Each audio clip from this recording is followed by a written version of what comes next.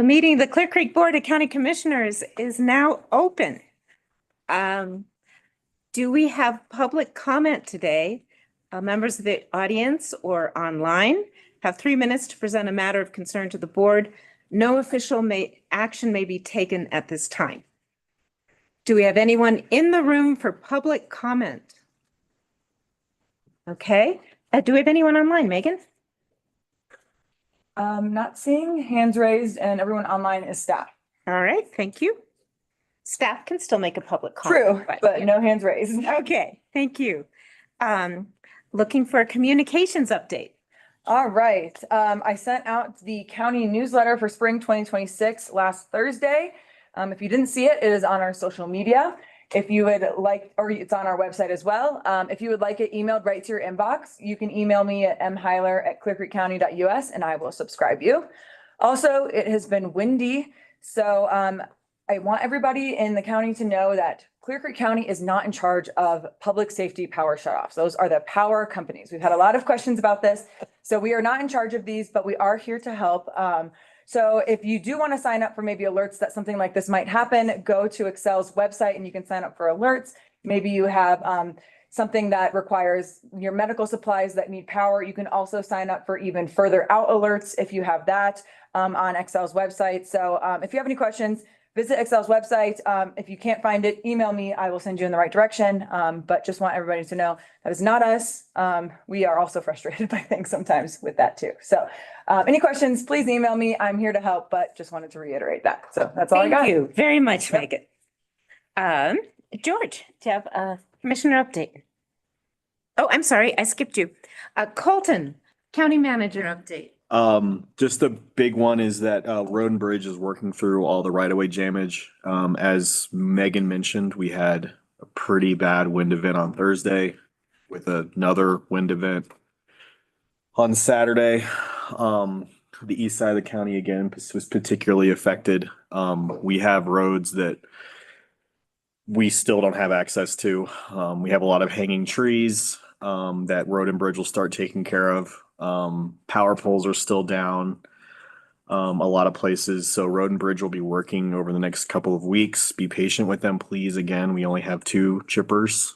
And there is a lot of trees down on the east side of the county, particularly, but all over the place. So yeah, just wanted to get that update and have everyone please be patient with them. That's it. All right, thank you, George. Yeah, I have a handful of things to update you all on, colleagues. First is a quick update on the Clear Creek Watershed Forest Health Partnership. Thank you for appointing me.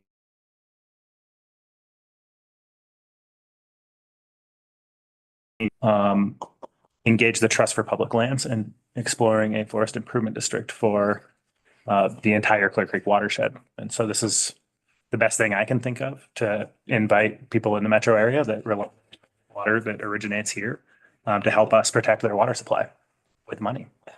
And so I think I will be appointed the chair of the Watershed Forest Health Partnership.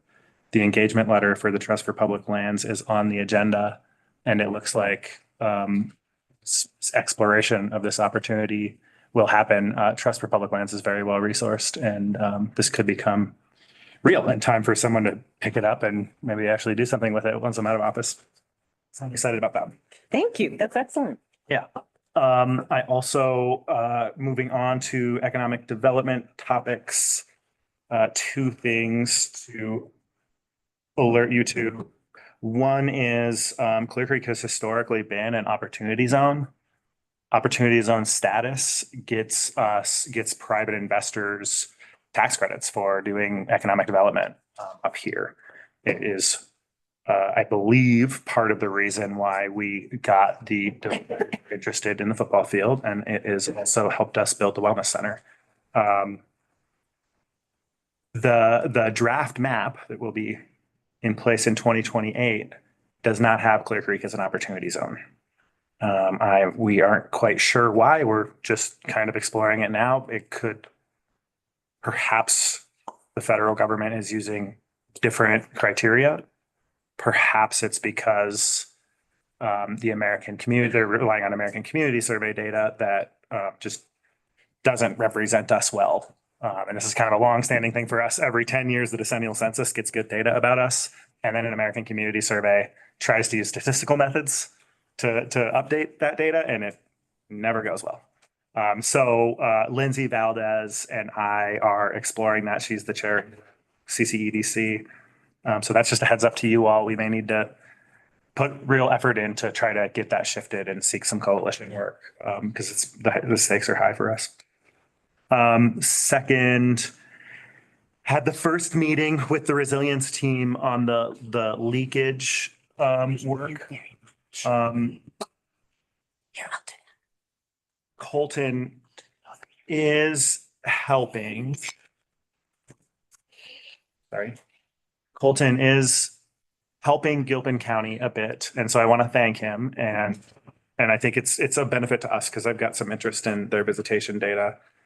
They basically want to see some analysis of similar analysis that we've seen here about who's visiting the backcountry or the recreational areas and then where they're ending up in our economy. I also want to preview to you that my personal takeaway from having a conversation about what this means for us as a region is that it may not mean much, and this may not be a regional conversation. And so this is a heads up to you both that I may show up to that next meeting and say, we actually don't think this is an appropriate topic for the regional resilience team because it's not a regional, like there aren't regional implications. Happy to take questions about that. And then another three more things. First, in my last update, I mentioned the Jefferson Center for Mental Health updating their strategic plan. You all indicated interest in a work session. The Jefferson Center is also interested. I'm curious, a question for you. Their CEO suggested that she could take an hour and a half talking to us about everything that's going on at the Jefferson Center. I wanted to seek your feedback on how much time you think we might need. I was thinking between a half hour and an hour. Or do you both? If she could keep it short and sweet, that would be my preference, just because we have a lot of business. Okay. Agreed. Okay. Unless she wants to meet with us individually. Okay. I'm also introducing the new CEO to and asking them to take some time to get to. Just a quick update on the Gateway to the Rockies Opioid Commission. We do every other year, we do a summit. That summit is going to be October 29th. You all will certainly receive invites.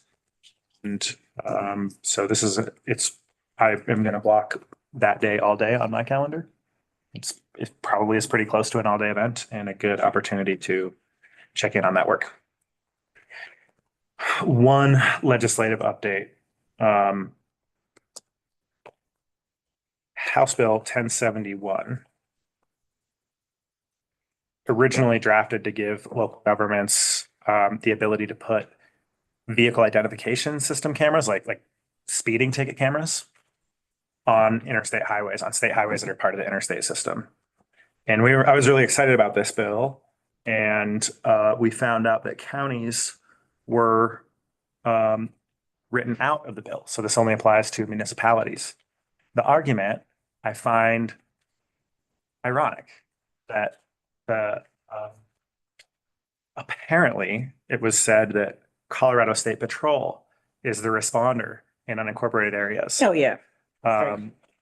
That was my reaction.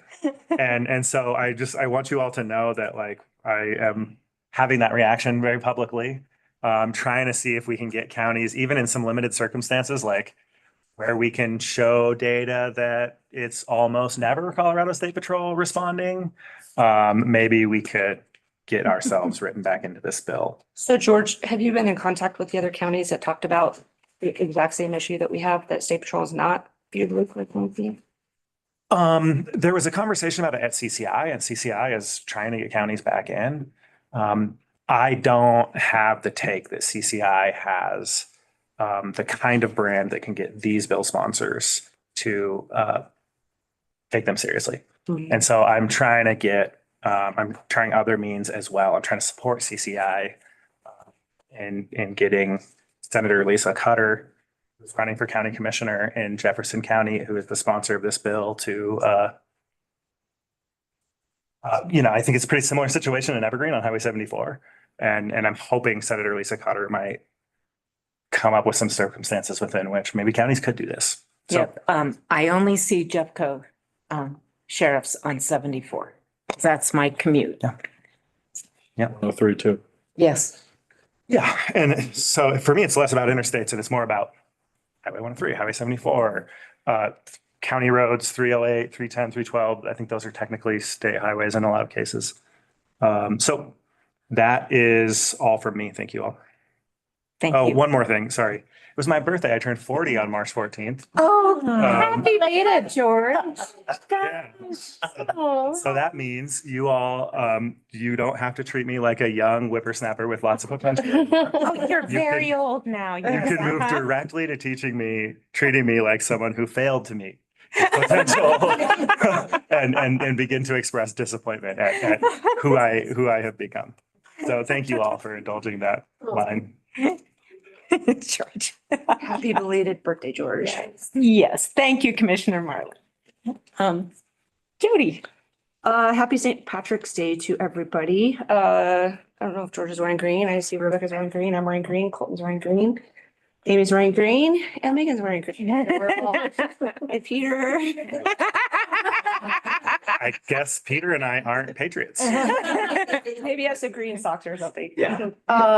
So Colton and I met with the Lookout Mountain, Water District, with the school board, sorry, not school board, with the school, superintendent and, he is is he fire marshal?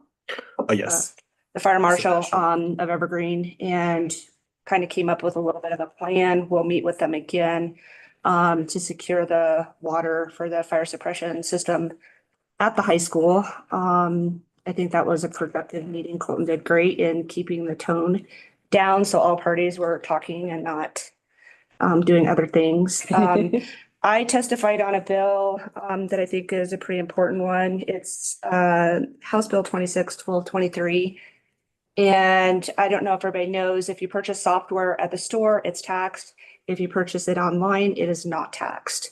And so that's a taxing system that is kind of missed out. I know I purchase stuff online. Tax season right now, everybody's buying H&R Block online and stuff. So money goes directly to kids' programs, childcare and things like that. So if this passes, I think that's a win. And I met with NOCO with Alexis, and our NOCO project this time is we got to go feed the buffalo and learn about the buffalo on Genesee. We all pass that quite often, and it was very interesting. They're getting ready to calve, and I know it's not in Clear Creek County, but Denver Parks is part of the west side of Clear Creek County, so we're partners with them, so they kind of share things with us. And that's all that I have. Kudos to all the people that went out and helped neighbors get trees off of cars and houses and stuff. I can't believe we're doing this again. I don't know how many trees are left in neighborhoods, but it's tough. It's tough for some people. So that's all I have. Thank you very much, Commissioner Hartman Ball. My updates are that the Clear Creek Regional Housing Authority has hired a new director. She will be starting in April. I attended the I-70 Coalition Board meeting, still working on I-70 issues to help protect our county from being overrun. Participated in a Dr. Cog work session. Again, that was with respect to transportation issues. And I attended the CDOT budget meeting regarding Bustang. Apparently that was on a temporary grant, but they are still supporting it and will be supporting it. And that's become very important to people. I took the CTSI, which is our insurance company, training regarding the Colorado open meetings laws. I have to say that I didn't learn anything new because Peter has been very good at keeping us on the straight and narrow, doing things right. So thank you very much, Peter. Thank you. I worked on, for those of us on the east side of the county, Evergreen Fire Rescue will come to your house and give you a fire assessment. We had that done last year. We did a lot of work. They came out for a follow-up. And now they're into the nitty-gritty. Done a good job with our trees and all that, but now they notice things like if you have any gaps in your siding, embers can get into that. So now we have to do some caulking and things like that, but it was really informative and helpful, and I encourage anyone to do that. Also, the Emerge meeting, which is the East Mount Evans, they haven't changed it yet, Resource Growth and Economic organization at the east end of the county. They are having a meeting May 2nd, to which both of you are invited. I believe George responded to me that you could go. May 2nd, May 2nd. Saturday. No, it should be a Wednesday. Let me double check. Thank you. Sorry, it is Wednesday, May 6th. Yes, it's on my calendar. Very good. Jody? Looks like I can go to that one because Dr. Cog is at Florida that day. Yeah, that's an early one. And the sheriff's office has also responded that the sheriff will be able to come to that. So thank you. And there's one more thing. Nope, that's it. Thank you very much. Rebecca, I have a question. You said the Evergreen will come and do that home inspection. Evergreen Fire. That's for the Evergreen Fire District. Do you know if our site does at Clear Creek? I do not know that. They will do letters to insurance companies. I don't know how detailed the inspection is. Okay. They will do some version of that. Okay. Yeah. The hope is that the CSU extension position we funded can help out with that. I know that the fire authority, the Clear Creek Fire Authority goes neighborhood by neighborhood making these offerings, and they're really trying to help the neighborhoods that are most engaged, where they have, really robust. A great example is York Gulch, where they have a very active HOA, and I know a bunch of property inspections have happened up there. I do think if you call the fire authority and you ask, they will try to get to it. Yes. I know Yeah. they don't have the capacity that Evergreen Fire Rescue does. Okay, Thank you, George. thanks. All right, moving on to the consent. Madam Chair, Yes. I was wondering if I could read into the record an executive session that's not on this agenda, but it's an add-on. Yes, So I wanted to read it into the record and then we'll add it on the supplemental agenda so that there's a record of it. thank you. It is pursuant to CRS 24640224B and E for the Board of County Commissioners to confer with the county attorney for the purposes of receiving legal advice on specific legal questions concerning EPA's Central City Clear Creek Superfund site and determining positions relative to matters that may be subject to negotiations, developing strategy for negotiations, and instructing negotiators with regard to the site. Thank you. And I'd like to pull from the consent agenda, the commissioner goals for 2026. I think they need slight revision. Any objections? Nope. Madam Chair, I don't have anything I'd like to pull, but I would, actually, if we could also pull item F, I have just one quick question about it. That's probably more appropriate to have it be pulled. Okay, And then I would like an opportunity to comment on some of these things. okay. What's the procedure? So once you read everything that's not pulled, you ask for a motion, then there's a second, and then you ask for discussion. And then you can discuss, you can have those additional comments. Okay, and then after the discussion, then it's, Then you take a vote on what's on the consent, and then the two items that are pulled, we would get to that Yep. afterwards. all right, thank you. The consent agenda, we're down to 5 items now, so it'll be a little quicker. Consideration of approval of the warrant register. Consideration of resolution 26-27, a resolution authorizing the disposal of 7 Clear Creek County vehicles. Consideration of approval of resolution 26-28, a resolution authorizing the disposal of 1 Clear Creek County vehicle. Consideration of approval of a letter to the Colorado Department of Transportation supporting the disposal parcels of land by the Colorado Department of Transportation relating to CDOT Clear Creek County Greenway Project, number CO 703-452. And finally, consideration of approval of a structure agreement between Clear Creek County, Colorado, and Mountaintop Environmental LLC. Do I have a motion? I'll make a motion to accept the consent agenda. Second. Thank you. Any discussion? Yes, thank you. Item D, I just want to comment, it says here that we're seeking disposal of parcels, we're seeking to obtain parcels that are owned by CDOT for the Clear Creek County Greenway project. I just want to add some context to that.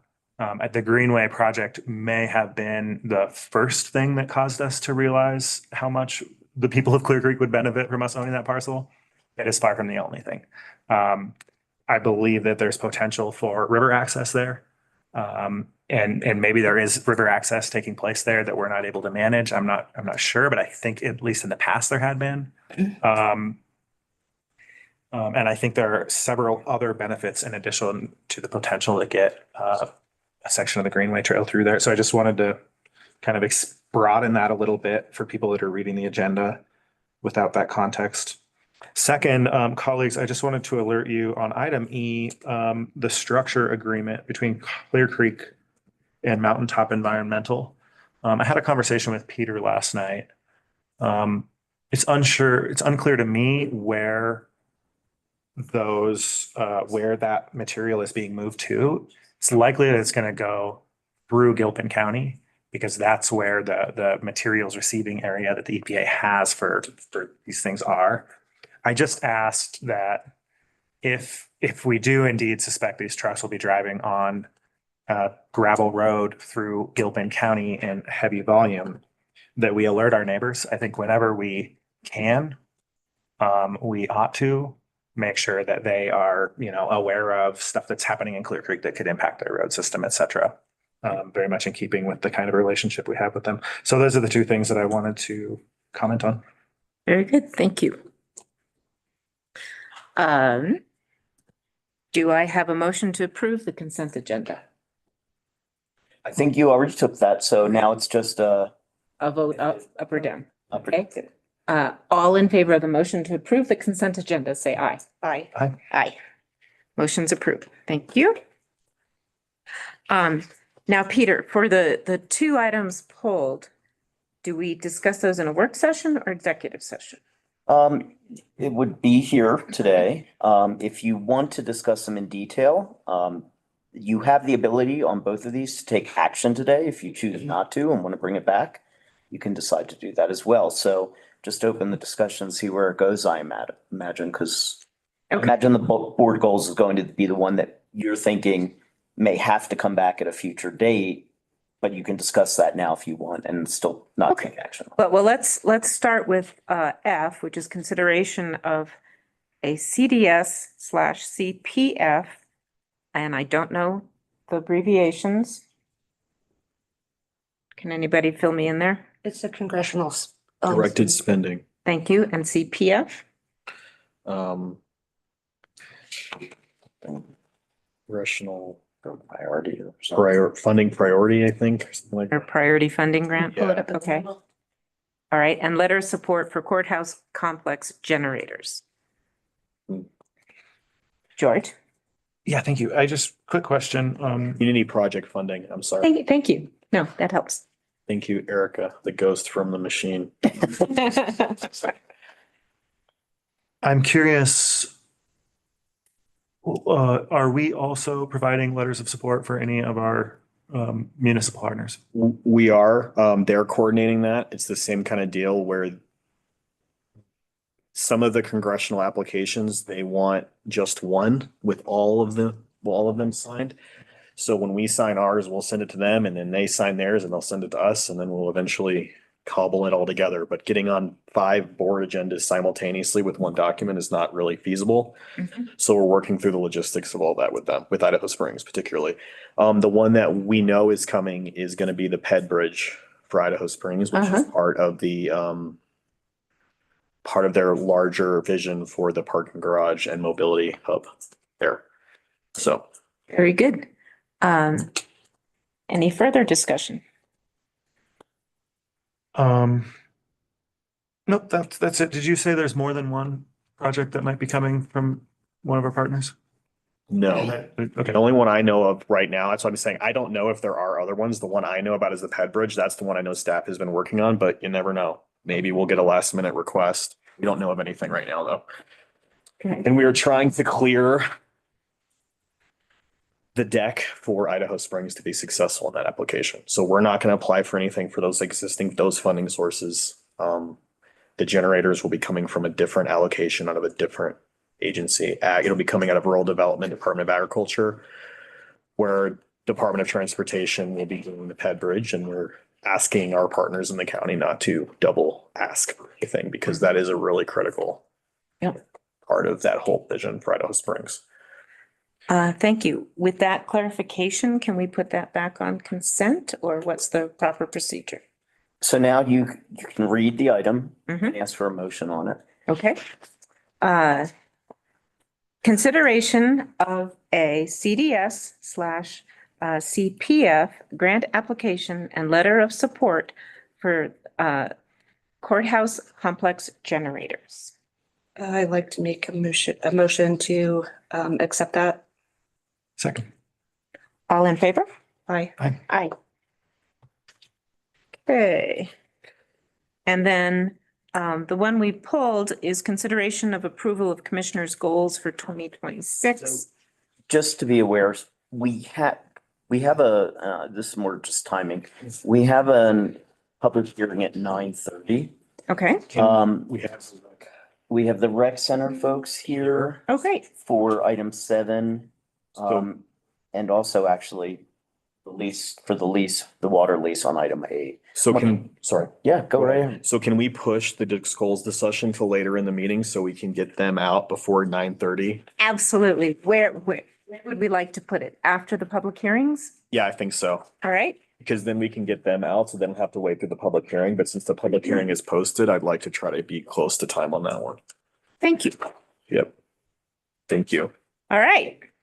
Moving on to consideration of approval of the Clear Creek County Sports Shooting Park lease between the Board of County Commissioners of the County of Clear Creek and the Clear Creek Metropolitan Recreation District. Please. Jesse and Paula. Morning, Commissioners. Thank you. Good morning. I've asked Jesse Prost, who is going to be the General Manager and Operator, and Cameron to be here today in case, to answer any questions. So I'll start off by, we're very excited to bring this to you today. It's been a long process. The range is getting very close. And this was an important issue to identify the manager and operator of the facility. And I'm very excited that they have agreed to be our partners. I believe we have a very strong lease that will hopefully serve us well. And if you have any questions, I'll be happy to answer them, or the team can, but I won't go through the lease. Okay. I have a question. When can I sign up for membership? So I'm looking to try and get that all set up. We're looking for an April 30th grand opening with the county, depending on the construction and how that plays out. I'm hoping to get that done 2 weeks before the grand opening to get all of the system up and running so that we can get all of the people that want to be members signed in early. Great. And would I do that online or just walk over to the rec It center? would probably be at the actual. Oh, at Dumont. itself. Okay. That way we can set it up both because we're using the same POS system. So that way we can have old members that we just transfer over as well. Okay. And there will be an online portal that I'm on with wellness to get everyone signed up. It Okay. should be both. All right. Thank you. So 2 weeks before the grand opening. Yes, that's the hope for getting it all set up and done. That way we're ready for the April 30th so that April 30th, we can actually enjoy the grand opening and not have the line out the door trying to get everything set up. Thank you. I have a question. I don't know if Lisa has told you. I am part of NOCO Places. And that's 9, or what do you call them, divisions or whatever. It's from Lamar County down to Jefferson County and Clear Creek, Gilpin. They would like to do a retreat there April 3rd. And it's where we'll just need the room and they'll do walkthroughs. And we're hoping that, if we come up with something we need some grant money for, NOCO is a place that we ask sometimes. So it's a good idea to have them in there and they can see our latest project, and Gilpin is a partner in this too. So, and they're also a partner with this. So it's a good time for them to come up. Although Sandy, I don't think can make it that day. So I don't know if she can send somebody else in her place.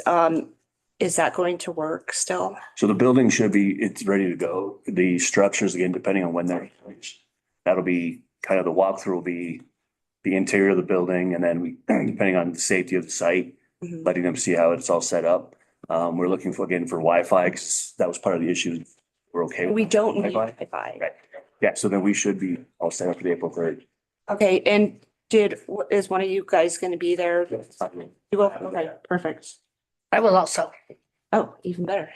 Is there anything else you would need? The only thing that they asked, which they could bring is, some kind of like a projector slide or something to put presentation on. The TV should be going. That should be working. We have the TVs and they should be able to just connect right to it. Oh, okay. I want to check in advance because that will be our first Okay, yeah, okay. Kyra beforehand. And I was even thinking if he brought his projector, if it had to be on a wall or something, we could do that too. The last one was at the lodge and that's wood walls, so it didn't quite work, but And we have the white walls in there, so we could adjust the classroom as needed. okay. And that's the second, what was the date? It's the first Friday, yeah, the 3rd. It'll be from like 9:30 to 3-ish.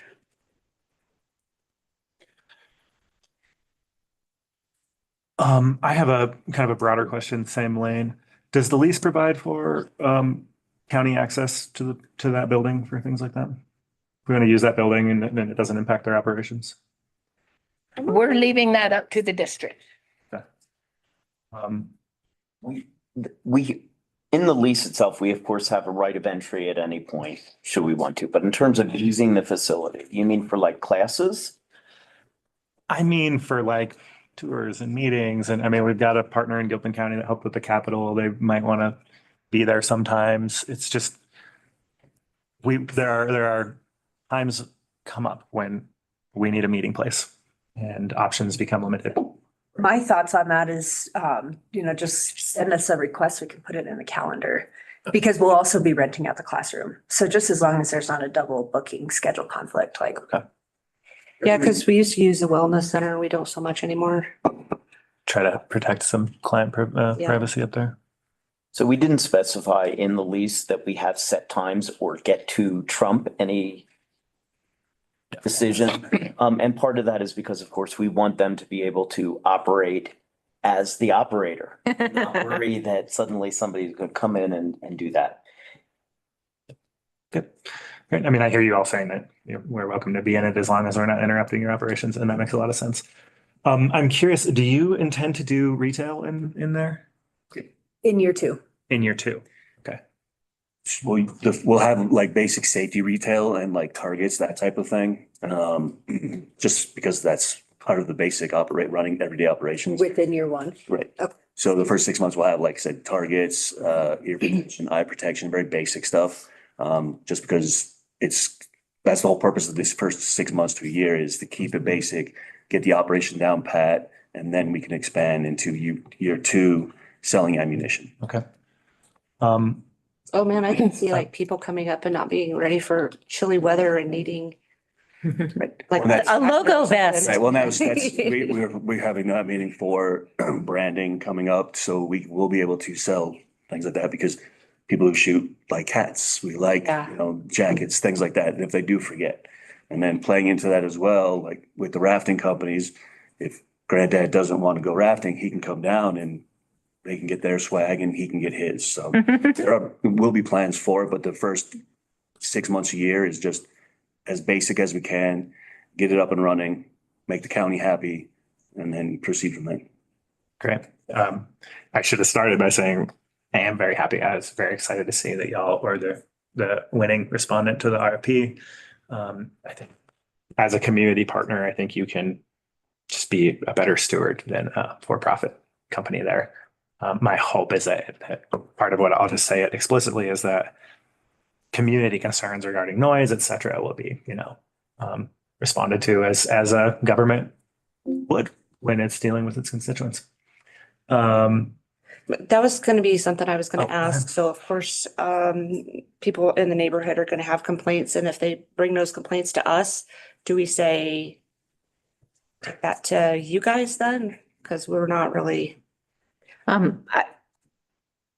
I usually say, thank you for your concern. I've referred it to the appropriate person and then I name them and I CC you on my response.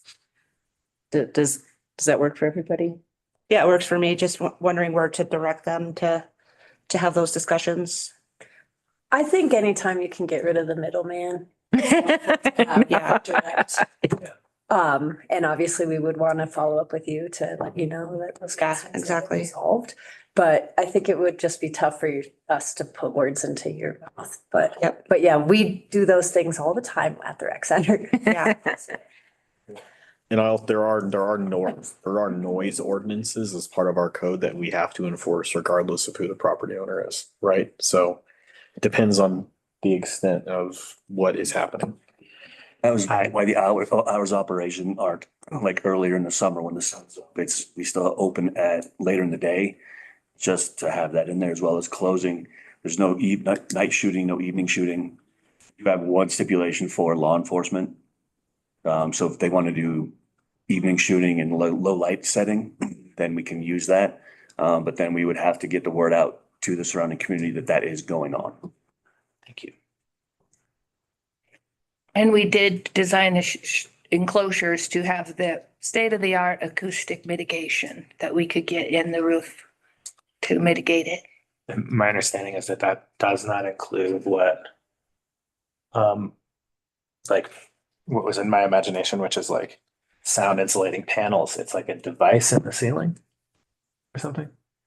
It's like, as I understand it, we proposed, it's like material, a special material placed in the structure. In the ceiling only though, right? Not behind. No. Okay. And I think that's more, I don't think that's, subject to the lease. That's a capital concern, I think. Because I would note that the lease, we're on the hook for like long-term capital maintenance stuff, right? I'll just express, not like palpable concern, but when I look at it, it's not clear to me that the lease will provide adequate revenues to meet long-term capital needs. When I look at the lease and I examine the relationship, I think if we're some years in and we're seeing capital degrade at a rate that we don't think the lease can recover, that would be grounds to renegotiate. And I think in a context like that, that would be welcome. Is that accurate? Absolutely. Right, and for the community's benefit, this is keeping people from shooting willy-nilly around our forests and having, rounds go everywhere, so. And then to staff, because this happened the last time we had a leasing on the property there. We collected rents and then the rents were put into the general fund instead of, do we plan to create like a capital maintenance fund for this property? Not at this point. I think the plan is we're just really interested to see, we'll make that decision once we see what revenue looks like. Okay. If revenue is healthy, then there's probably a viability there, but really, we're more of looking to make sure this is part of the larger building portfolio and that fund is sustainable across the board. If we need to treat this building differently because maybe the revenue isn't there and then we're running into a little bit of it really just depends on what our net loss position is when we can figure out how to handle it. When we have better information. The revenue projections on this place have been tough. It's really hard to know. So, Yeah. The initial lease from staff's perspective was designed to make sure that the operation could be successful from the rec's perspective because of the positive externality of there's a benefit to the county of just getting the shooting out of the forest. And then we will try to figure out the financials once we have a healthier idea of what the long-term revenue looks like. Just based on the popularity of the, concealed handgun permit classes, I think there's a lot of pent-up demand. But I have It's not just in county either, it's also Gilpin. right. We've had a lot of people actually come to the rec from Gilpin, asking specifically same questions, but also classwork, hunter safety. So. If you I won't stay on Sure. that thread. Just sort of a word of caution to the organization. Lead remediation is very expensive. And we were in a very uncomfortable position with our general fund being underwater the last time we needed to do lead remediation on this property. And it was because we did not, at any period during the operation under the former leasee, really take a look at making sure that we had adequate revenues to take care of it once it became a problem. My word of caution is that we not find ourselves in that position again, whether it's in 5 years or 10 years or 20 years. Yep. I think it's on, I think That's, lead yeah, we're the remediation. ones that have to cover that. Okay. Yeah. So thank you. Remediation is in there. You're welcome. Every 5 years we have to maintain soil pH levels and a bunch of other things as well, so. Thank you. So Lisa, Yeah. we didn't talk about what this does when this opens. It shuts down the illegal shooting on the north side now of the highway. Can you And- talk about that? Correct. North side of I-70 in Clear Creek County and Gilpin County. And What date exactly is that? They are working on putting that together with right away. They were successful in doing that at Devil's Nose, so they think they can do it here. Okay, perfect. And isn't Devil's Nose the south side of the highway? It's off of 103. Yes. So yeah. Well, the forest closure. is Oh, what I yes. meant. The Devil's Nose closed all of them south of And I-70. then this would go north. Correct, correct. Cool. It is not all the way to Gilpin's northern county line, though. It is only part of their forest. Okay. Right. Clear Creek Ranger District. Yeah, the Clear Creek Ranger District, which does not encompass the entire county of Gilpin. In addition to that, for clarity, it is not the entire forest. It's select areas within the forest where there's either a high density of homes or high density of recreation traffic, et cetera.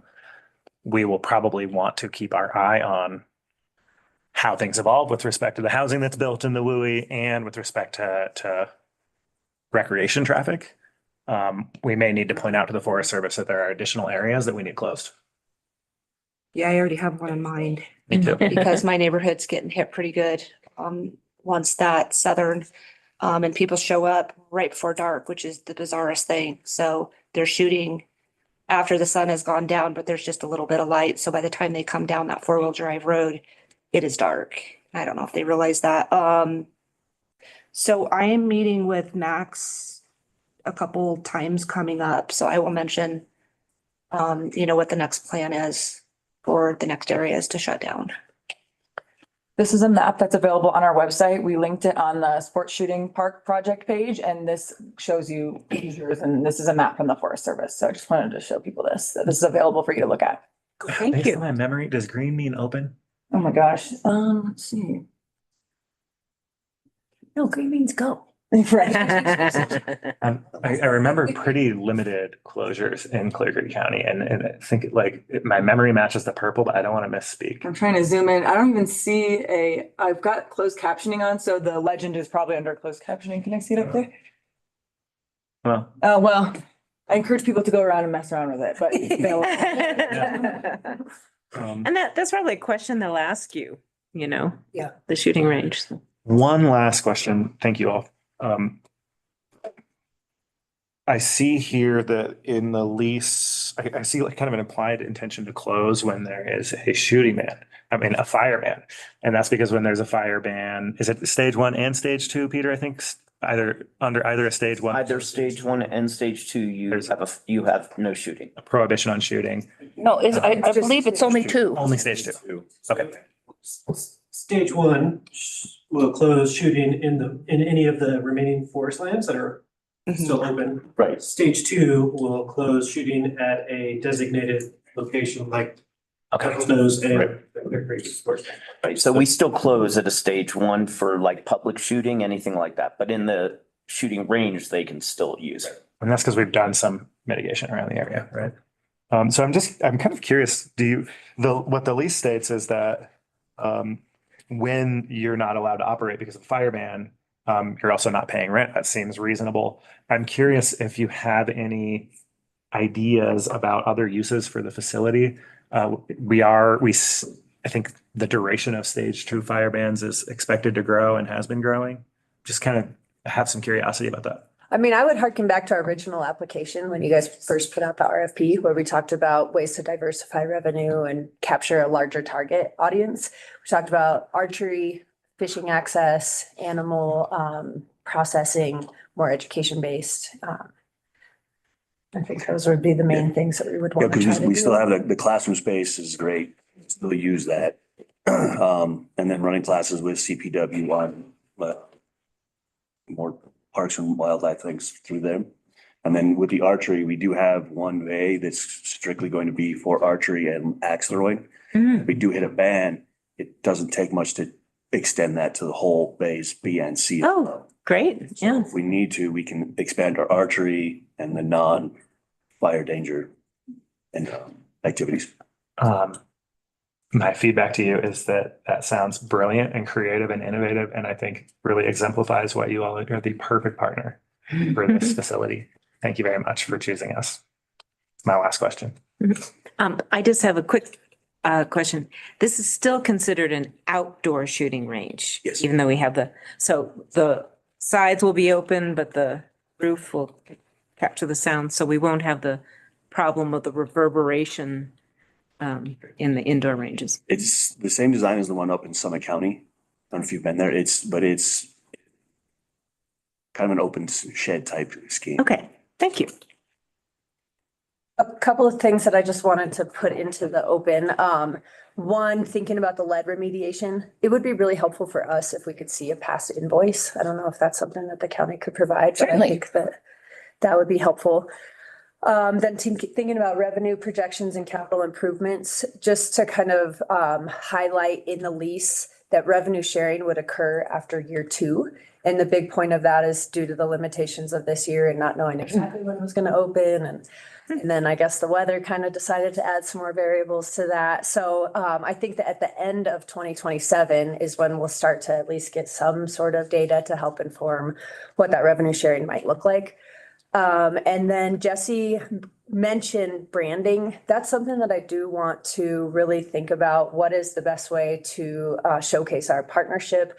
Is it appropriate for the county's logo and CCMRD's logo to basically become the shooting range logo? Would we want to work together to develop a unique logo and brand for the shooting range specifically? I don't expect answers to those questions right now, but that's definitely on my mind, especially when we're coming up with the pricing sheet. It was like, man, just thoughts to put out there as Now, we Gilpin's a part of this, right? and Gilpin County too. Yeah. Made a one-time capital contribution. So yes. And my take is that they've already received adequate value for that one-time capital contribution. Well, nonetheless, I think having your own logo might be good. Happy to have the conversation. I know we have Jody is Oh, very, very. very into this conversation. We also have a PIO. So yeah, So maybe we'll coordinate a separate meeting and talk about that. Yeah. Don't go hiring somebody from Denver. We will. Well, no, part of it also relates to the fact that, the long-term vision is we do hope that there could be a combined membership for the rec center and the shooting range. Mhm. And I think there's really great brand recognition for CCMRD, but I also think that a conversation would be worthwhile to discuss, like, is there segmenting to consider? Or is it simply a deviation in the color scheme or, something like that? But it's just where my mind's Great. is similarly to you. Yeah, I'm like thinking when he talked about hats, what does that? I don't know if a shooter wants the rec center, on there, they're gonna want something that's reflects. But if it's on camo, just. Yeah. Cool. Those are my last little notes to add to the conversation. This has been great. Any other comments? I just, as being a neighbor of this, live in the area, so I'm very curious how this is gonna play out with. I know I have some neighbors with decimal readers that are waiting for this to open, and hopefully, and people will say, "But we have the highway, it's already noisy." It's like, well, you don't want to add to it, And I know in the past, there was some pretty high profile, I don't know, machine guns or whatever you call them. They were very noisy, so. We have our limitations on that as well. I Yeah. saw that in the We lease. want to make That's sure good. that less chance for a fire. We don't want to be on the news for something bad. So everything we're doing safety wise included is to make sure that if we ever do make a statement to the public, it's because we are running it so well. Yeah. There are no complaints with the neighbors, no complaints with the fire, the whole district. That way, that's what we want to keep it as. Yeah, we're excited for it to be more regulated, so. Yeah. And it sounds like you guys should have your own decibel meter. Yep. Just to counteract anybody going, whoa. Yeah. But anyway. Well, thank you so much for coming, and I'm looking forward to it. Thanks for having us. Yeah, And for the opportunity, yeah. are you ready for a motion? I am ready for a motion. I move we approve the Clear Creek County Sports Shooting Park lease between the Board of County Commissioners of the County of Clear Creek, Colorado, and the Clear Creek Metropolitan Recreation District. All in favor? It is passed.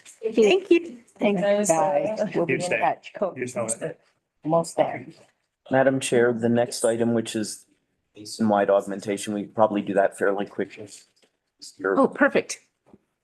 Well, and that's, thank you. Yes.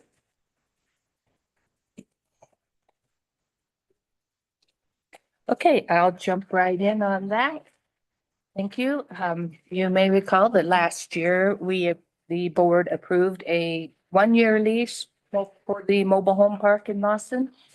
And there was an ownership change, and we felt in there were other changes to be addressed. So we felt bringing a new lease with the new owner was a clean way to start their own this instead of amending an old lease that needed multiple changes. So in front of you today, I ask your consideration for the new Lawson Mobile Home Park Water Leasing and Basin-Wide OG Plan Participation Agreement.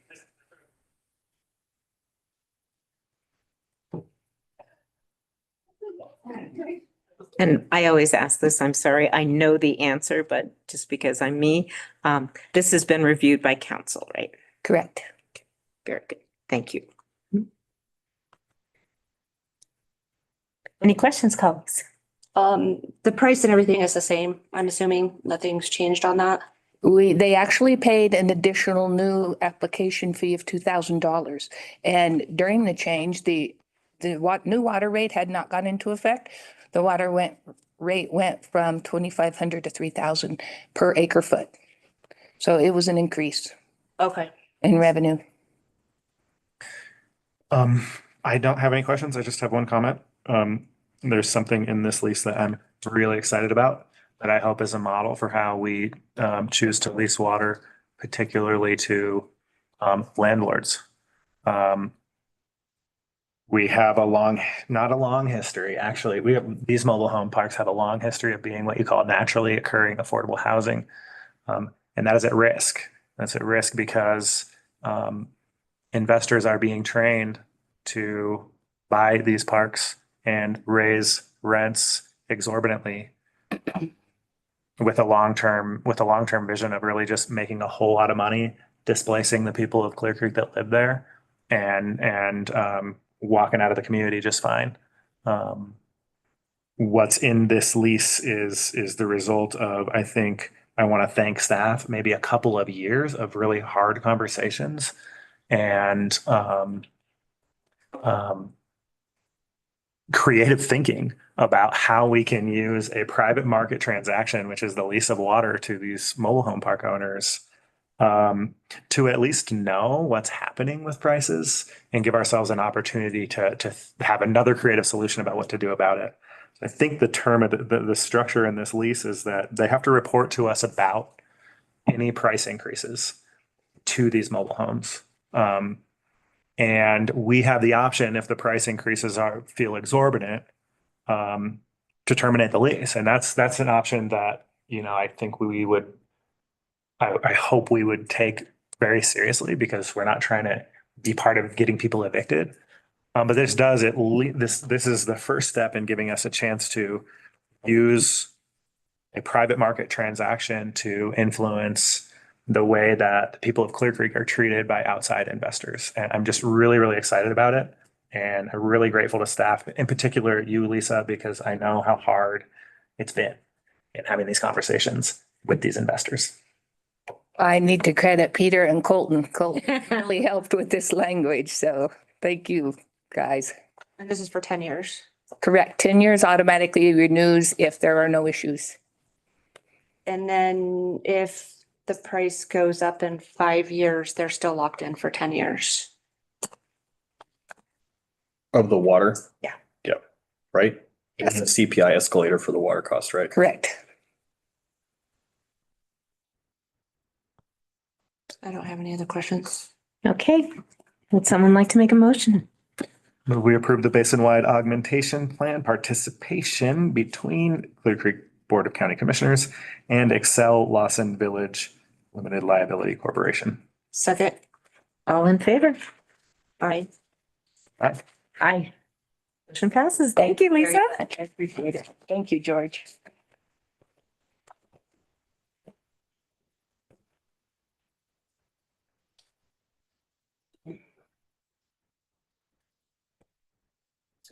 We should do the public hearing. If we could skip number 9 for now and then move right to the public hearing, that would be respectful of their times. Mm-hmm. Okay, moving on to public hearing, consideration of approval of resolution 26-19, a resolution for adoption of the 2024 International Code Series to include the building, residential, plumbing, mechanical, energy conservation, fuel gas, existing building, fire, and swimming pool and spa codes for the adoption of the 2025 Colorado Wildfire Resilience Code effective in the unincorporated area of Clear Creek County. David Danielson. Good morning, Commissioners. Good morning. Good morning. Been before you back in October and as recently as March 3rd to go over new building code amendments for adoption in Clear Creek County. Give me 1 second here. Is there anything you need me to put on the screen? No, nothing that we need to put on the screen. There was a request to go over some information and provide some additional background for what a sprinkler system might cost in a residential home. I did a study of all of our 2025 permits. For permits issued for 2025, we had a median cost of construction of about $600,000. The median square footage inside those homes was about 2,504 square feet. And on the high end, a fire sprinkler system would cost $3 per square foot for a system that has a pump and a cistern on it. So for our 2,504 square foot home, that's going to be $7,512. divided by the median cost of construction of 600,000, that's going to be about 1.2% of project costs. Now, it's important to note that the majority of homes built in Clear Creek County actually occur in St. Mary's, where there's a water supply, so they would probably and most likely not need the cistern and the pumps. We had 8 of our residences built in St. Mary's, 3 in Evergreen, and 1 in Empire, and 1 up 103. So that's the background information on the sprinkler systems. Any questions about that or concerns of cost of construction with sprinkler systems on single-family residences? I don't. I just want to thank you for doing the analysis. It's very compelling. I think it's good to not just demonstrate, but actually look carefully at how we're changing the cost structure.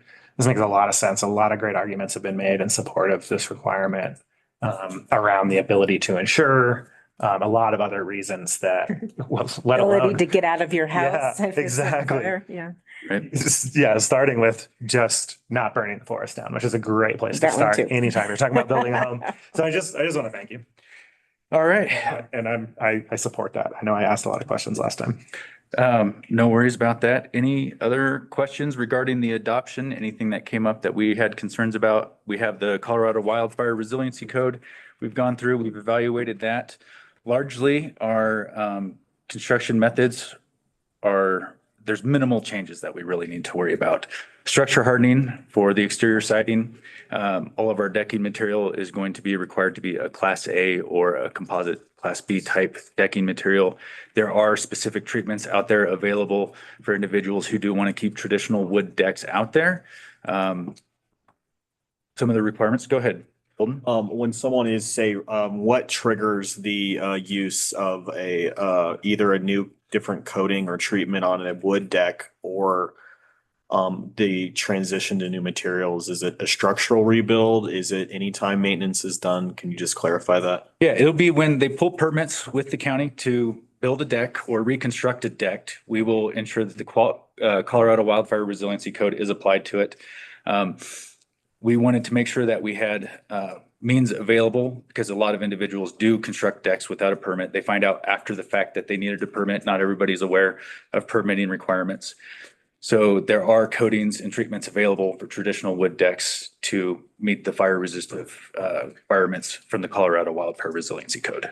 They're not the cheapest repair, but it'd be better than replacing the whole deck.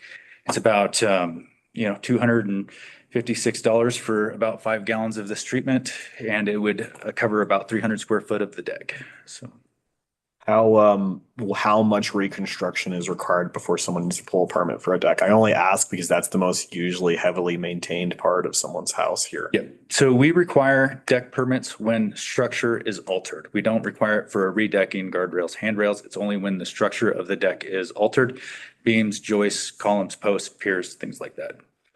Altered meaning redesigned or replacing joists, beams? Replacing joist beams. So. Thanks, David. All right. Are we ready for a motion? Will you read this whole thing? Quick question. Do we need public comment? Yes, no, we don't actually. It's a public hearing, but it doesn't require public comment on this. Thank you. Thank you. I would like to make a motion to approve resolution 26-19. Second. Any more discussion? Yes, please. Sorry, there was one question I forgot to ask. From 2 people. Chief Jones is here in the room. Fire Chief Jeremy Jones, Clear Creek Fire Authority. Presume you support this ordinance or this resolution? Pretty much so. Okay. Because apart from the mic, he did say yes. Have we heard from Evergreen Fire Rescue? We did, and their letters of support from Evergreen Fire Protection District and the Clear Creek Fire Authority are provided on the agenda. Okay, thank you. I love it when it's just said on the record. So thank you very much. That's all for me. All right. All in favor? Aye. Aye. Motion is approved. Thank you. All right. We are going to take a 5-minute break. Is that enough time for everybody? Madam Chair, it's up to you. We can get one of the either number 9 or probably the goals in if you want, but I would say that the 10 o'clock public hearing is probably gonna take an hour. Okay, So any breaks we want to take before we do that. all right, let's take a 10-minute break.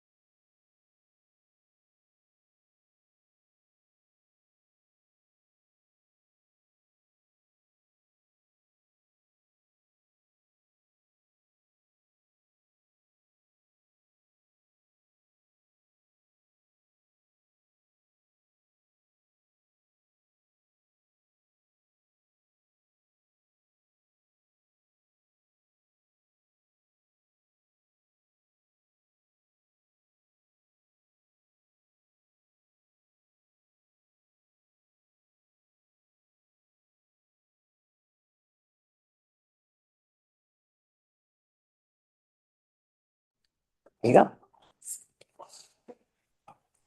Right, Board of County Commissioners are reconvening. We have public hearings. And I'm sorry, you said Little. Uh, 6. Carl and Altina Little, case number 26-0. Did you want him to come to the table? Would you like them to? Yes. Okay.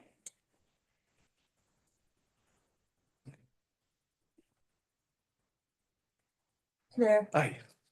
Hi, morning. Good morning. Thanks for coming. This is Carl and Belinda. Bettina. Bettina Little. Yeah. Item F, for abatement hearings, case number 2606. Consideration of assessor's recommendation to deny petitioner's request for abatement or refund of taxes. Assessor G. Hi. So I'm looking at petition for abatement from Mr. Little. In section 2 on the actual abatement form, as indicate 2026, his petition is for 2025 for the refund of taxes. This is, we do use sales for the period of July 1st, 2022 through June 30th, 2024 to determine value for 2025 and 2026. We are governed by law to do comparable sales in the state of Colorado. We did run the comparable sales on this. We currently have a value for Mr. Little of $1,174,480. We ran 4 comparable sales, or 5 comparable sales. Let me see. 5, 1, 2, 3, 4, 5, 6 comparable sales. The first one, he's located at 38 Wilderness Point Trail. We ran a comparable for 176 Cottonwood Drive, and that came in at $1.267 million. Then we ran comparables for 4279 Witter Gulch Road, which came in at $827,000. We ran a third comparable at 600 Aspen Place, which is $1,072,336. Ran a fourth comparable at 433 Mary Beth Road, which came in at $1,382,682. And another one at 900 Witter Gulch, which came in at $958,272. And the last one at 512 Mary Beth Road, and that one came in at $1,039,188. Looking at the comparable sales, they ranged from $827,176 through $1,382,682, supporting the value of $1,174,480. So I do have to recommend a denial. Okay, Mr. Little, do you want to make a I presentation? prepared a package. I only got 3 copies. Can Okay, you can give it to the. you guys share or can you run copies? Oh, they just need to see it. Okay, okay. Thank you. Okay. Yeah. I'll cover this with everybody. Yeah. Okay. This looks good. Yeah. You did a nice job. Madam Chair, I'm curious, are you putting a time limit on You presentation? only got 5 minutes, right? Okay, so Oh. I go ahead and Oh, talk. we'll wait I don't for. want to run out of time. If you guys are gonna spend 5 minutes getting copies. Well, okay. That's what I'm worried about. There's an additional exhibit for you, Oh, thank you. Miss Chair. Okay. They won't be long. She'll be back. Yeah, and, It's okay, okay. why don't you go ahead? Okay. So I prepared a package here for a justification for value reduction at my property. 3 of the 6 provided comparables are out of family with my house, that's my case number, which is inflating my value. 3 comparables have traditional designs plus $210,000 adjust, where my property is a mountain contemporary design, which has a 0 adjust. So I'm recommending a value change of $810,000 for the year that Donna mentioned. And in the table below, I calculated the average price per square foot for all comparables using the adjusted sale price, and also the adjusted sale price for the 3 comparables that are the mountain contemporary design, which is the design of my house. So based on my square footage for my house, I calculated, for the all comparables, it'd be 1,097,315. But with the values for the valuation for the, houses less than traditional, be about 810,000. And on the third page are all my calculations for the property value. So I feel like, apples and apples, my property should be valued at $810,000.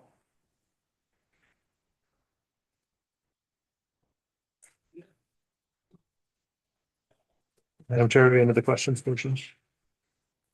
I have some questions, but, George? Did you have one?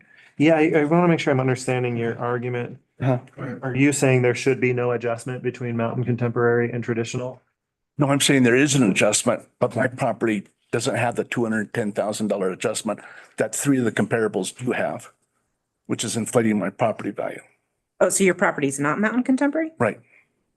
But mine is mountain contemporary. It's not traditional. I'm sorry. I think mountain contemporary is worth more, isn't it? Yes. I think, The traditional design is, it's $210,000 more than the mountain contemporary adjust. Assessor G? What, how that adjustment works, so mountain contemp, traditional is like your average. Right. So if it's mountain contemporary and we have a comparable that's traditional, we bring the value up to the traditional to make it mountain contemporary. Now, if it was a cabin, we would adjust downwards. Right. Okay. That's fine. Okay. But I also provided the comparables on the last sheet too. are these the same sets of comparables, Assessor G, that are in The art in the packet? listed in your original protest? The original protest, I did put some notes on them. We did use the 600 Aspen Place as a comparable. We did use the 4279 Witter Gulch that was Right. referenced. And then the other three were out of the assessment period. They occurred in 2025. Got it. But I just don't feel like it's apples and apples. Well, that's my district. The kid went to King Murphy. We had friends on Wilderness. It's a lovely area. Yeah. And it is hard to do apples and apples because we all have unique homes. But she does have a formula. But I'm going by the data that's that Donna provided. Mhm. So it looks to me like the answer to my question is that you're providing a different set of comparables in this presentation than what you provided in your original appeal. Is that correct? Correct, because I didn't have Donna's data at the time. Yeah, I'm just trying to make sure that Yeah, the information I'm looking at is complete. right. Once Donna provided me more data, then I wanted to use your data, Sure. not my data. Right. Yeah. And so all of the ones in this packet are, because you provided them, they're all like within the period and all that. That's correct. Yeah.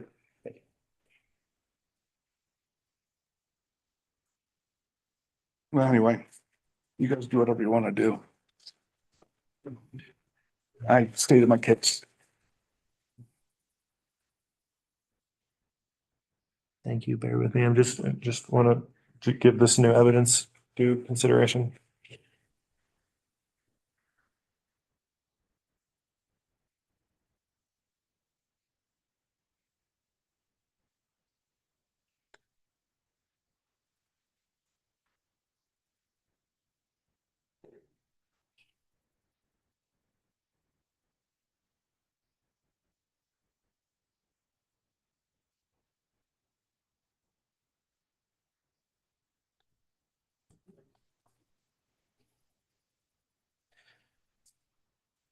Colleagues, when I look at this, what I think I see is, I think the argument here is that the value should be lower because we're seeing some value reductions as we try to make comparisons from mountain contemporary to traditional. And I think the argument, all due respect, and there's a lot due, is based on a misunderstanding of how these adjustments. I don't find. the Thank you. argument compelling. Thank you. So I support the assessor's recommendation of my opinion.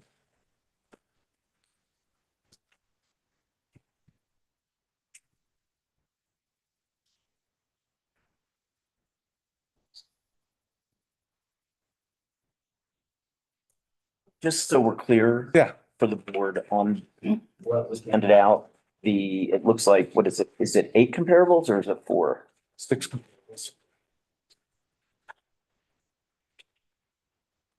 Plus my property, yes, on there's reference. Yeah. I just want to make sure, Donna, as you look at these, which are outside the valuation period? So we're clear. Let's see, I think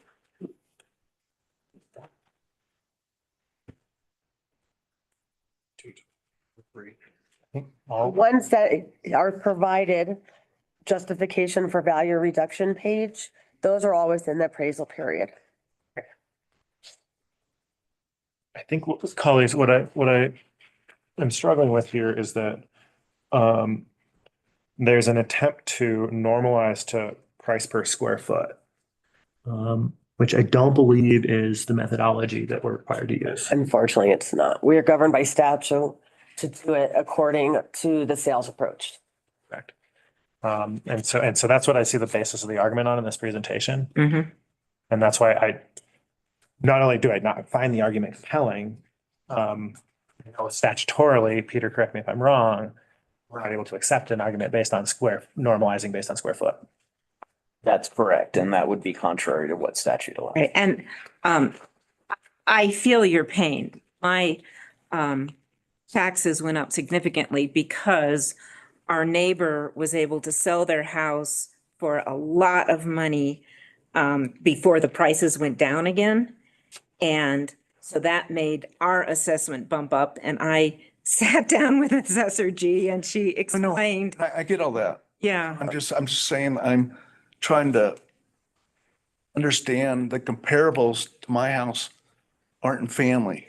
And I don't know how you calculate it, but just the way I did it shows there's a significant difference.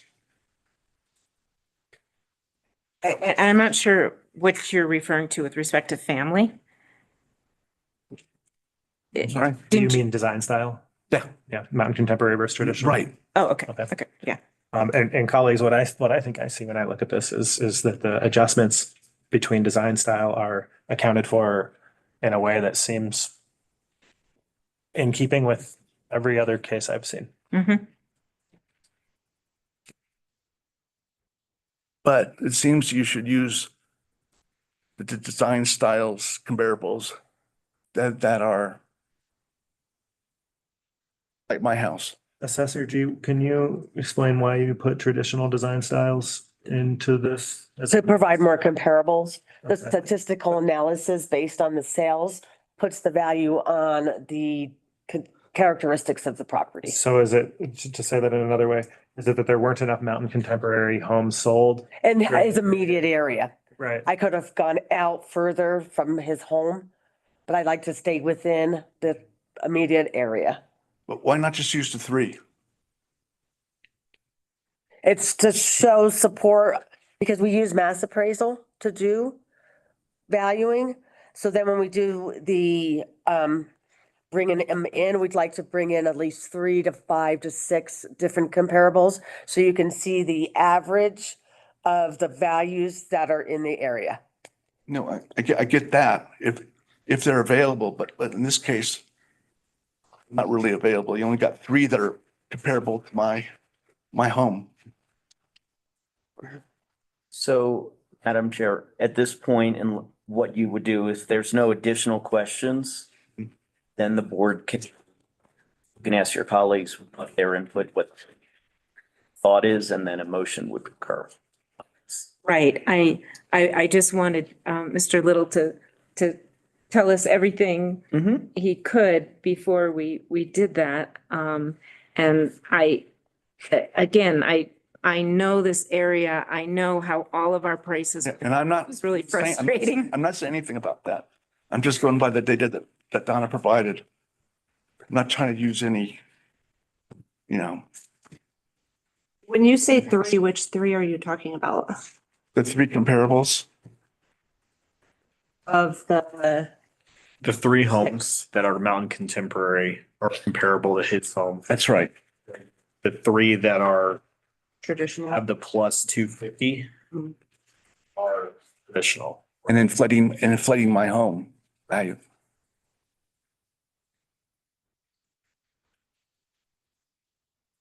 Colleagues, I would argue to you that you see big adjustments on some of the mountain contemporaries as well, and that's because no home, Commissioner Lloyd, you stated this as well, homes are unique, right? We see big adjustments related to square footage. The fact is, there's not a set of homes that are exactly like the petitioner's home. Right. And so we have to come up with a combination of homes. I would argue that that square footage is just as important as design in affecting the value of the home. There is, and that what is being presented by the assessor is appropriate and the best approach to understanding what the value of this home may be today. And so I support the assessor's recommendation to deny. Well, why not go outside my value, my area a little bit and pick three more? Madam Chair, I'm also curious if you would like to end question period so that we can deliberate without interruption. Okay, I hear your concern. That this is the process that has been applied to every homeowner, and we had 900 appeals originally.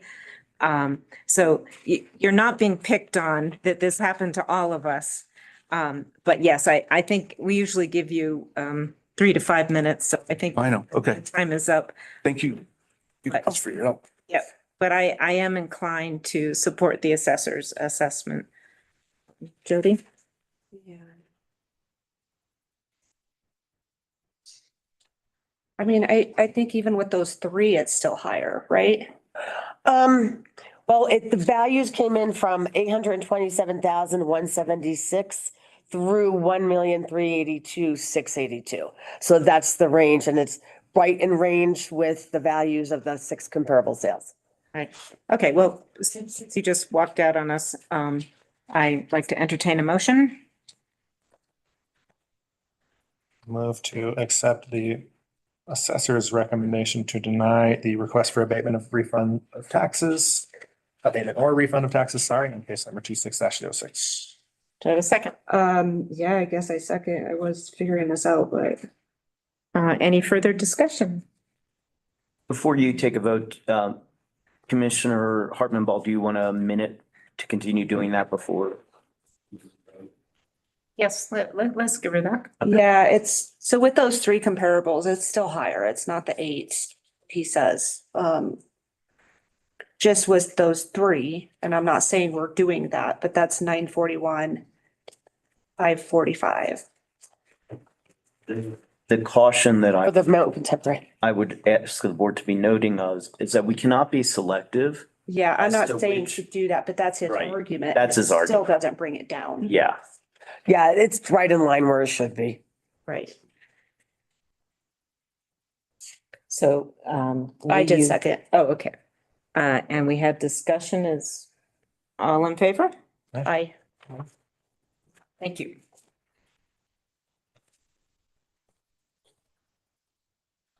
Okay. No, I don't know who you see online. We have, somebody Is else the here? gentleman here? oh, I'm sorry. Scott Dugan. LFM?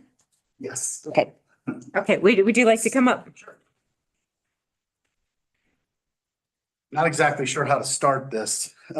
Just one second. We're just going to read into the record. Chair, would you like me to do that or do you? Sure, because I'm still trying to find it. Okay, so it's There it is. item C, abatement hearings. This is LFM Properties LLC, case number 2603, consideration of assessor's recommendation.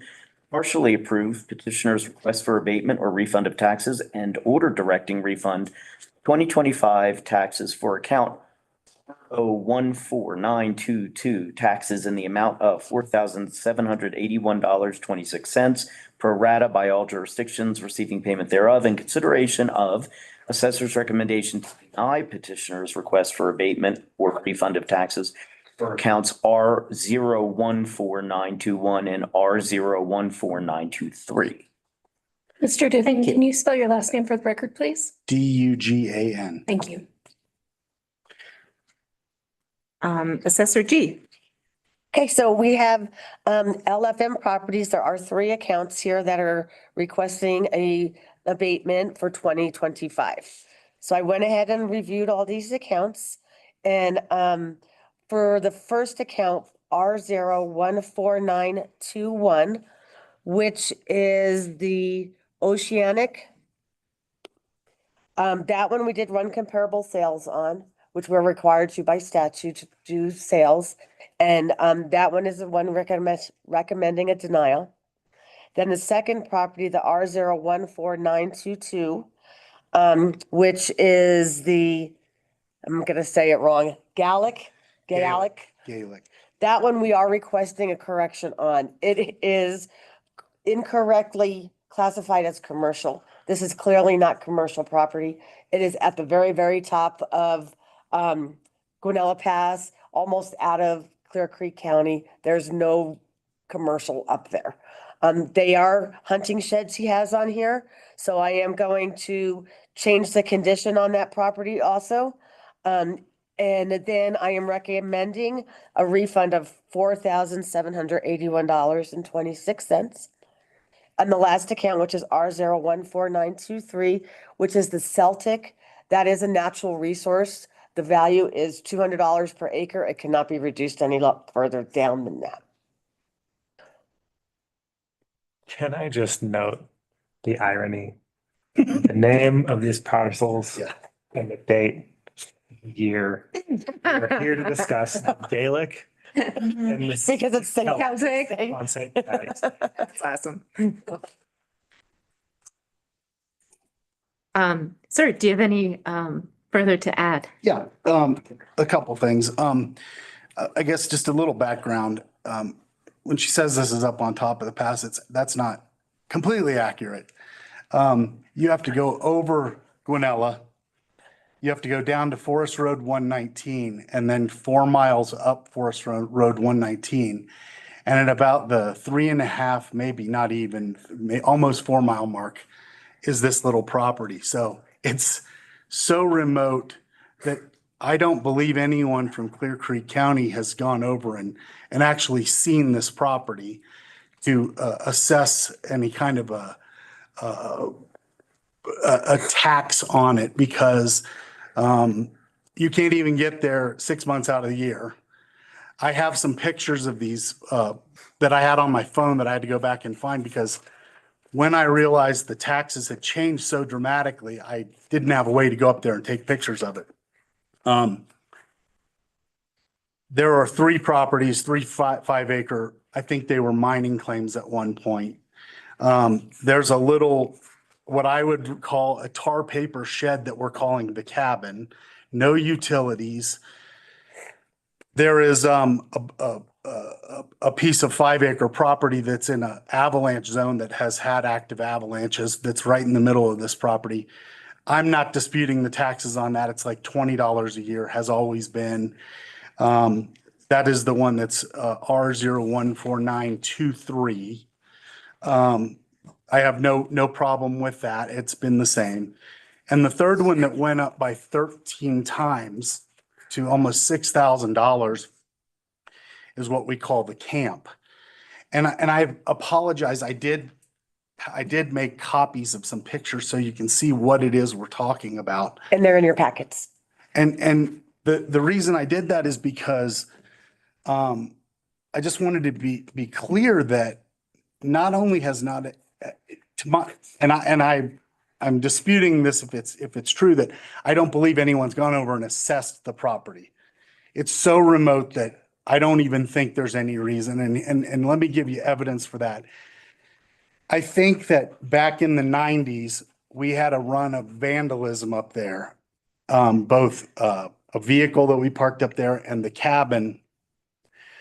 All the windows were broken out. Whatever was in the cabin was stolen or vandalized. It took 2 weeks for Clear Creek County to send an officer over to assess the damage. And at that point, we all agreed that there was no way that any services could be provided to this property.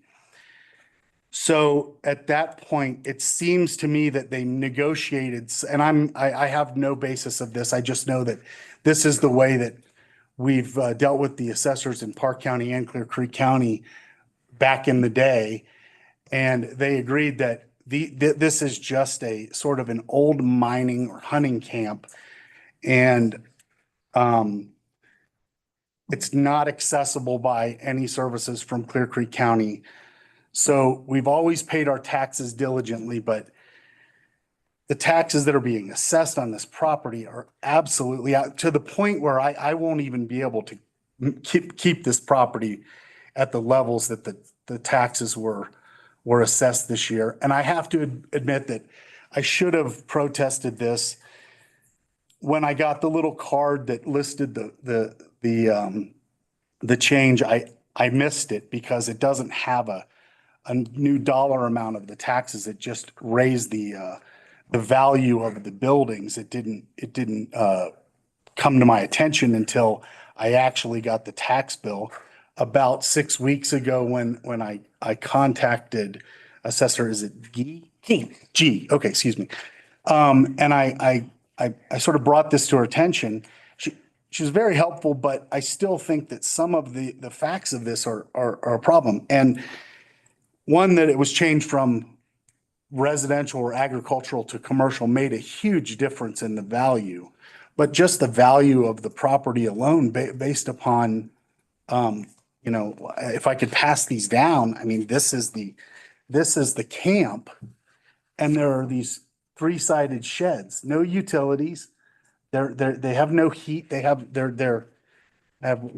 2 pictures. I have one that's the front of it and one from the side, and that's all I have. And that's what we're talking about here, that are now valued at $281,880, up from $20,500 in one tax cycle. I'm sorry, I don't mean to interrupt you. Will you say those numbers one more time? The current taxable value is $281,880. Last year, the prior tax bill was $20,500. And we are correcting that property, reducing the value to $195,990 and changing it from commercial to residential. So the tax amount for 2025 was $5,746.54. The new tax amount will be $965,000. Oh, right. The new one will be $965,000. Just 965. $965, sorry. So So we are reducing it quite a bit.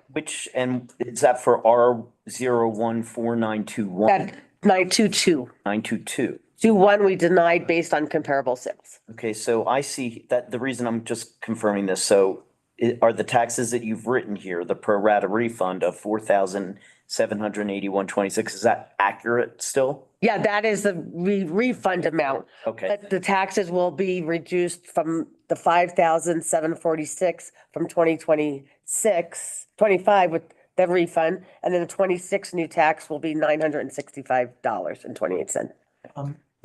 No refund, because I did last year, the taxes were like $300. No, this is for 25. For 25, but for the last time I paid the taxes in 24. Yeah, we're not doing 24. It's only be a refund for 25 due in 26, because you have to pay your taxes. I gotcha. Yeah. Or the treasurer can redo, we can stop and see the treasurer and she can give you a new tax bill instead of doing a refund. Okay. Okay. Oh, that makes sense. Yeah. Sorry, let me. Okay. Not sure if we're in the question phase. We are in the question phase. Go for it, Judge. Thank you. Is there an obligation for us to visit properties to conduct assessments? Only if it's a sale, Only if there's a sale. unless it's requested by the property owner. Okay. And when the property owner requests, do we then have a legal obligation to go visit a property? I don't know of any statute or anything that says we have a legal obligation. It's good practice if the staff is available to go out and do it, but, and I believe Donna's office, you, for the most part, you will go out. We will go out. If there's a request, but Absolutely. it's not statutorily required. However, if the assessor or her staff are providing testimony about the condition of the property, it certainly enhances things to be able to say, I went out and personally inspected it. Okay, I'm curious. I actually don't hear the assessor contesting any of the statements made about the condition. No, he sent me some nice pictures. Yeah. So I think we're good there. I just wanted to, that's one of the assertions I wanted to address. If I may though, what is the metrics used for something like this to determine what the taxes are I mean, there are roof lines that you could see from a satellite image, but there's nothing else there that's, I mean, the structures are sheds. And I could change it to vacant land with minor structures on it. And then you're gonna go from an assessment rate of 6.8 for 2026 to 27 up to 27%. Your taxes will triple. I grew up in a rural area and we used to go to camp in the summer, and this would make a great camp. I mean, I don't see the interior of your cabin, but it looks like you have flat land there, and you have space to build little lean-tos. I mean, we have seen much worse buildings in Clear Creek. So I think this is nice property. And so you're saying that you're reducing his taxes from 5,000 something to $900? Just because it's zoned commercial right now, we have our records as commercial. It is not commercial property. Yeah. It should be residential. So that's why we're seeing a bigger refund, Okay. because it's going from the 27%. Right. But you're saying that he will owe $900. Going forward. I wanted to ask about that. Help me understand. Was this property zoned as commercial? No, So it was just. Not that I'm aware of. Categorized in our system. yeah, I think it was assessed wrong. Okay. So it was never zoned as commercial. As far as I know. And therefore you're not asserting any rights to treat it like a commercial property? No. Okay. I am curious what the taxes were in 2024, which were paid in 2025. On that one property? Again, I appreciate that we're reducing them to $900, but I believe they were $300. And nothing's changed except for the status of the property, which is not flat land. It's the side of a mountain right next to an avalanche zone. It's treacherous land, if anything. And though it could make a nice kids camp or something, there's no way to get there. I mean, it's so limited. The use of it is for the summer months in Colorado. A lot of, yeah, we have a lot of properties like that in Clear Creek. And the taxes due in 23, the taxes for the tax year 23 with taxes due in 24 was 465. And we went through reassessment in 2025 to determine the values for 25 and 26. And that's based on sales, and the comparable sales for that property is in your packets. We are also lumping these three properties together. The cabin is its own separate tax bill. So I would like to talk about the cabin as well.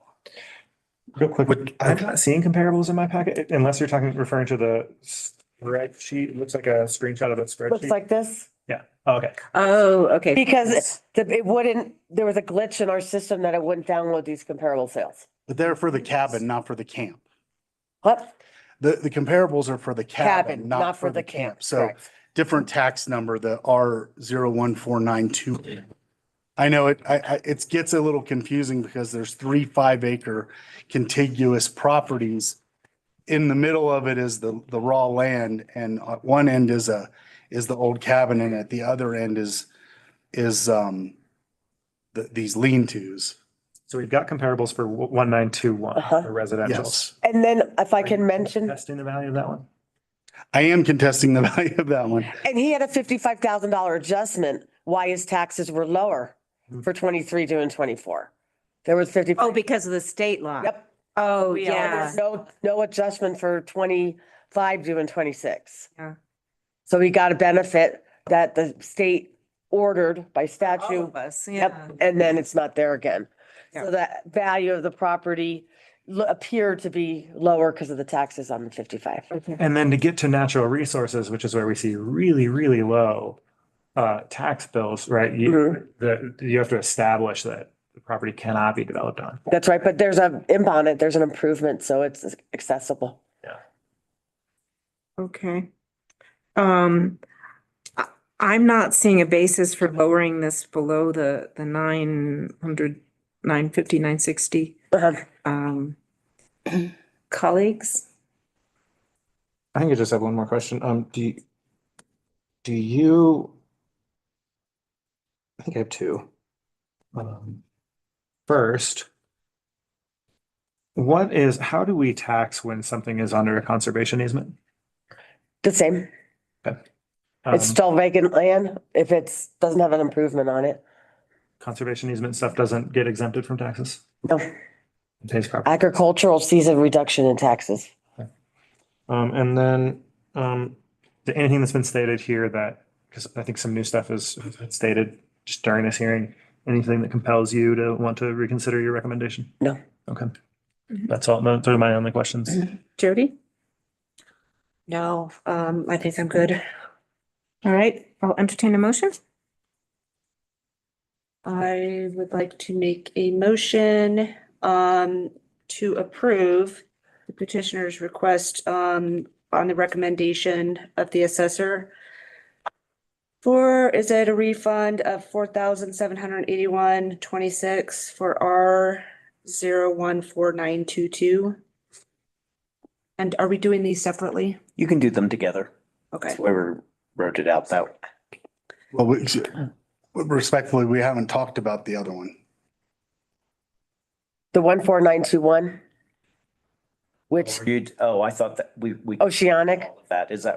that one I denied because of some comparable sales. Okay, so. And my only other option would be I could remove the improvement added as a minor structure, Okay. and then that would change. Okay, so before we get to that, then let's hold off if we could on the motion in light of the fact that it's been agendized as a single item. If we need to change it, we'll change it and adjust it in the motion rather than take them separately. So Right now, this motion, the way that we wrote out the agenda item, it addresses the three different numbers. Okay. So the intent was to handle them all at once. If indeed the board doesn't end up denying RO 1921, we'll modify that motion. So. Okay, so I'd like to give Mr. Dugan a chance to address the other two properties. Absolutely. Okay. Well, as I said, we don't need to discuss R014923. I'm not disputing that one. That is just raw land. It hasn't really changed. So, what I call the cabin, Oceanic, R014921. I'm afraid that I don't have a dispute to the comparables because in my mind, there are no comparables. There's nothing else in this area. This is an old shack with no utilities. It's not comparable to the ones that are on the sheet. I'm not sure how we look at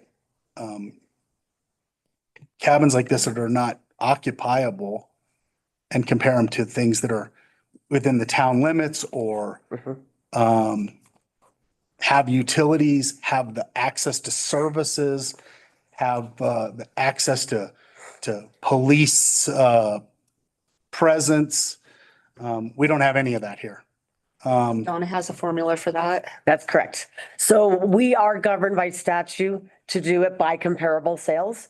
And we do make adjustments for properties in a different location. The statistical measure takes into account different locations and puts a value adjustment to it so that we can compare them in a close manner. And you can see on your comparable sales list, there's a base value listing on here. And we took away value from two of the adjustments, the comparable sales, to bring those values down from what their current value is. And the middle one in the comparable sales, R007355, that one is in the same comparable structure when we did ran the statistical measure. So two of them, we had to make a downward adjustments to make it comparable. The middle one is in the same economic area. Assessor G, I apologize. I do not see those comparables in my pack. And look, Oh, the blue. yeah, Sorry. it's because we couldn't get on the print off our system. There was a glitch.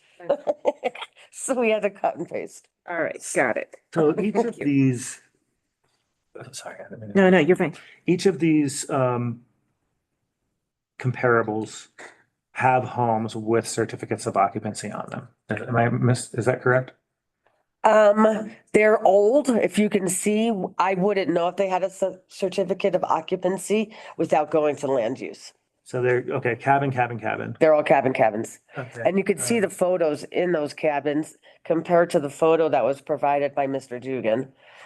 I can't, can you pass me the paper one? Yeah. Because that's cut off. in the Yeah, packet. yeah, it's cut off. I on think this is mine gonna be too. helpful. I mean, Which you I'm guys afraid- like to see this? This No, is we my- have that That's in one. the packet. Yeah. If you can see, they're What we can't see is the pictures of the cabins on the comparables. And On our computer. So- yeah. okay, Sorry for thanks. holding it the way I did.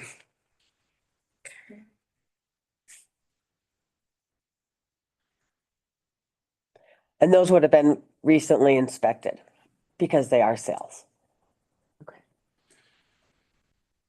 I imagine since 1970, the condition of that road has degraded quite a bit. If it's anything like any of the other roads in this county, they're not maintained. Well, only a sliver of it's in this county. The rest is in Park County, who do, yes, they do not maintain that road. So it's a four-wheel drive road.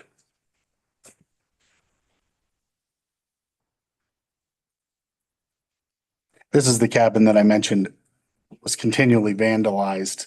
The only thing we came up with from Clear Creek County's recommendation is to put bars on the windows and a gate on the front door to keep people from breaking in, but we can't keep anything there. Right. Because it's not securable.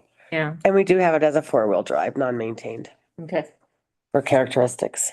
Mm-hmm. Talk to me about, so there's road type. Talk to me about location rating.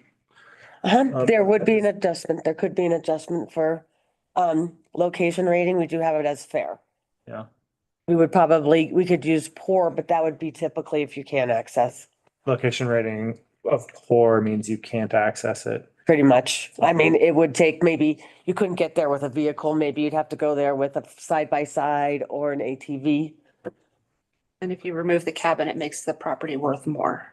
If you remove the cabin, then it's gonna go to vacant land assessment rate of 27%, which is triple. For taxes due, the value would stay the same. Okay, thanks. I don't have any more questions on it. Yeah, I don't. Jody? No. Okay. Open for a motion.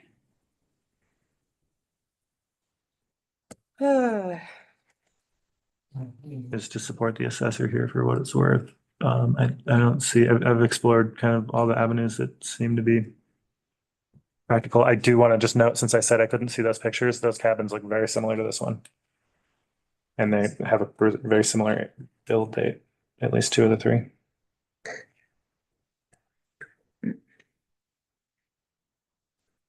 I will make a motion to accept the assessor's recommendation to approve the petitioner's request for abatement of refund taxes for the Board of Issue in order directing a refund of 2025 taxes in the amount of $1,826. What? We're on C. Sorry. I've crossed off so much stuff. Okay. All right. Start over.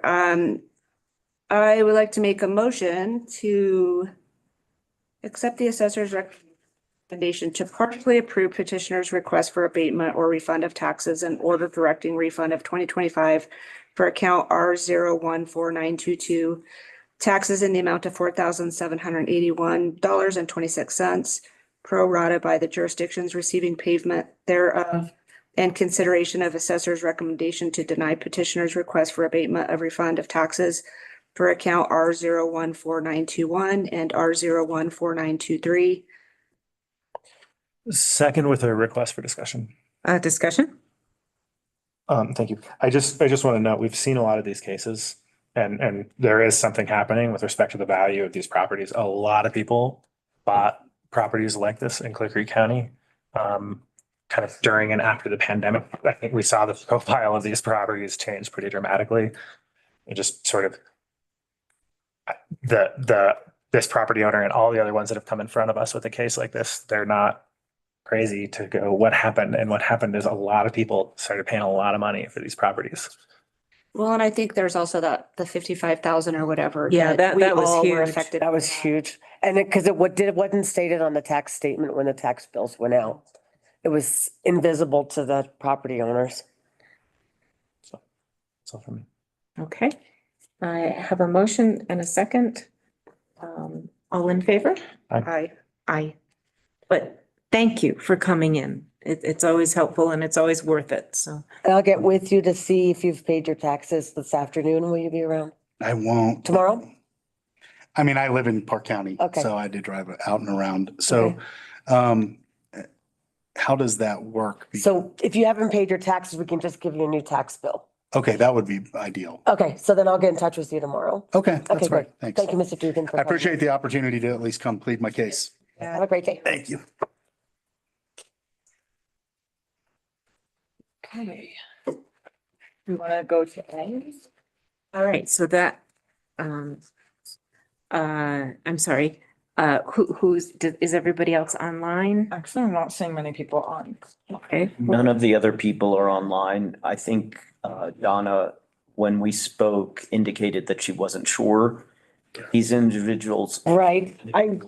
here, but please, Donna, speak to the notes. The only one we just might want to check for is Uplift Hospitality.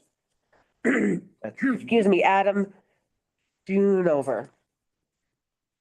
I don't see them. Okay, and I did work with these property owners to tell them in advance, so Okay. if they agreed with me, they didn't have to attend. Okay. I do want to say maybe if this person is watching on Facebook to join the Zoom that is located on the agenda. I want to get that out there because sometimes people watch on Facebook instead. So. Got it. And if we could just confirm on the record, so you did provide notice to the individual? Yes, I did. All confirmed, sir. Okay. So Assessor G, do you want to start with A? Absolutely. So this is for the Zwink case number 2601. The abatement appeal concerned a cabin in Empire. The assessor's office currently had the property coded as traditional. Upon review of the photos provided by the petitioner, the assessor agrees that the improvement is a cabin and the original value should be corrected to $179,800, resulting in a recommended abatement or refund of 2025 taxes in the amount of $236.88. Okay. Any questions? I don't have any questions. I don't, I'm just assuming they're accepting that and that's why they're not here. That's correct. Okay. Then I'd like a motion. I move on case 26-01 that we approve the assessor's recommendation to approve the petitioner's request for abatement or refund of taxes and order directing refund of 2025 taxes in the amount of $236.88 pro rata by all jurisdictions receiving payment thereof. Second. Any further discussion? All in favor? Aye. Aye. George, I didn't hear you. Oh, sorry, aye. Thank you. It's passed. Thank you. Moving on to B. Okay, this is for JT Lucas, case number 2602. The board did approve a BOE request of this individual to make his property with no access because when he purchased it, it separated it from the road because they had surrounding property. So he's requesting an abatement for the 2025 taxes because we did approve or 2024 taxes because we did make the correction for 2025. And he can only go back to 2024. So we are requesting an abatement appeal concerns vacant land in Dumont. The assessor agrees that for 2024, the property has no access and the original value should be corrected to 7,440, resulting in a recommended abatement or refund of 2024 taxes in the amount of 1,619.67 cents. Okay, do I have a motion? I will make a motion to accept the assessor's recommendation to approve the petitioner's request for abatement and refund of taxes and order directing funding of 2024 taxes in the amount of $1,619.67 pro rata by all jurisdictions. And that's for case number 26-02. 26-02. Thank you. Before I second that motion, Madam Chair, I have a question. Yes, Does the petitioner agree with this? yes. Thank you. Second. And she made it clear she was not attending. Okay, all in favor? Aye. Aye. Aye. Thank you. Okay. We've done LFM, moving on to Charles F. von Gunten. Did we do B, JT Lucas? Yes. Just did. That's one we just did. Sorry, I was on Zwink. Okay. Von Guten, case number 2604 is a request for abatement for 24 and 25. When this was a permit pulled and when the appraiser went out, we did not see, it looked like it was completed, the addition to the property. The property owner contacted us and it was not completed and he never got a CO. So we need to correct his value back to his original value before addition. So for the 2024 and 2025, the assessor recommends approval and an adjustment from 803,440 to 411,620. No, wait a minute. The assessor will adjust the value from 803,440 to 411,620 for 2025. And from 545,330 to 268,040 if 2020 for 2024. Okay, so that's the value. That's correct. Oh, okay, all right. Bless you. Excuse me. Thank you.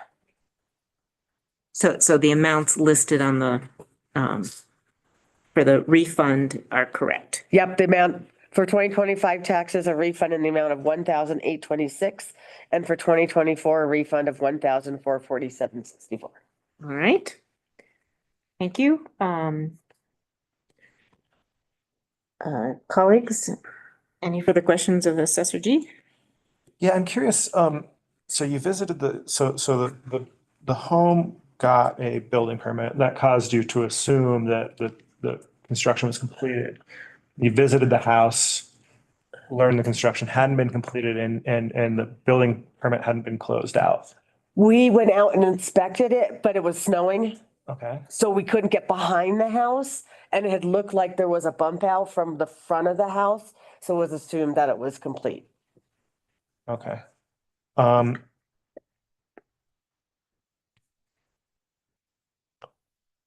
I'm not gonna try to start a code enforcement case here. I think my question is, do you all report when you witness code violations such as someone residing in a structure that doesn't have a certificate of occupancy? We do not. May I request that you begin that practice? I sure can. Okay, thank you. That's my only question. Sure, yeah. Okay. If there are no further questions of Assessor G, would somebody like to make a motion? Actually, I have one more question. I'm sorry. There's something about this case that bothers me when someone has had a building permit open for a long time and not gotten a certificate of occupancy, and now they're getting a reduction in their taxes when they probably are continuing to occupy the structure. Peter, do you have any comment on this? For the subject matter of what we are here for today, I do not have a comment Okay, because we're governed here entirely by statute relating to the taxes. Okay. A separate issue of how we feel about a code enforcement violation, so forth and so on. I would like to say something too, that maybe it was just for something that you could still live in the house, but it was an addition that That's correct. wasn't built. So it's not necessarily, it's not habitable. It's not inhabitable. Okay. It is habitable. Okay, thank you. And this was an error on the assessor's office. Good enough. Okay. Thank you. I'll stop with that. Okay, George, would you like to make a motion? Yeah, I'd love to.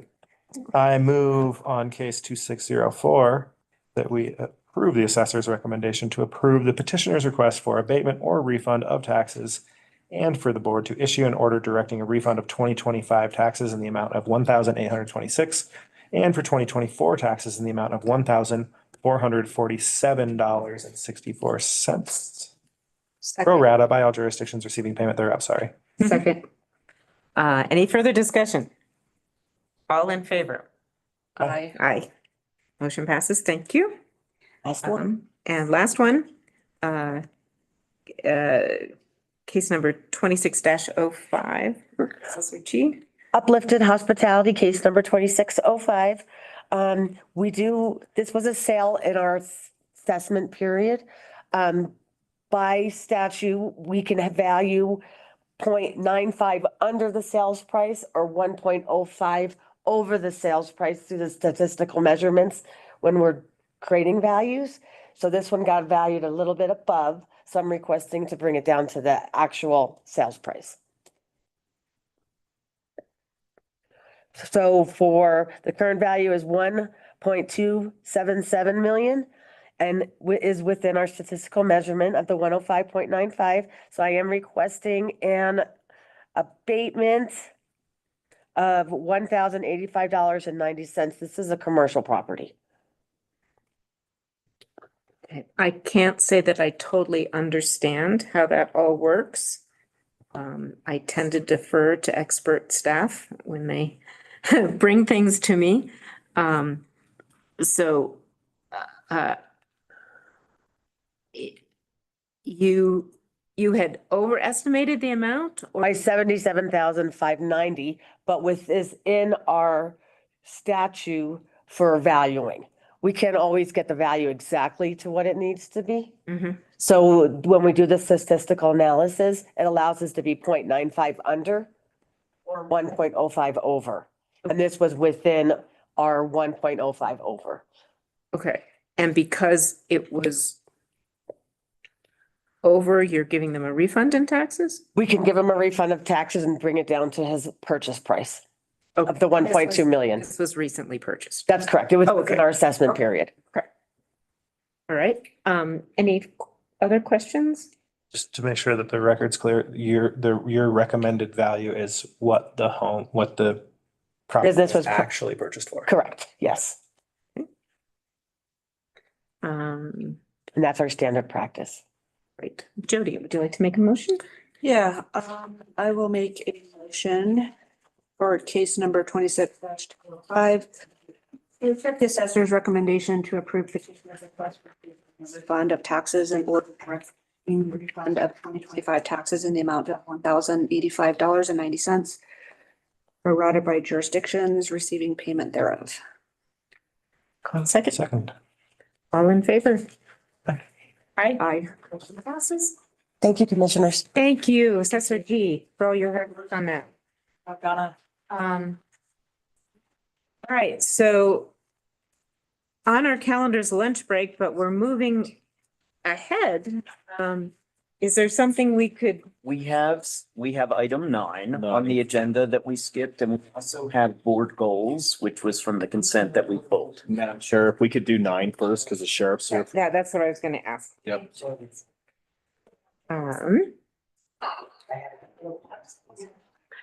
Gentlemen, would you like to join us at the table? Is there anything you want me to share, Colton? Okay, I don't think so, because all the documents are pretty. okay, got it. Hey, guys. Hi. Actually, I'm sorry, can I ask for a 5-minute break? Oh, sorry. Yes, we're gonna have a 5-minute break.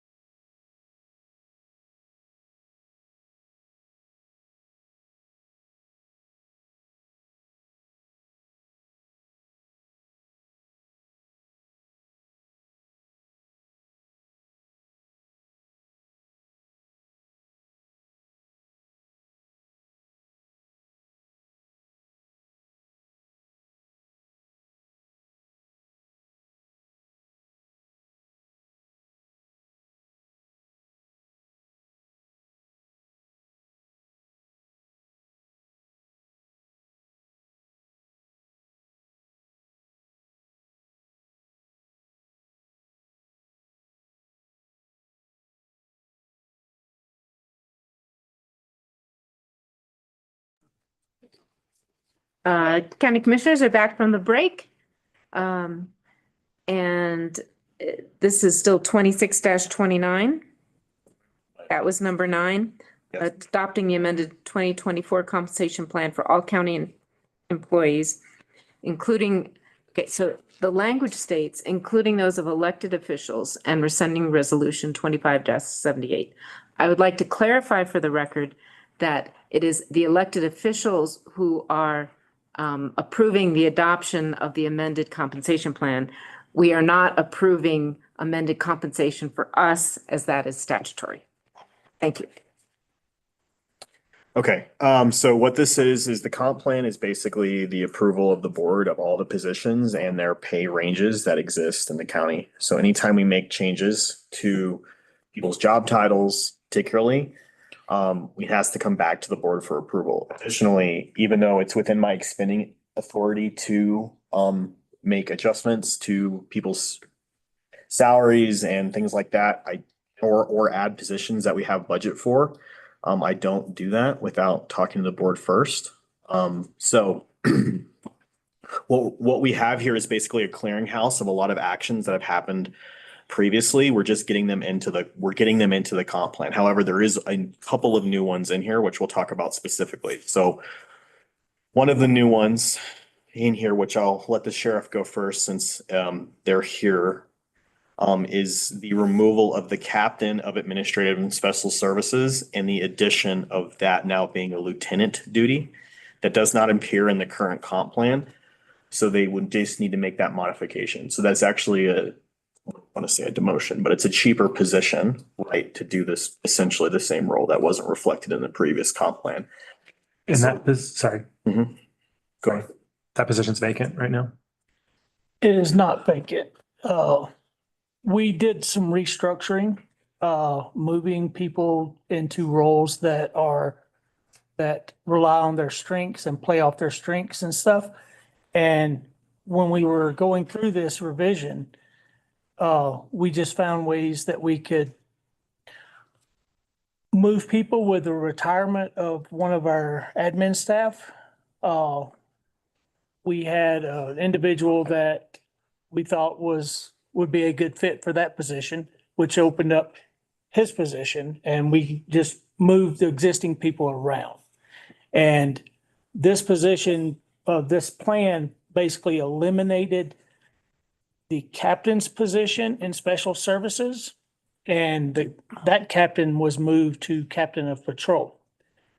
We still need the special services, and we have a sergeant who's currently doing that.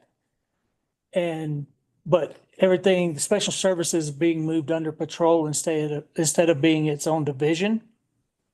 And by making those moves, that sergeant is taking on a little more responsibilities and a little more roles in patrol plus special services. And so the idea is to promote him up to a lieutenant. And he's going to be handling special services and some of the patrol, correct? And that is the reason of asking for this. Thank you. And just so that it was vacant while the change was made. Just only the question I'm asking, no one actually got a demotion, right? No. Okay. Nobody has gotten a demotion. Nobody has been laid off or anything. We've just made internal moves based off individual strengths and specialties.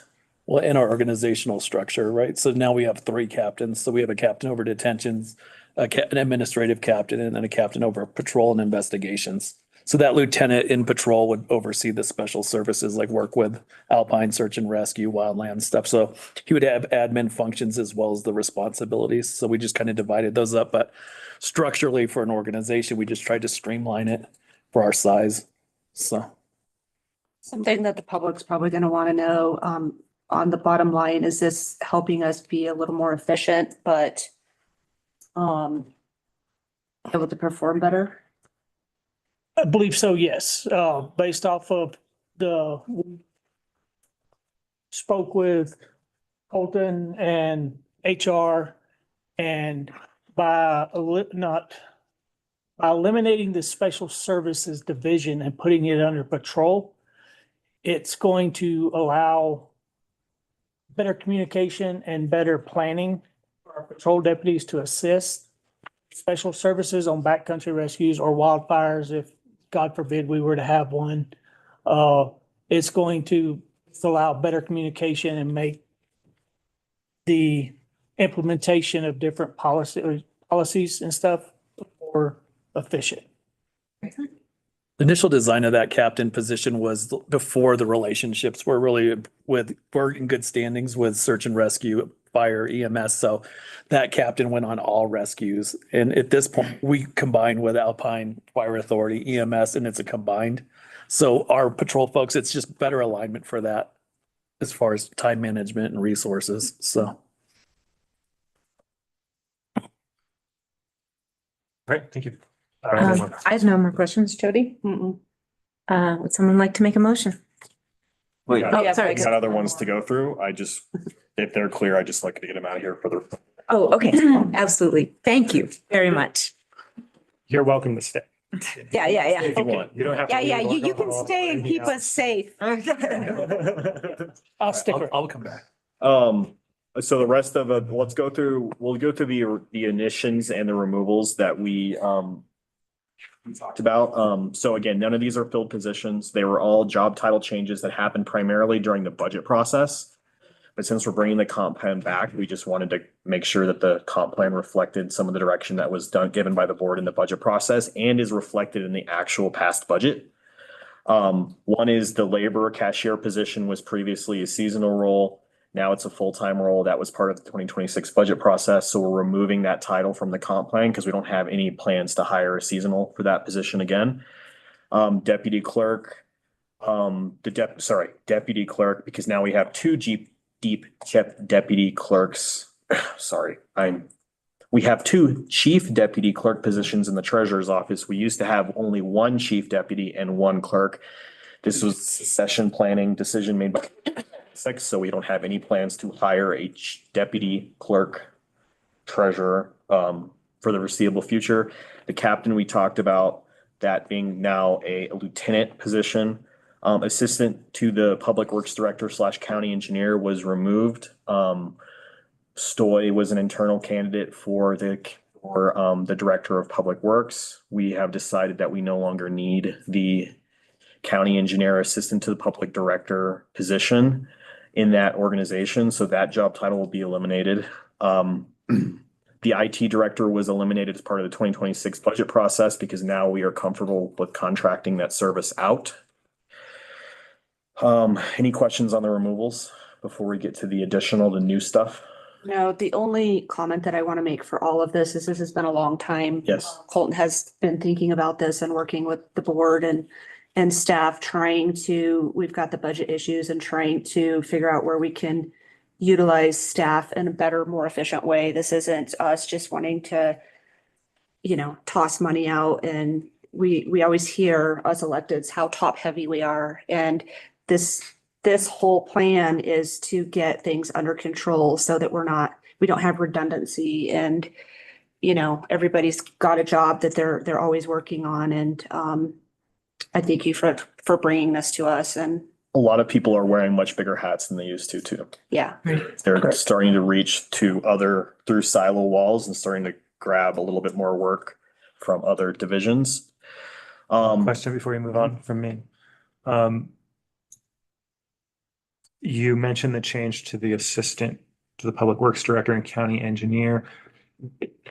What is that? Was that position originally budgeted for? Yes. Yes. Okay. So that is savings that we'll realize. Yes. I mean, in long-term full transparency with the board and the public, we might adjust a few people that are at 32s in public works to 40 to try to capture a little bit of the workload that's being left by losing an entire 40-hour FTE. Mm-hmm.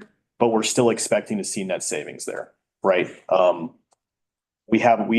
Because Stoy has been here, he has done such a great job getting us aligned on our policy stuff that we really don't feel like that position is needed at the same level you used to. Having said that, we might come back at some point with 0.2 FTE adjustments on a couple of positions, so they can take on some of the work that's being left by that position, but we feel confident we do not need a full-time county engineer anymore. And so the board will know. Yes. To go. Yes, those will all be brought back toward you again. So as of right now, based on this point in time, the plan is just the elimination. We're giving Stoy in that new position enough time to understand the scope and breadth of everything he's now doing without that position. And then if he needs to make small adjustments going forward, we'll come back to the board at that point. Okay. And just because the point was raised, I know people like to complain that we're top heavy, but in fact, you've mentioned before, just a small percentage of Clear Creek County employees are in leadership, correct? And do you recall that percentage? Let me think, hang on, 13. 8%. 8%. Okay. Something like that. Okay. Thank you. Okay,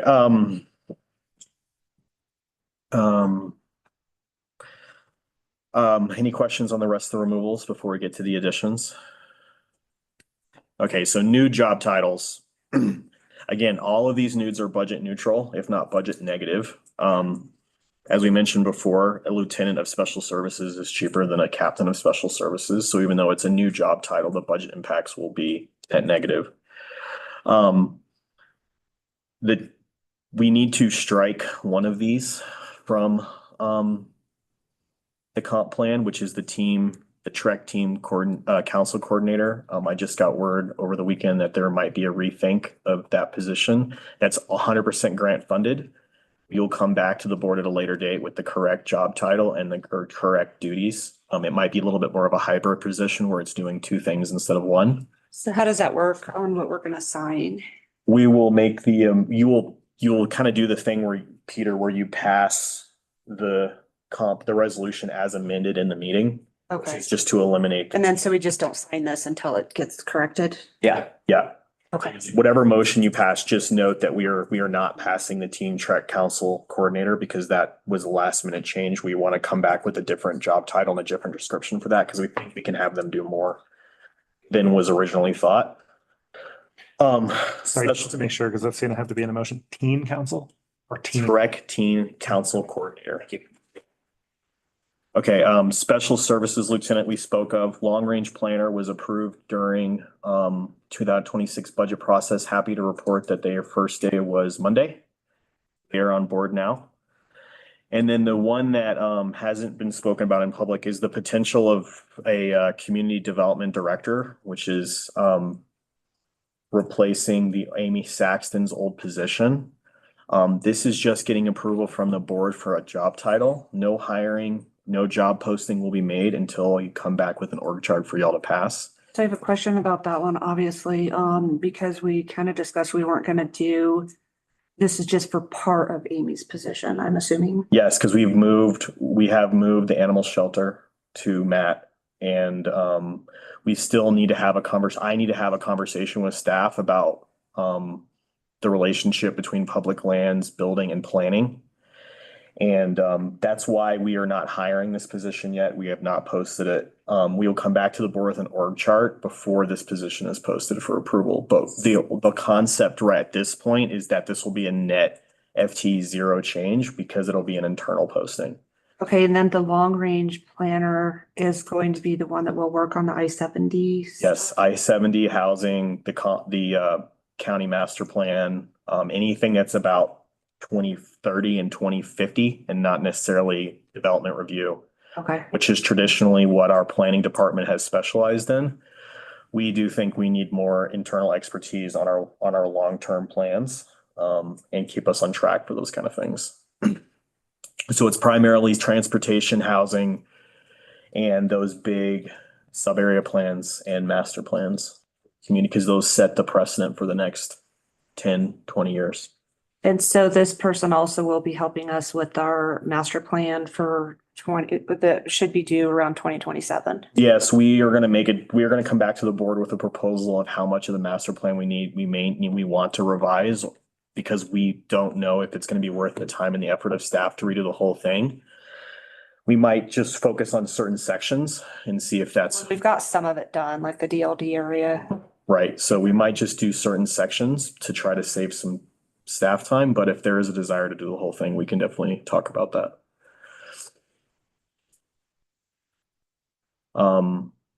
Any other questions? The DL, just a quick comment to you, Jody, since you brought up the DLD sub-area plan. It's an open question in my mind, whether that's preparation for the next master plan or whether that's trying to make good on recommendations in the old one. The old one said we needed one there. We were told that it was going into the new master plan when we did it. I'm glad to hear that that was the staff interpretation at the time. I just, when I look at that sub-area plan, I think that its scope was fairly narrow and there is more to be discussed in creating a real master plan. Well, and that's the problem with that is because the steering committee was told they were to only speak about limited things. Yeah, and that was on purpose. We wanted to get advice on a select set of issues. And so that's why I bring it up here. Just Yeah, and we have a couple of sub-area plans. Some of them are fairly old. So I think what part of the full review that the long-range planner is going to start is figuring out where we have holes still. So some things were talked about in DLD. We don't obviously need to rehab that conversation when we redo the whole master plan, right? We also might have some statutory requirements we have to meet now. We have to have a water section. We have to have housing, maybe. Yep. I think, which we need to add, which I don't know, we need to make sure that we either do or don't meet those requirements with the current plan. If not, that might be a pretty quick amendment we need to do. And to really make that document be a holistic representation of all the sub-area plans that have done all the work that's been done to date and really just try to focus our efforts on what we're missing or what needs to change, because a lot of the existing master plan stuff, especially the history of the county, things like that, we're not sure it's worth our time. I almost feel like after 2 years out, everything's just changed again. Exactly. So we're going to try to make a little bit more of a robust document. If you've seen Adams County's, it's pretty slick because it's small and like straight to the point. And there's a lot to be learned, I think, from that process. So we'll come back to the proposal at some point, but we want to make sure that the has time to ingest all that stuff before we come back. it would be good to have one that is actionable. Yeah. This one is really a documentation of a lot of context and recommendations that don't even agree with each other. And so anyway, I'll get off of that hobby horse. So that's it. On the community development director, there will be that position is hired. We just wanted to get it in the comp plan just to start getting this step checked off as far as the process goes. It's a little out of order, but we were already bringing the comp plan back, so we just wanted to take advantage of it. I don't have any questions. No questions, Judy? I don't think so. Okay. It's all kind of stuff we've been talking about. May I have a motion, but we also need to mention that we're removing the Trek Team Council Coordinator position. Yes, I move we consider resolution 2629. We approve resolution 2629. 2024 compensation plan for all county employees, including those of elected officials, and rescinding resolution 25-78 with the subtraction of the Trek Team Council Coordinator and direction not to hire the Community Development Director position until the org chart is approved. Second. Any further discussion? All in favor? Aye. Aye. Right, approved. Thank you. Thanks, Sheriff. Yes.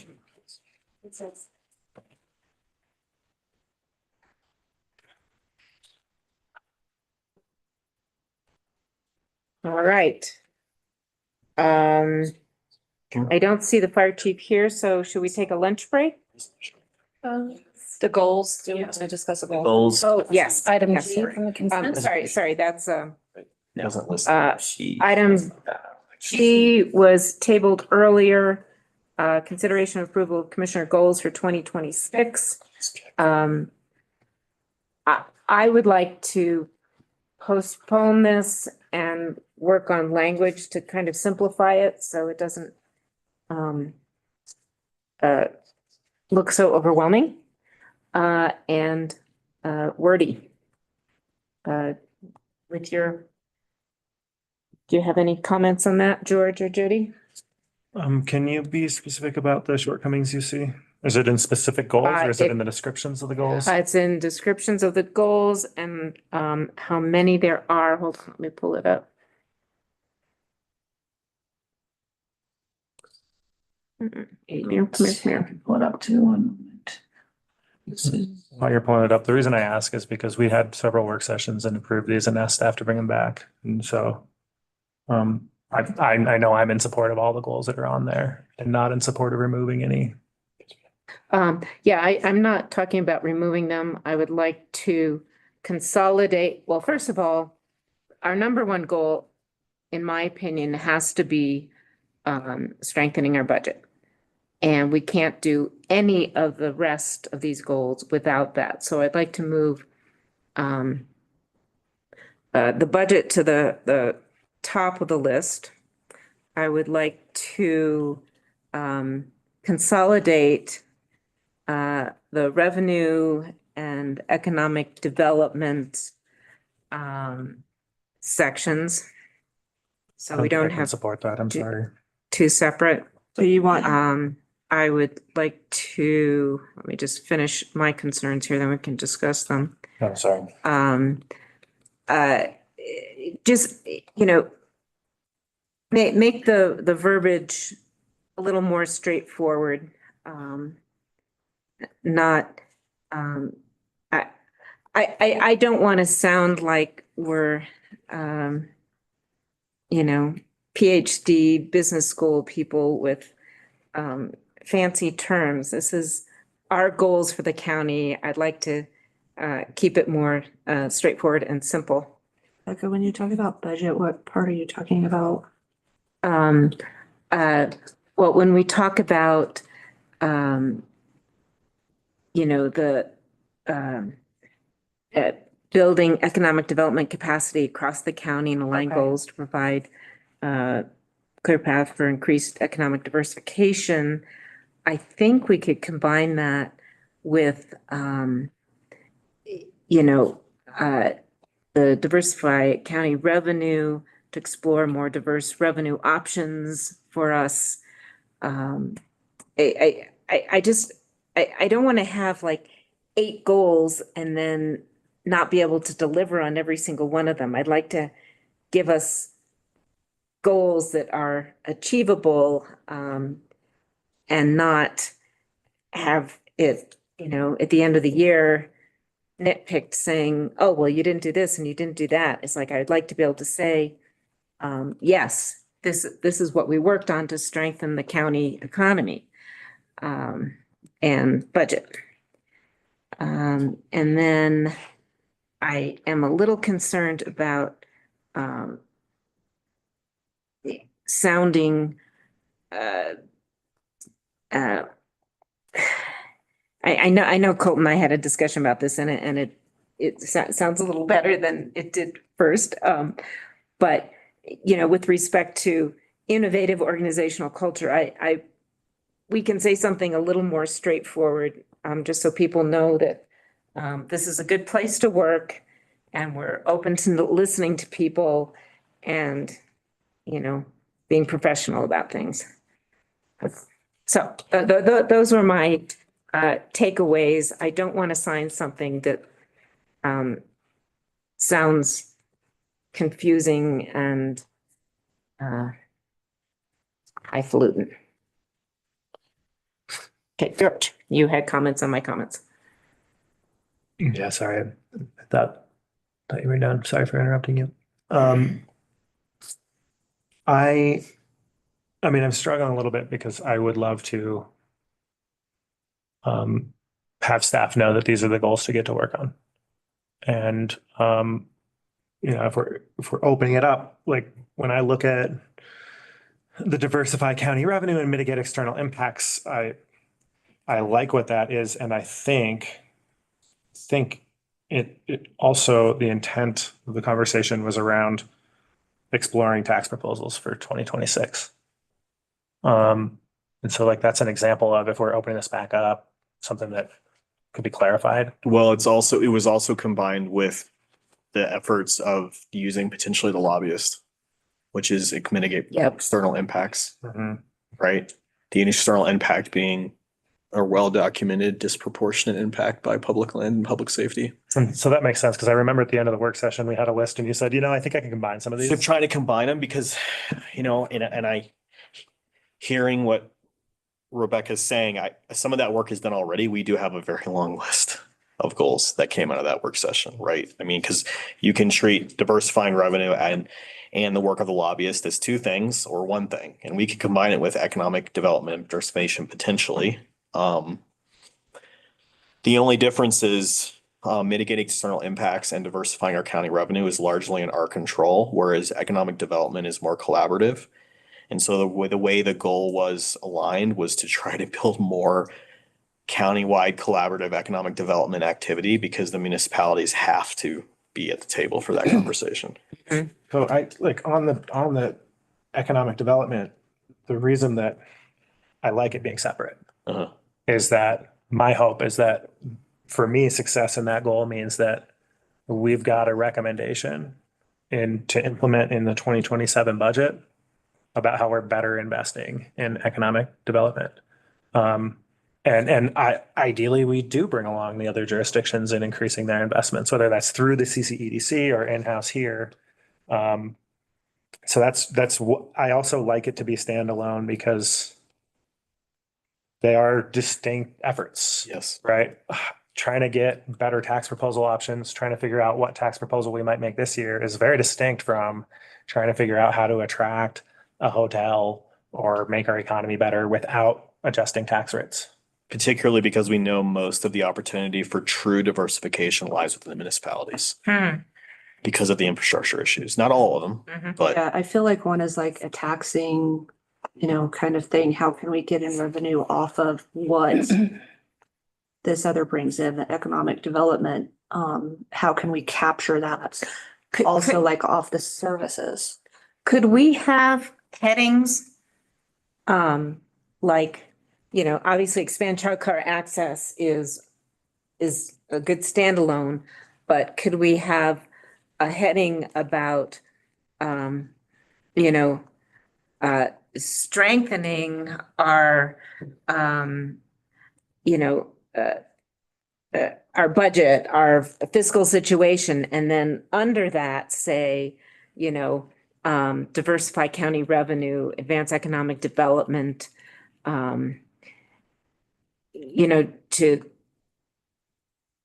just kind of still highlight them as you want them to be highlighted, but, not make it two separate things there. So I think you could probably argue that the organizational resiliency and coordination is largely a fiscal thing. Yeah, yes. So we can do that. Have like a header. Yeah.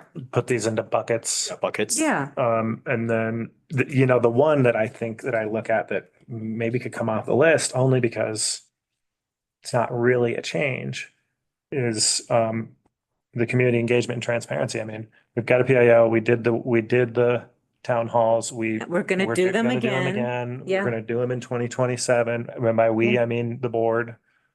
I'll be there to ask you tough questions. I liked that goal being on there because I know we can check it off. That is the only goal that we got done last year. Need it to continue. Yeah. Yes. Well, I think Colton did change it based on my similar comment by hosting more town halls.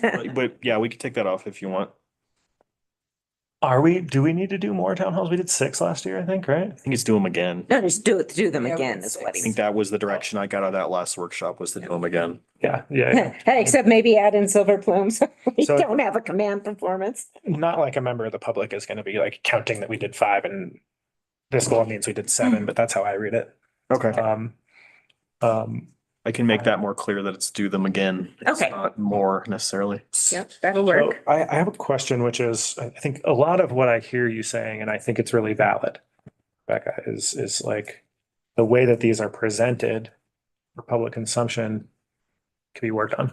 Mhm. I wonder if that is something that can be accomplished just through direction, like as in like we go ahead and adopt these today and we direct staff to package them into something and do some public engagement. Or not, what am I trying to say? I can make it look Public nicer. information Yeah, I efforts can make it look around nicer. Okay. the package of the goals. This was not intended to be the public document. This Right, is but- intended to be the point, and then we will work on the presentation. Okay. And the public is hearing that because they're looking at this now, Yeah. going, I mean, when you're in our role, we want to make the public feel like we're accessible. Yes. And if we throw in a lot of things that are kind of terms of art for business community or whatever, that disengages people. They don't feel a buy-in for it. So that was my concern. The alternative, oh, sorry, I don't mean to interrupt you. The alternative approach that I have in mind is, because my primary goal here is that staff has stability, they know what they're being asked to do and that be done today. Is that we don't pass this, but we say, like, we are directing staff, these are your goals. And we're asking you to bring back something that's packaged up along the lines of this conversation. Like, I can live with that too. Okay, I can live with that. Sure, that works for me. I mean, largely, we know these are the goals. Staff has been working on all of these. It's about just formalizing it. Mhm. We can do that at a down the road too. And if we are going to do that, whether it's in writing or not, I want to make clear that the thing that I see missing that's not here is, I think the board needs support figuring out the right tax proposal to make this year. I'm not saying that we're making a promise to make a tax proposal this year, but I know we're going to want some support in that. That's my goal. That's on my list. Okay. Oh, that made it to your list. Okay, Yes. perfect. Because that also is part of diversify county revenue. Yes, But it's just kind of a sub goal, Okay. without being, without my office or me being prescriptive to the board. It's more of, tell me the support that you need. And primarily that's going to run through me because that's my strength anyway. All right. Okay. And I have one last comment. This comment I was going to make before it was pulled from the consent agenda, which is just that I think a lot of these are going to involve a lot of effort from the commissioners themselves, as much as their direction to staff. I think there are agreements among one another. Regional housing solutions, Rebecca, I know you're all over that. Trust you to make solid advancements this year. Jody, childcare, et cetera. My commitment to you is to do the best to pursue this diversify county revenue goal and do everything I can and leave it in a place where there's a clear transition and it's not just like, oh, what are we doing here? Okay. That's my last comment. That sounds good. Well, I mean, the options of the taxing too could involve the childcare, Yeah. possibly. And one last, just with respect to the organizational culture, I can totally live with a reframe Mhm. that doesn't refer to a need to strengthen trust. I mean, I think I believe there is a need to strengthen trust. I'm also happy with a document that's public facing that is proud of where we are. And I think we do have a reason to be proud of where we are, especially And- if you look at where we were 12 months ago. And I like 10 years ago. Putting it out that we are continuing to work on it, we're not like, okay, we're done with that. But yeah, I agree, George. I want it. Let people know that, yes, we support that, but don't make it sound like, this is a horrible place to work right now and we're. No, I can definitely work on that. It's more of just making sure that we don't lose the process that we've made. And if there's more progress to be made, we make it. Right. And it does say continue. Yeah. Yes, thank you. Cool. All right, so what do we need for that? Do we need to approve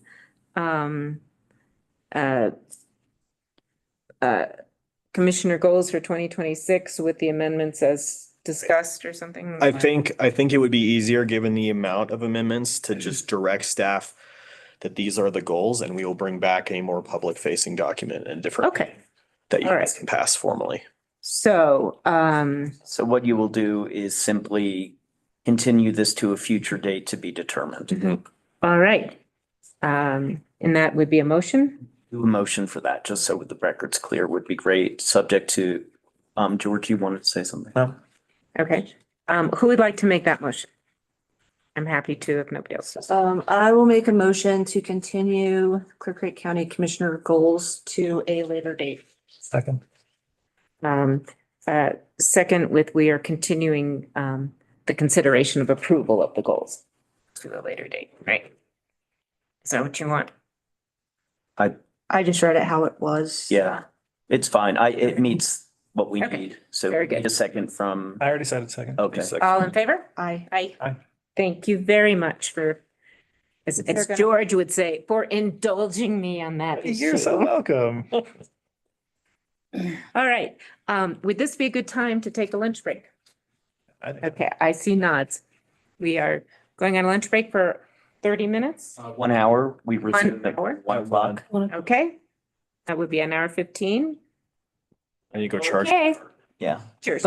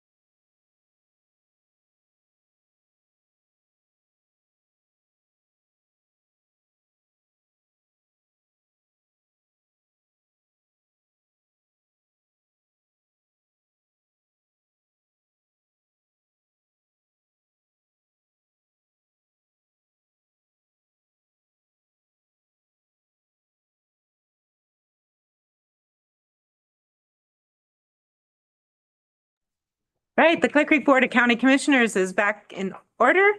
And next on the agenda is a work session regarding fire restrictions implementation. Clarissa Boggs Blake and Jeremy Jones and Max Forgenzi. No, I mangled it.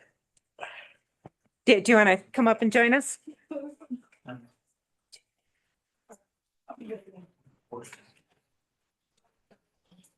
I'll do better. I'll get the black chair. All right. Come with the next seat. Do you need me to share anything? No. Okay. My face. Thank you for having that, whoever just did that. Shade. Ah. It's Megan. What's up? You got thanked for closing the Oh, okay. church. All right, I understand Clarissa is in charge. Oh, dear. Oh, yeah. It's not on the official records. Yeah, please. No. Yeah, so I'll kick it off, and then I brought all the people who know lots of things into the room for more further discussion, for clarification, for corrections, for all of that kind of thing. So as you know, we go in and out of long-term fire bans. There's been a process for 2-3 years now, pretty formal. Well, 20 years, but like it's been revamped recently since Jenny's been around. So, and that's if we're going to go in, you know, during our summer, our highest season when there's concern. We decided, and with the weather that has been happening recently and kind of, 6 to 8 months before, we were trying to be more dynamic and nimble. And so we had a group of folks get together, have a conversation, see what people's feelings were about that. It is quite a cumbersome process currently to go into fire restrictions with declarations and signing and ratification. And so trying to find a way to be more responsive and more dynamic. And so it is not an uncommon practice. Many neighboring jurisdictions do this as well already, but kind of mirroring on the shoulder season. So not our peak fire summertime, but to anytime we're in a red flag warning to go into a stage 1 burn ban if we are not already there. And the reason being, again, it's more of a reminder, hey, don't do anything crazy, don't do anything stupid. The risk is there. The thought is the National Weather Service is a third-party entity who defines red flag a certain way, and so we can rely on their expertise for that definition. And the intention would be the county would go in during the red flag warning and come out at the end of the red flag warning. So Boulder County does this, Jefferson County does this. Like there's many counties that do this. This is not a new concept, but then it just gives us a little bit more oomph and a little bit more nimbleness of being able to implement restrictions on kind of those off shoulder times and not try to replace the long-term burn bans or anything like that. It's just trying to give us more flexibility, not in our height of fire season. So that was really kind of what we wanted to come talk to you about. Happy to answer questions. We have the Forest Service here too. I do want to bring up just proactively that with this nimbleness and this plan to go kind of in and out on short term, the Forest Service is likely not going to be able to match us. They have lots of infrastructure and bureaucracy that I can let Max jump in, but we do match when we go into long term. But there isn't necessarily the ability to match if we continue to move forward with the red flag stuff. So just wanted to clarify that. And could you also clarify why it wouldn't apply to peak summer fire season? My assumption is we'd already be in a burn ban. So okay, so we wouldn't have to. Okay, correct. Yep, because we'd already be there. Right. So I don't know, Chief Jones, if you want to build on anything on that or just wanted to set the stage over here. I just think it started in Jefferson County when Brian Keating became the FMO of Jefferson County 2.5 years ago. He started doing this, and Seth McKinney out of Boulder's done it for I want to say 9 years. They've gone in and out of restrictions. Red flag restrictions don't solve the problem. Let's be perfectly honest in this setting. It's designed to be a reminder, like don't do something reckless. It doesn't prevent people from doing it, what they want to do. They do fire restrictions. All they do is allow us a little bit easier enforcement, and that's about all we get out of it, in big picture wise from a statute perspective. So this whole thing started with, well, let's give it a shot and see if it works. And when we started having this conversation, none of us, I think, anticipated having the winter we've had or this summer we're having right now. So this is kind of unique that we're sitting in a lack of snow for part of our county. Not entirely, the east side has snow up high. But this is kind of the anomaly, so it's kind of lines up that we're having this conversation on the worst year we've had in at least all the years I've been doing this job. So just kind of want to have some conversations, and the reason the Forest Service doesn't go in and out with us is when we go in restriction, long-term restriction with the Forest Service, there's a series of meetings that go along with that, and we make sure we meet all the criteria and we can cover the criteria, what that looks like.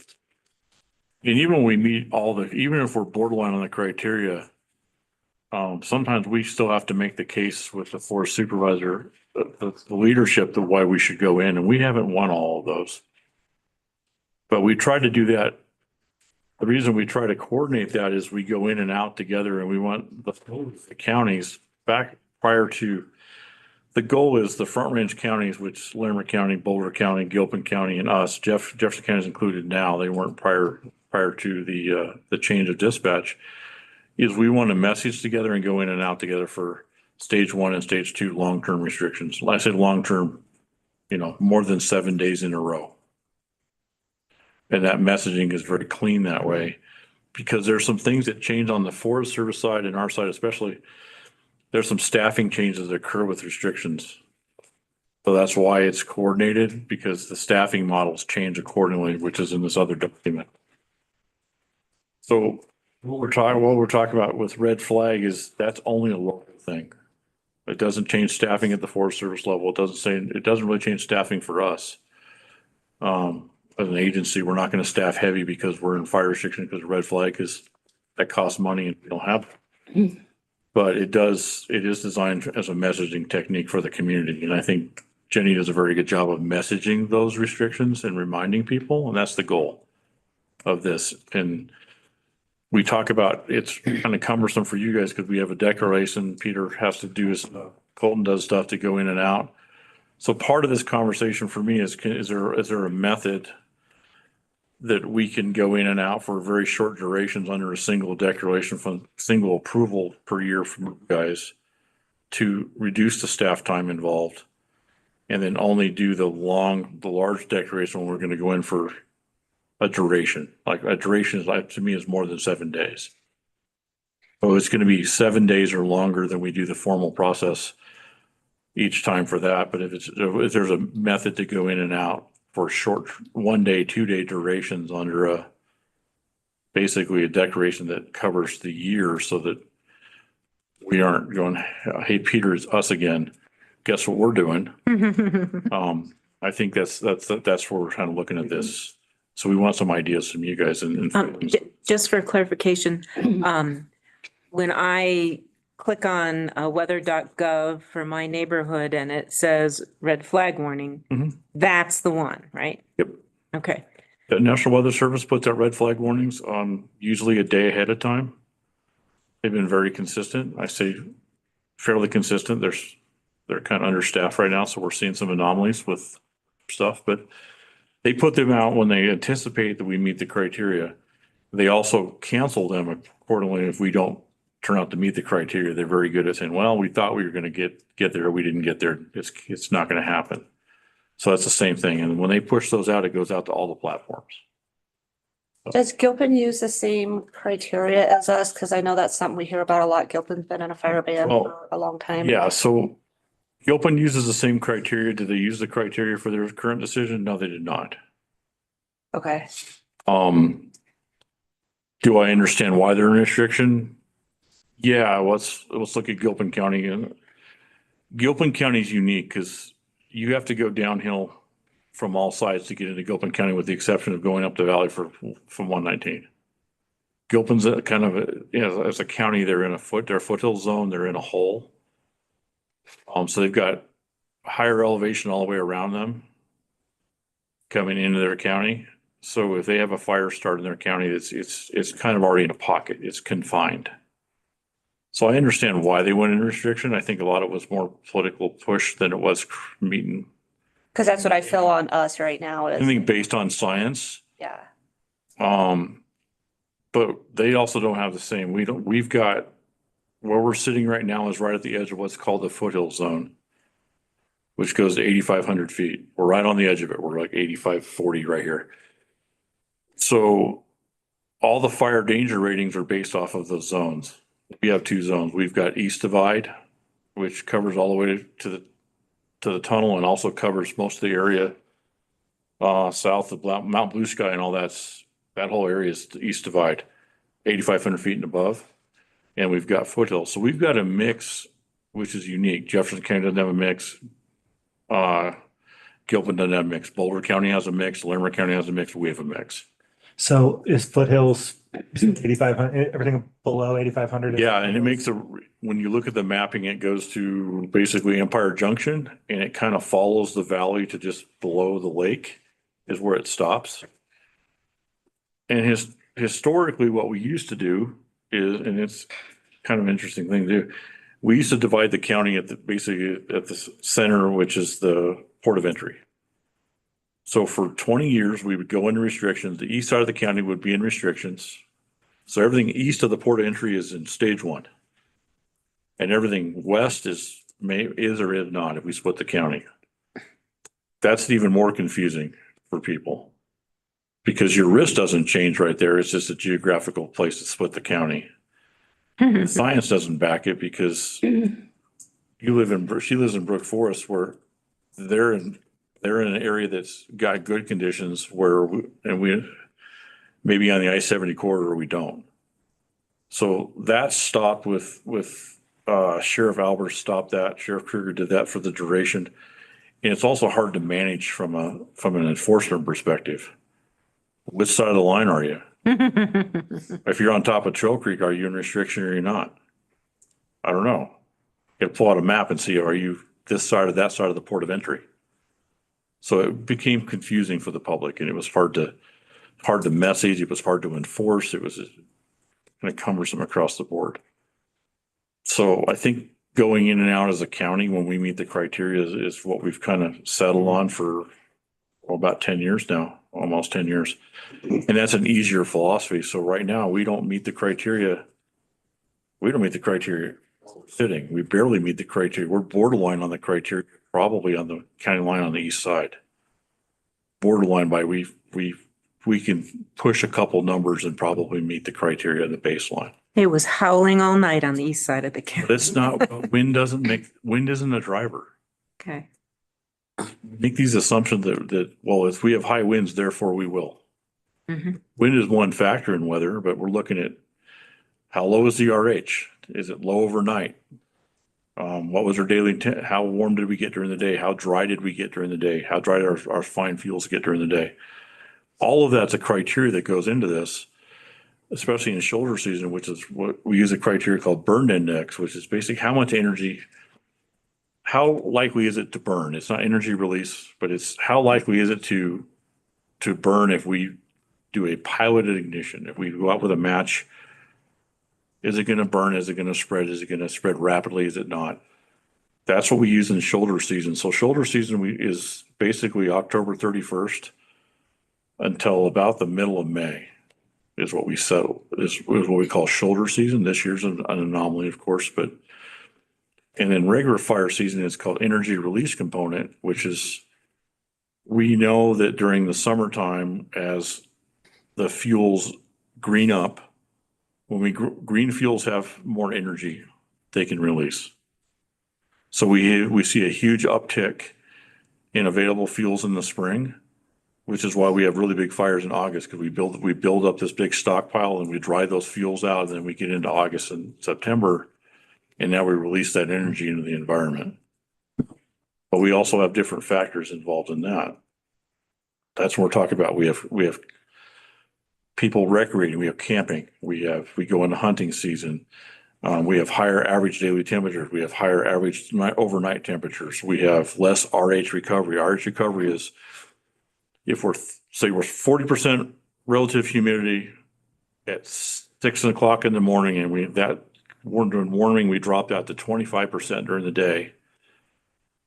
And recovery is how long does it take to get back to 40, or how close to 40 can we get over in the overnight? We've got really good RH recovery in the wintertime. We don't drop as low during the day and we don't drop as fast. And then we recover majority of that at night because we have higher our relative immunity stays higher in the wintertime, just inherent in our system. All of that stuff goes into these decisions. And I think that's not to get totally off track, but just kind of put it in perspective. Hopefully that puts it kind of in perspective of how much work goes into making these decisions, more so than so-and-so's in restriction. Great. They can do whatever makes them happy, right? We all have adult decisions, but we try to base it on something that I can defend. And that spreadsheet that went around is what gets discussed. And there's a PowerPoint, I think I've shared that, the PowerPoint that goes out on restrictions after these meetings. And this is an ongoing conversation on a bad fire year. On a really dry year, we're in restrictions, we're in stage 2. We're talking every single day at 9:00 about conditions and staffing. And that's something we're talking about. We don't have a staffing issue. Well, we kind of do right now because Nebraska's took some staffing, but historically in the wintertime, we aren't understaffed. So part of the criteria is what's our, Sorry to interrupt you, Jeremy. When you say we, are you referring to the Forest Services? collective. We as a collective, I think that we need to have this conversation. This is not a Clear Creek Fire Authority, Clear Creek County, Evergreen Fire. Staffing is a we thing. Wildlands fire staffing is a we. Whether it's a cooperator or a federal agency, it's that pool of individuals is a we. So I refer to it as we. Staffing is a we thing to me. Because when we talk about preparedness level, PL levels, when we get really bad and really low staffing and high fire risk, low staffing, we're going to get down to the point where PL4, PL5, which means if we ask for resources, we may not get any resources because they're not available. We are not in that condition normally in the wintertime. I haven't looked. We might Or be. 2. Did we hit a 2 finally? Just went to 2. We just hit a 2. What's PL stand for? Planning level, preparedness level. Okay. Preparedness level. So we just hit a 2 because we've got resources out of the state that went to South Dakota. We've got resources that went to Nebraska. And we've got IMTs that got mobilized when we're normally lower staffed anyways, because the seasonal staffing is lower this time of year for all agencies. So hopefully that kind of, at least that answers some questions on like the logic behind fire restrictions. I assume this is because of, you look at these dates, so this is kind of getting your community used to paying attention more than they would have in the past. Maybe if they're going to burn some slash or, people used to just do it. And I know we try to encourage them, call it in, and if they call it in, they're going to know for sure. Can you do that or not? Did you get that burn permit? Instead of, in the DLD, we had that one where somebody he thought he was doing the right thing, but it ends up out of control. So we don't want people to have accidents end up, especially costing life or structures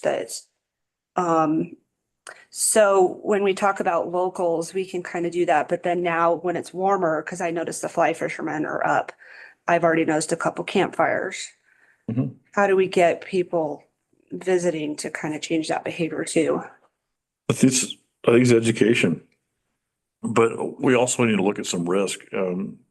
If they're up fly fishing and they have a small campfire, what's the actual risk involved? I think we need to have an honest conversation about some of the risks.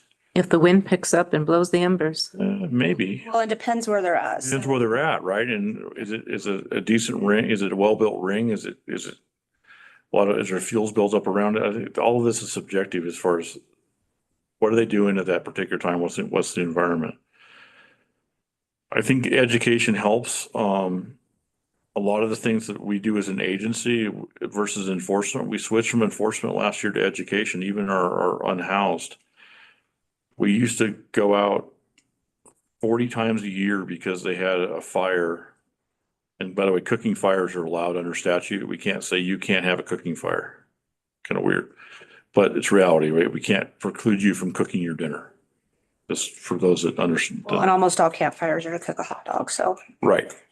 So we shift from enforcement where even from the law enforcement side where we want to put the fire out. Well, what we found is if we go put your fire out, all you're going to do is move farther into the woods, farther out of sight. So this will be year 3. We've actually done this. We no longer put your fire out. It should be an educational opportunity. You know, we don't chase anymore. Unhoused individual fires. I can't tell you the last time we actually went out on one. We don't do that anymore. So we've been able to change behavior through education, which reduces the need of sending resources. So we were able to fix the problem by changing our approach. I think all of this is education based. It's an opportunity for us to educate the community, educate the visitors. Having conversations with people. Right. Hey, have you considered doing X? So we change our behavior. We talk to campers all the time. You might consider doing this in your next fire. In fact, let's fix your fire pit real quick. And this is how we should recommend you do it. It changes their behavior and they share it with their friends. Mhm.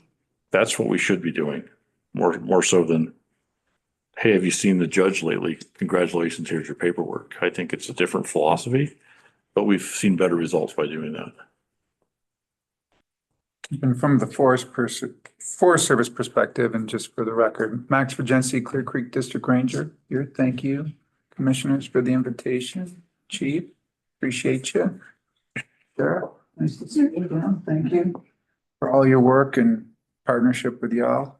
Back to just the red flag warning, and when there's a red flag warning, Clear Creek County is asking, saying, hey, we're going to go into a short-term fire restriction for the duration of that red flag warning. And the Forest Service, let's just be honest, we're not that nimble, right? We have to create forest orders. It takes a pretty long process that designates areas for that closure, that order area. And that's why when we're going into stage 1 fire restrictions, those long-term stage 1, stage 2, hopefully not stage 3 fire restrictions, which is closing the forest ultimately, the human entry, will be hand in hand with Clear Creek County and our other counties in the Ranger District, Jefferson, Gilpin, and throughout the entire Arapahoe Roosevelt County, because we want to make sure that our message is a shared message. It's definitely there, but like our nimbleness is not available to be able to go red flag warning and then get everybody up and then quick to rise. And then we would have to rescind the orders we also have to post the orders. So that's the other piece is on those longer duration fire restrictions and those orders of forest or I can speak forest orders. Thank you. It is St. Patrick's Day, but that's for later. We have to not only post them, and then after the orders come down, we have to take them down too. So it is quite a bit of work for us. But with that said, with these red flag warnings, I did talk to the sheriff a couple Thursdays ago at our at Marion's.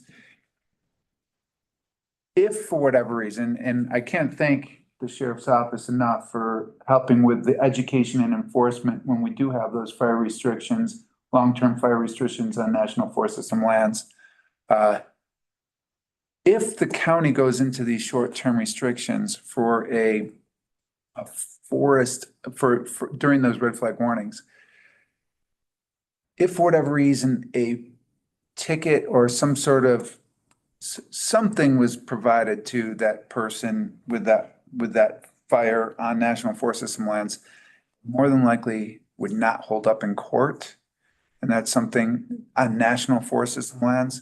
And if Paige Letty, our patrol captain, was here, she would say it's because of the US Constitution's supremacy clause. It's and that is that because we're not in the same place you are, it just wouldn't hold up in a court of law. And my understanding generally of that legal theory is that the state can't give us authority over the federal government. Correct. Yeah. And the state is what gave us authority to implement fire bans. Is that correct? Yeah. So when the National Forest is in stage 1 fire ban, or Clear Creek is in, you can still have fires in a campground with a host, correct? Designated fire rings. I won't necessarily like to quote exactly what it says, but it is in designated fire rings, and that is in a designated campground, right? So I think in the dispersed area, that does not necessarily count. It has to be a designated fire ring in a designated campground. Those are the ones that you reserve. Yes, yeah. Right, so Granella Pass is a non-host campground. Those rings are, at the campsites are exempt in stage one. Oh, Yeah, that's why we're talking about this. I think it's important to know that. I'm confused if our first paragraph of our fire ban states, maybe I'm misunderstanding it or conflating two things. Igniting, building, maintaining, attending, or using any open fire is defined in ordinance number 16, which is our ordinance. Or using fire, including charcoal grills and barbecues, coal and wood burning stoves and sheep herder stoves. This is the language in a stage one fire ban? Yeah, in our stage one, first paragraph. Based on our ordinance. I wanted to ask a question about this because That sounds like that sounds just like the stage two restrictions. Well, I'm looking at it right now, stage one. These are the ones that we typically do. Because there's this thing in stage one that says you're allowed to maintain fires in designated areas. I can look up the wording that's somewhere, but It defines open fire as any fire outdoors for any purpose, including but not limited to bonfires, campfires, charcoal and wood burning barbecues, lighting off fireworks of any kind, trash or rubbish burning, smoking and lawn, weed, ditch, or crop burning. It excludes propane or natural gas barbecue or liquid fuel stove if it's tended at all times and is in a fully enclosed covered barbecue grill or is contained within a liquid fuel stove. and those are the definitions as you're reading. I'm reading right. You're reading the stage one fire ban? Yeah. I'm reading ordinance number 16. Right. Those definitions are in ordinance number 16. Right. That's a county ordinance. And we specifically refer to ordinance 16 in our fire ban. which we do, and then so stage one is less restrictive than stage two. We corrected the copies of both, what, 2 years ago, 3 years ago, but they were backwards in the system. What do you mean by that? If I could just ask, because they were backwards in the sheriff's office database. So what happens, we were going into stage one restriction. The restriction that was pulled out of the server was actually a stage two restriction, and we had to correct it. There's stage one. right, we corrected just the fact that there was a shooting reference that did not exclude shooting clubs. Yeah, there's that. Of course, stage one allows shooting clubs, stage two does not. And designated campgrounds exist in stage one, it goes away in stage two. Well, I'm So- just, and I'm not trying to debate it. I'm just telling you what No. our stage ones very clearly state, and that's supported by ordinance 16, which has been in place for quite some time. Peter. Yeah. What does stage two say? I have to pull up a stage two. I didn't pull, but I'm sure it's even more restrictive, obviously. It is. Wow. So like welding's allowed in stage one with 10 foot of clearance, that goes away in stage two. Yeah, there's stage two is very, very restrictive, and then we've been in stage three one time. 2020. Yeah.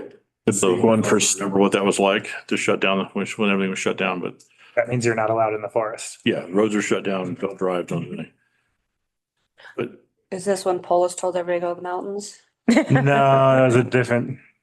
But yeah, it's pretty rare for a forest closure. Okay, Stage but two. getting back to the disconnect between the fire department's definition of stage one and No, our regs. fire department, Okay, I'm not here for Clear Creek Fire Authority.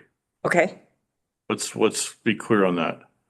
My role in fire restriction is I work with these two gentlemen to coordinate fire restrictions with okay, well, be that as it may, the other counties. you were concerned about the definition. And I can get with Peter after this and show Okay. him what my master file has for both and make sure they're right. That's Okay. just cleanup stuff. That's, I Thank you. think this is, we're debating, it's more of making sure that the language for both is what they should be. Yep. We had a couple glitches in the past, that's where they got mislabeled in the server in the sheriff's office. I think we got that all fixed. A few other things I'd like to just say really quickly is we're already been in conversations internally on the Arapahoe Roosevelt Pawnee about stage one fire restrictions. We actually throughout the majority of the winter, we were meeting 4 of the 7 elements. And we were wondering about, we were like, should we actually go into a longer term stage 1 fire restriction? And then as soon as we said those words, it's right. Every meeting. And so, but that's how, we'll say that the conditions this winter has been, erring on the side of fire restrictions, on and off. And of course, with this warm up that we're all about to, see for our own eyes, who knows if we may be recommending fire restrictions even later this month. Who knows? I mean, just an aside, yes, we have identified the enemy. The enemy is ourselves. 90% of all wildfires are human caused, right? Only 10% start from natural ignitions, and that could be even smaller. This year, one piece that Jeremy was alluding to too is that the lack of snowfall in our lower elevation foothills area has made it so the loft of our fuels weren't, all the grasses and the forbs and everything that grew last summer wasn't compressed with snow. And it's so the loft of those fuels are actually at a better place where they can have more fire spread, or they would promote more fire spread than a normal year where they would been compressed, and where that continuity and the surface area to mass ratio is not as good. This is what happened in Nebraska as well, where we have a 572,000 acre fire in one fire, and another 110,000 acre fire, and another 40,000 acre fire. These are massive wildfires. And I think it's because of the availability of fuels, similar to that. So I know that hope isn't a plan, but let's all hope, because I think that's all we have right now, that we get a really good spring storm that compresses everything and gives us some soil moisture later on this April, because I don't think it's going to happen in March. We need more snow than rain. We need that And just- compression. Sorry. Good. I just wanted to make sure that Rebecca got the answer to her question on the stage 2. The only change between a stage 1 and a stage 2 are adding, I think Jeremy referenced this, operation of a chainsaw is prohibited, and welding and cutting torch appliances are prohibited, except within areas that are barren, something, et cetera, et cetera. But that's essentially it. And There are fewer. And off-road vehicles. OHVs. Oh, Also, all other outdoor spark and flame producing activities is in a stage 2. That's You pretty. can't smoke outside your vehicle in stage 2. and no shooting, right? Shooting. No shootings in stage 1 as well. Okay, Wait, sorry. No. But no shooting Yes. at a Yes. shooting Of any range. kind, right, Yeah. exactly. Stage 2, you can't even do it at the shooting range. The range is out, and still the only exception is hunting still in stage 2. No, any kind. We've had that issue before being Yeah. when hunting season getting, Right. Yeah. We received some pushback. yeah, a little bit. So colleagues, I have some questions about sort of our legal authority for some of the stuff in these fire bans that I think I'm much more comfortable asking in executive session. If you all would indulge that. I'm not asking we go to an executive session right now because I want to finish this conversation, but I just wanted to sort of ask you if you would indulge that later in the day. Is that okay with you? Okay. This conversation has just raised some legal questions that I'm more comfortable in executive session asking. I want to ask, just so I understand how this is constructed, is resolution 01/1983 still in effect? Yes.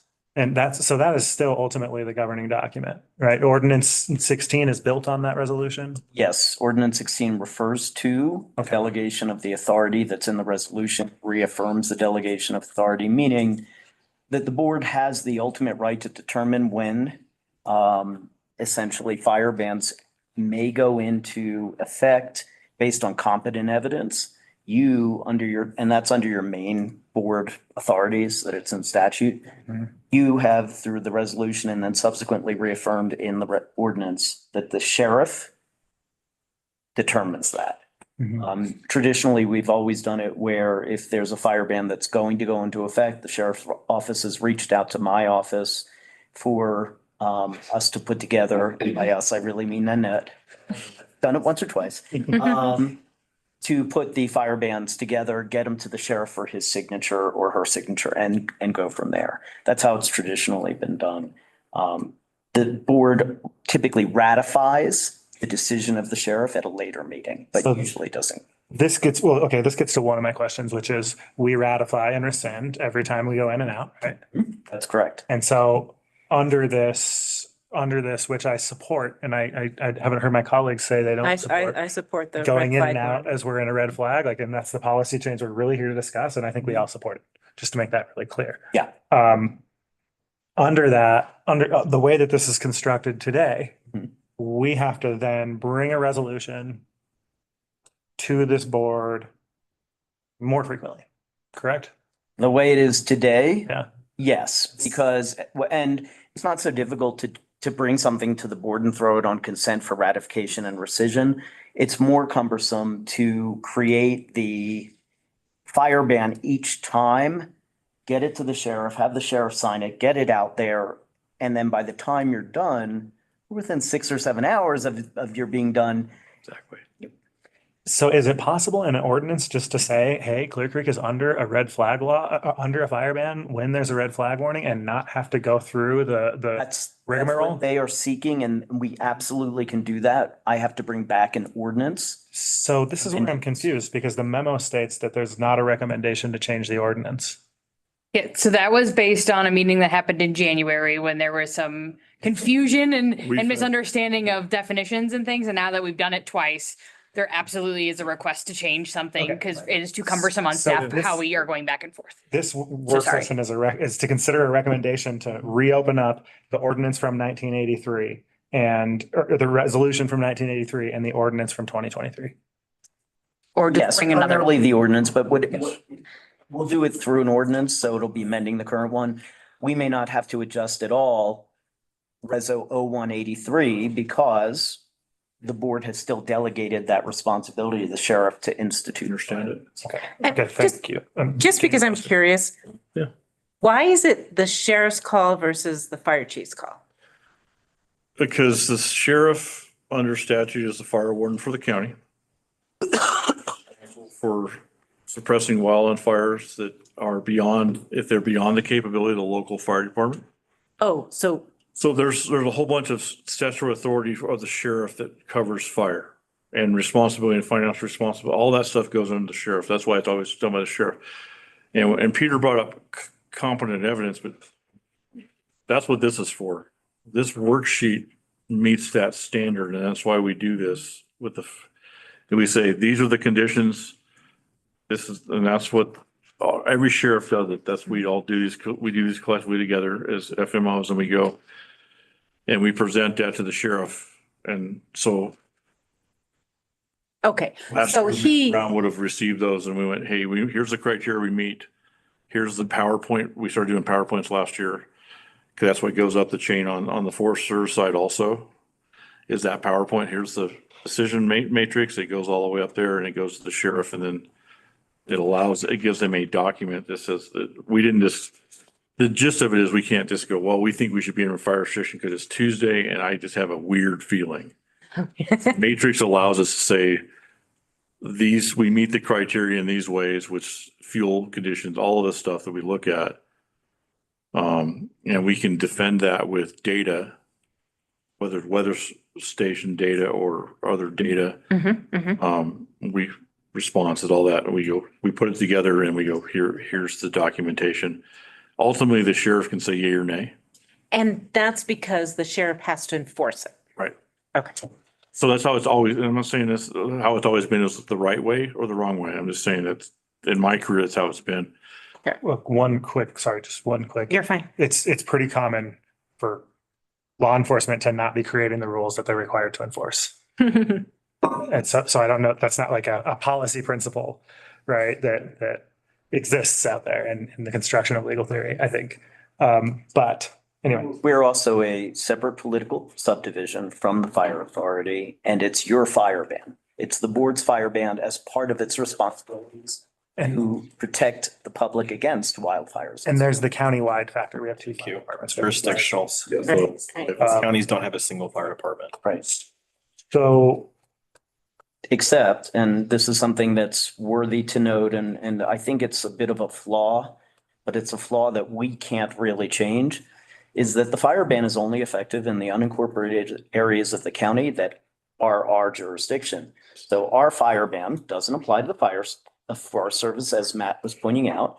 It also doesn't apply within the municipalities, which means in the past, what I've done is I've reached out and I've spoken to, for example, Chief BOCC, and he said, we honor it. We follow through. The problem is, just realistically, they may honor it and they can go cite a violation, but their board, their council has not indicated that there's any force to that. So I thought that 3 of the 4 jurisdictions had passed policies saying that they're in when we're in and they're out when we're out.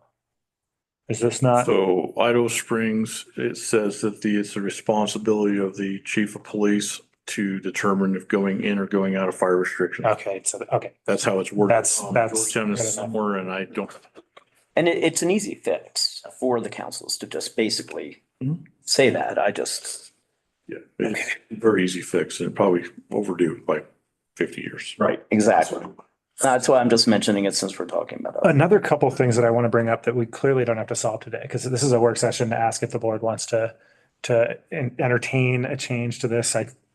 Seems to me like the answer is yes. So just sort of in terms of the things that I'll be interested in, just colleagues, everybody. Resolution 83 appears to delegate only to the sheriff, as in the Board of County Commissioners can't retain any of its ability to decide, actually, whether the sheriff has acted or not, we think we should be in a fire ban and we're doing it. But Ordinance 16 appears to give both entities the ability to go into a fire ban. And I'd like some clarity, and I'd like for these documents to not be conflicting when we finally pass them. And my preference is that we can have a first to the line policy approach here. If the sheriff hasn't gotten to it yet, fire ban, we go ahead and do it. And But retain the ability. that's just not, it's Tuesday and my gut says it's a dangerous day. It's based on the fire authority's recommendation, right? Yeah, based on the criteria and statute. Okay. So I wanted to bring that up because Ordinance 16 is pretty clear as I read it when it talks about let me see here, procedures, Section 3 procedures, the sheriff is empowered to invoke or lift. Item C says if a period of time that a fire ban shall be in effect was not specified in the duration of the fire ban, the board needs to review. That's probably the part that got, maybe I'm just misreading ordinance. Oh, yeah, paragraph A. On its own motion, the board may open a hearing on the issue of a fire ban in unincorporated areas of the Clear Creek County. So ordinance 16 appears to be written such that if we think it's in criteria, we can impose a fire ban on our own. Yes. And that's based on our expert opinion or? That would be based on our evaluation of the objective criteria. And so I think I'm just saying what's in ordinance 16 right now in clear writing. And I would like to retain that ability. I do think a first to the line approach is the right policy. And I do think that resolution from 1983 should be updated to reflect that as well. Resolution from 2001, resolution 0183. So it was a 2001. Oh, yeah, sorry. resolution. Resolution And 2000. that already does contain that. In the last whereas clause, it says, if the Board of County Commissioners finds that based upon competent evidence, the danger of wildfires within Clear Creek County is high, and this is verbally agreed upon with the sheriff of Clear Creek County, then you can go and the sheriff gets to make that decision. But it allows the board to offer an opinion. Do you see the third whereas? I see the whereas, and it says, and the sheriff agrees. Yeah. Right. And so, so this is something we're not going to solve it today, but I wanted to raise the issue. I also am curious if it's wise to go ahead and put these definitions of stage 1, 2, and 3 in ordinance. I have this, there was conversation about taking shooting back out a couple of years ago. Made me very nervous. I was in a position where I felt like I was in a position where I had to ask when I'm in a position where it is the authority of this board.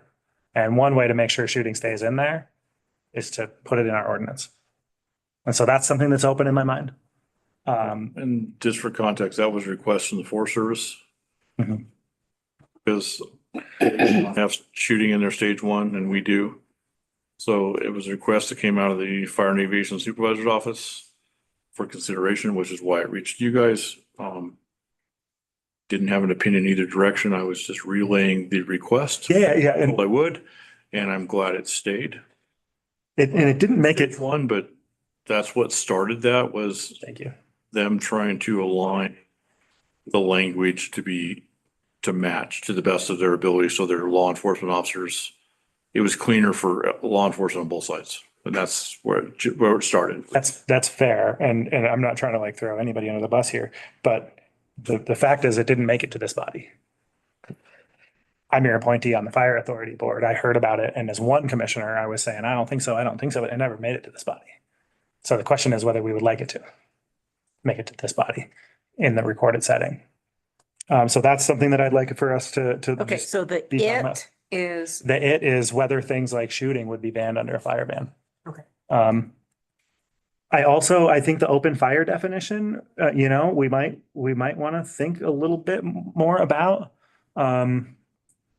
We define, so what's not in the open fire definition is gas, barbecue, liquid fuel stove, when it's fully enclosed, blah, blah, blah. The way this ordinance is structured, we're not giving anybody, including ourselves, the authority to ban natural gas barbecues in any context. If I'm misreading this. You are. On stage 2, you can ban them. On stage 1, you can't. Let's make sure that I'm going to seek to understand that more fully with you on the. What I see is I see us defining open fire, and then I see us giving ourselves the ability to prohibit open fire. I don't see us giving ourselves the ability to prohibit something that's not open fire. And that's correct. Propane, natural gas barbecue, or liquid fuel stove in a stage 2 is exempted from the definition of open fire. Right. It has a switch and that's shut off. And so there's some other instances that I want to get into, but not right here. So those are the things that I'm curious about here. My intent, colleagues, is that we set this up so that we can have like the maximally restrictive and proactive approach to the use of fire in unincorporated Clear Creek County to protect our citizens. So what I'm hearing is there's 2 ways to approach this. We could bring a work session at the next meeting that I can speak to with a drafted proposed ordinance that you can start looking at, but we won't consider it part of the ordinance process then where we have a first and second reading. We'll do an initial thing, and then we could bring, by direction of the board, assuming you're okay with it, we'll bring it for first reading and then second reading. And then have something in place by early May. But I can also just set up the next thing. What I want to ensure, I think what I'll do is, okay, I'm doing this as I'm thinking, sorry. On April 7th, we'll bring first, we can't. I'll check with Nanette on the time frame because we have to give at least 2 full weeks of notice before first reading, and that's 3 full weeks away right now. Yeah, and we have to get it to the paper. We'd have to get it to the paper, which we cannot get it to the paper by Wednesday of this week. Because that's tomorrow. And I can't draft the ordinance that quickly. So that being said, I mean, I just think it's not a good idea. So maybe we bring a first reading, so it'll be the second meeting in April, and then by the first meeting in May, we'll have it done. Because you can approve the ordinance subject to changes, and that's why we go to second reading based on changes, so. So if we have high winds plus this heat dome and we have fires, they can't just say red flag warning, therefore we're in a fire ban. The next month we can, it's going to be that cumbersome process of just simply saying, hey, we're gonna go into it, drafting up the order takes 3 seconds now because I updated it the last time around, so that won't be problematic. Okay. As long as, it's a matter of literally scanning or copying and just sending it to the sheriff, and then he can electronic sign or do whatever goes into effect. It's not, I don't think that's, So it won't be automatic because it's red flag, but you can make it happen quickly. right, Okay. regardless, but it would be nice so that you guys don't even have to think about it. That allows Jenny and Megan to publicize red flag warning. You know, that means we're in it. I did notice, just mentioning this, on the webpage, there's a whole webpage on red flag being a fire ban. Yes, yep. Okay. Who put that on and all that? So it's a fire ban page and it includes red flag and then it includes stage 1 and it includes stage 2. Okay, because it says that we go into it automatically. I just want to note for the webpage, we don't yet. I'm not going to ask you to change it because the reality is we're going into there and it just seems like a waste for you to take it down at this point. But I just wanted you to be aware it was up. So is it the word automatic? Yeah, it talks about that whenever we are in a red flag warning, we automatically go into a fire ban.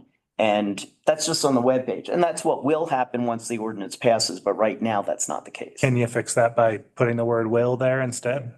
Or I just wanted to mention that I noticed it. Yeah, I mean, I can take the word automatic. I can change it really quick too, yeah. And that's just for now until you make it. Yeah, the board will fire ban or something like that, just to get the mechanism right. So George, just so I understand, you're wanting the open fire to be more defined for gas? Yes, and there's some other things in this definition that I think I'm more comfortable talking about in executive session. And so with respect to that definition, with respect to the procedures, I just want to clarify that the resolution and the ordinance agree that we're in an environment where if the board thinks based on objective criteria, we should be in a fire ban, we can do it on our own. And I just want to also note something. You do, of course, have that ability. That would require you to have a special meeting, go through the criteria, which is going to invariably have Jeremy here. Invariably, Jeremy's going to say it meets these criteria or doesn't. You'll have that public meeting. If Jeremy, for example, and the sheriff say, we're missing this thing, we don't agree, we don't meet that criteria that's nationally recognized, then the board says, well, we think it does. You make a ruling, we get challenged. There's a disagreement, and the issue of competent evidence is what is the issue. And structurally, the way because the statute doesn't say what competent evidence is, it has been understood to be a variety of criteria coming from the national, I forget what it's like National Fire Defense Standards. And I'm sure Jeremy. So.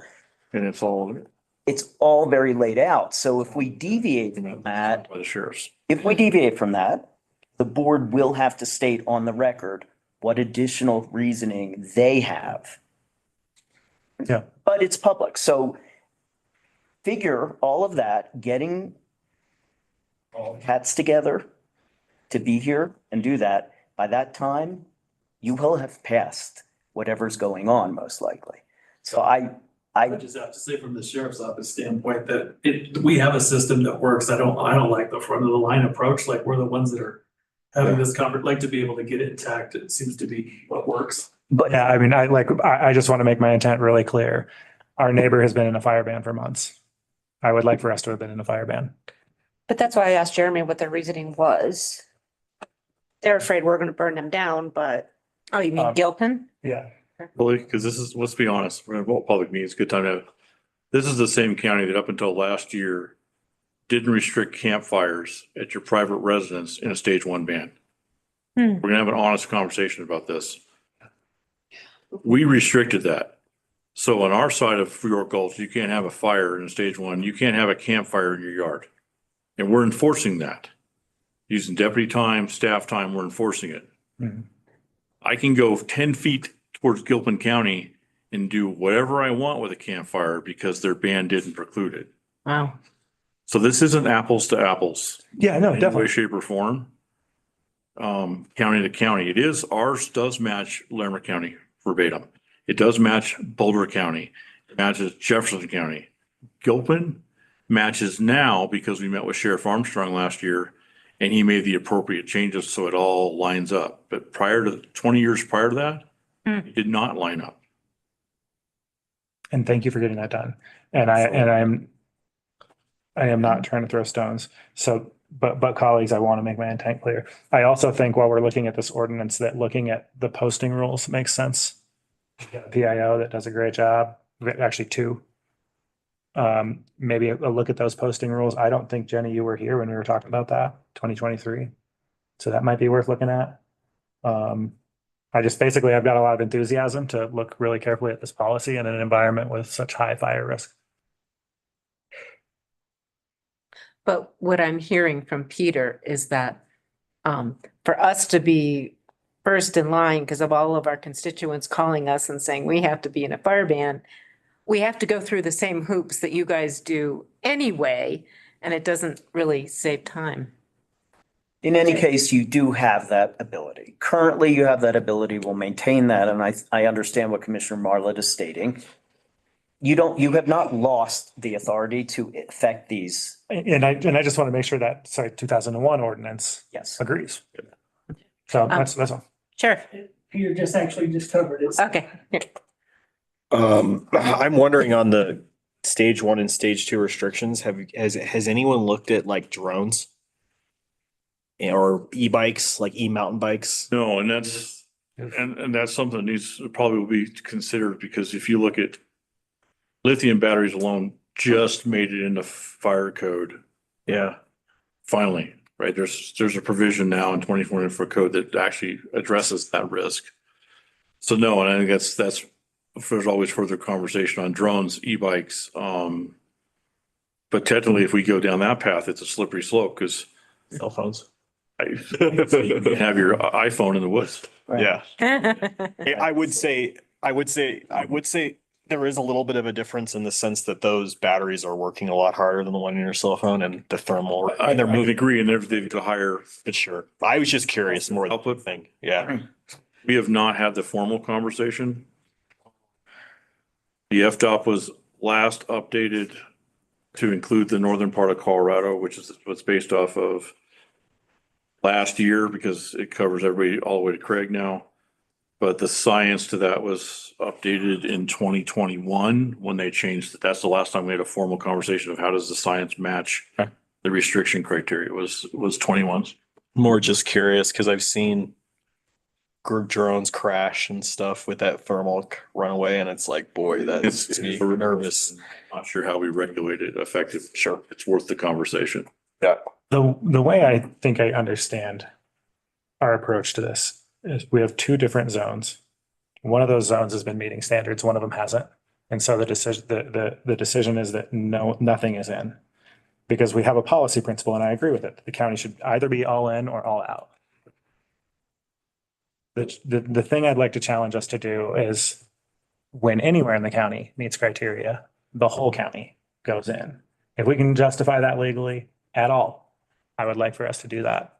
And That's pretty well in the other ordinances that I've looked at, and that's how it would be. It's not really manageable to split it up. Right.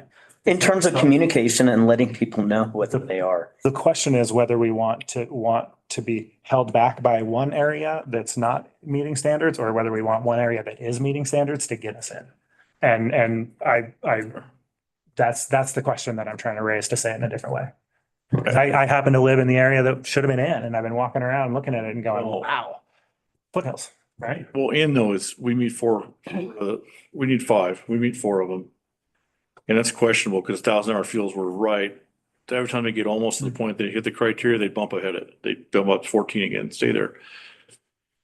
That's one part of it. The other part of it is, I think part of this discussion needs to include, we're actively trying to reduce the wildfire risk, and part of reducing that risk is having the ability to burn piles. Right? So we have conditions, like even today, we have got conditions with snow on the ground and we can burn piles. When we get overly restricted, we take that tool away. We have no good way to get rid of those forest products sometimes without that ability to do that. So Jefferson County's been in restrictions all year. We have piles that meet criteria on a regular year to be burned that we are unable to burn because they're in Jefferson County, and now they're going to sit there for another year. And we talk about constituents being upset with, they're already upset. We can't get rid of the piles because of the fire restrictions. And I'm going through some hoops. So that's going to be aware that That happened to us. overly restrictive has a downside also when we're talking about private landowners responsibly burning piles to reduce their risk, which is what we've encouraged them to do, and we support them doing it. We've done we've done pile burning training across the Front Range. We can have a negative impact on our ability to do that, and that doesn't reduce our risk. Not to mention the cost that it costs people to apply for burn permits, and so I live in Jefferson County, right, a quarter mile from Clear Creek, and we had 9 inches of snow and I couldn't burn my 3 piles. Oh. And it's because they're in a stage 1. And then if you go up in Brook Forest, the right of way egress, all the stuff they're doing, trying to make it a safe, passable evacuation route, there are piles that have been there for a year and a half now that are not going to get burned for another year, which is fuel loading on the side of my evac route. So there's definitely, it's a double-edged sword. It's not an easy conversation. I also spent $80 a year trying to buy a burn permit from Jefferson County. So just that adds up year after year if I can't burn. So just know burning is, just to back what Chief Jones said, it's a very good, useful tool if done on the right conditions and done the right way that can reduce a lot of fuel very safely and effectively, was my only. Yeah, no, it makes a lot of sense. And maybe this is calls for an item F in the exemptions, we can write policy to account If for you have these 6 things. inches of snow on the ground, you may burn your. Well, and it's something you have to buy too, a permit. So it's something that, That's how Jeffco does it. yeah. We do it differently. Permits. I know there was $100 on our one side, year, so. same problem in Clear Creek. I had piles in my backyard that I could not clean up. And then next thing I know, April rolled around and I think we went into a fire ban. And again, I was like, you gotta be. We don't allow burning after March 31st without written authorization. Yeah, Jeffco same way. So that's what we've cleaned that up. So we've got that window, Mhm. that window that normally you can burn piles from here to here. And April 1st, sorry about your luck. Hopefully they're good next year. We're doing more chipping because of this. So this year's going to be a big chipping year. Because that's our only good recourse at this point. So I think restrictions are great. I just think we just need to really look at the entirety of the problem and not back ourselves into a corner with being over restrictive here. So this is probably a Peter question. If it is county piles on snowy 103 that we want to burn, and we're in a fire ban, and none of the criteria are met up there because it's different climate than lower down, are we allowed to exempt ourselves to be able to accomplish that? Yes, so the sheriff or the fire chief has the exemption within how it's written. Okay. So there are exemptions, but that's a governmental exemption too. I would be very reluctant to give that exemption to a private Right. No. I meant your piles. right? Because our governmental immunity gives us a little bit of like, we have to be negligent and that's still a fine line. So I think there are exemptions available to have those discussions and allow organizations to burn piles when the conditions are right. And that's also the requirement of any burn plan is meeting all those conditions. Those conditions are hard to meet anyways. Apparently one fire in New Mexico made it hard for all of us. Right, But right. those are even more restrictive now. So that's true. I just think this is a hard one to navigate, and this is probably the worst winter we've ever had to try to, and we're trying to navigate this when the conditions are completely not what they should be.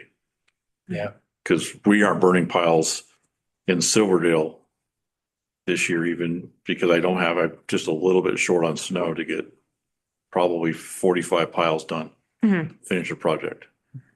So. Okay, thank you.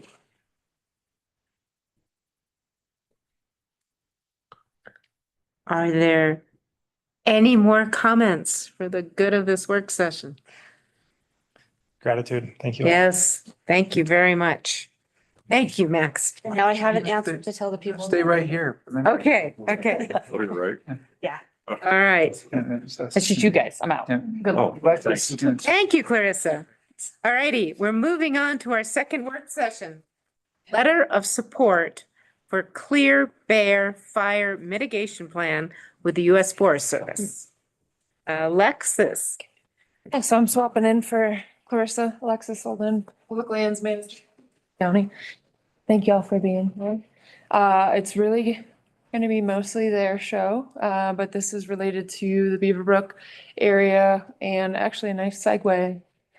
Previous discussion, doing some work, some mitigation work on the ground in this county with multiple partners. As many of you know, fire doesn't really understand boundaries, jurisdictional boundaries. So I think working together and helping or accomplishing these projects together makes sense. So I'm so thankful for both of you for bringing this to us, and we wanted to bring this to you just to see if this is something that you would support in the future. Sounds good so far. They have a copy of the. Yeah, are What do we you able to bring up their project map for Clear Bear? Should Is be. it, was it in the packet? Yes. Okay, cool. Let me just find it really quick.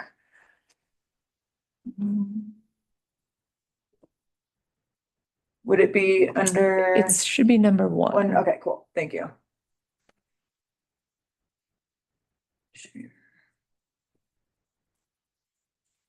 Oops. Sorry, wrong window.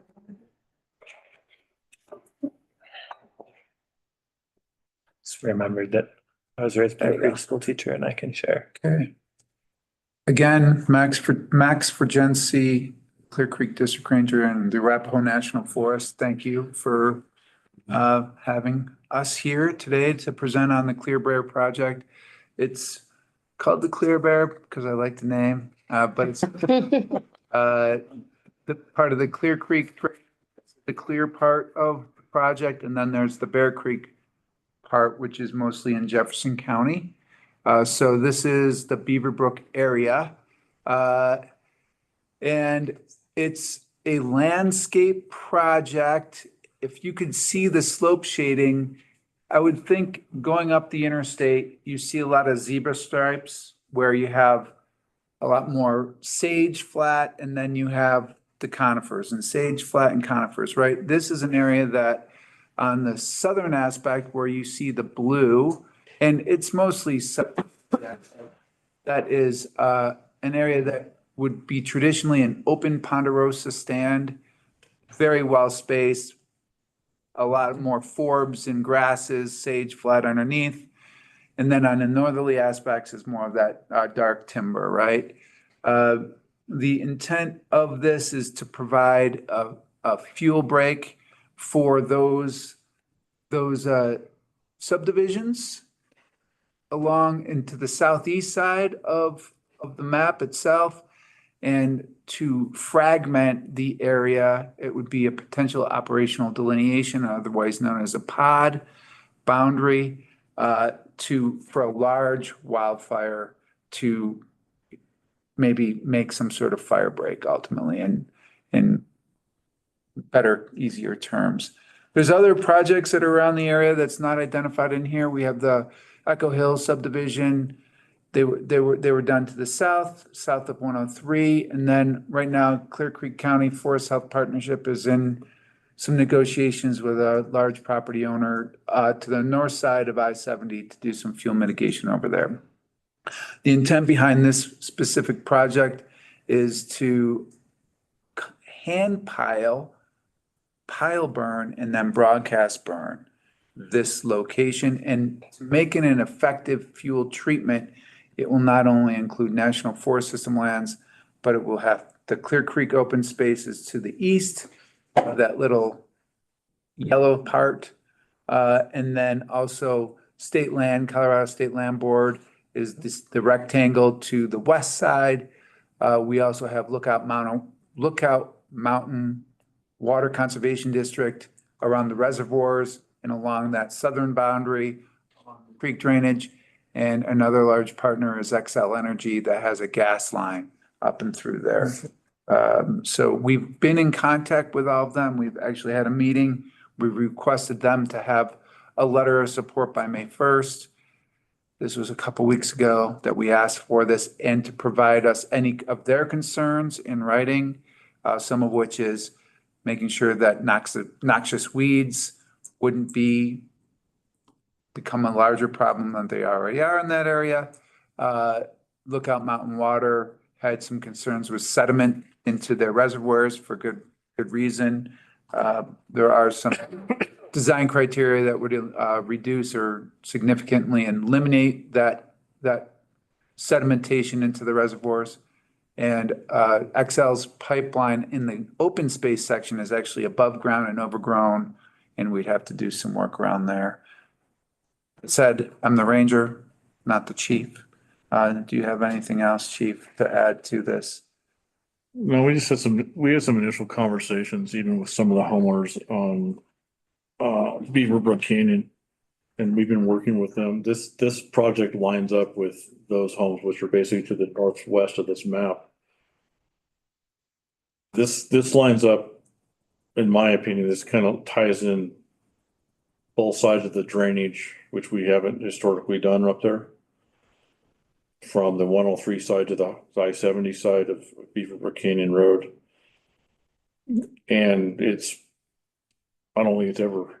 I can't find a record of it burning in the last about 130 years. Yeah, there's been no large wildfire in Clear Creek County for over 120 years. Yeah, it's also never been logged. It's one of the few areas of Jeffco and Clear Creek in this forest that's even historically was never logged. Miners didn't get to it, huh? So the trees are huge, some of them, a lot of old growth. There's also a pretty large ponderosa pine beetle outbreak in that area as well. So there's a lot of, one of the other areas in the county that has a lot of orange and yellow needles. Especially along that watershed. Yeah. When you talk about broadcast burning, can you describe what that is? So it's when you have wildland firefire. So first treatment would be to hand pile, reducing a lot of those understory fuels, smaller diameter trees, piling them up, taking that fuel out by actually pile burning them. The secondary treatment would be a broadcast burn that would occur when there's snow on north aspects. So the only place that would have devoid of snow would be the area that would be burning. So it would be ultimately confined by snow on all sides. But that would be taking fire and broadcasting that fire throughout the entire unit. It wouldn't be one solid chunk. They would be broken up into subunits. And it would also be in conditions to limit the severity of fire to low to moderate fire severity, which reduces the opportunity for sedimentation into the creek and into the reservoirs. And by making them smaller burn units, it would also reduce the overall impact of the area. And these are south-facing slopes? South-facing. Okay, I confuse myself. Yeah, thank you. Southeast facing, southeast. And we're asking for letters of support because, well, in order to make it an actual decent fuel mitigation project, this work would also have to happen on that Clear Creek open space lands. It wouldn't do much if it wasn't included in there. And We appreciate it. yes. Is this the only project for the summer planned on National Forest? Yes, and it would not be done this summer. It would, we would go through the analysis summer, a decision sometime in the fall, and then the contract for the thinning and pile burning would be next summer at the best, and then it would have to cure for a year. So before we would actually be able to do the first treatment, that pile burning, it would be 2028. Yeah, at a minimum. How does this visually look different than the holes that were cut up Burn Echo Hills? Oh, it would not be a patch cut like that. Yeah, this is a landscape fuel treatment. There would not be holes literally that you could see from space or on Google Earth. This is a vegetation fuels project where it's an ecological benefit than just cutting out and removing. That was in my opinion, probably not the best designed treatment. Are you both familiar with what Colton's referring to? I am. I don't have to be the one to describe it, but I can, if you want. Yeah. If you look at, if you're driving up Sinton Road or 103 and you see those, you just look into the woods a little past the fuel line, there's just circles. Looks like someone took a cookie cutter and just kind of cut Oh my, pieces of the forest out. okay. See them from Floyd Hill.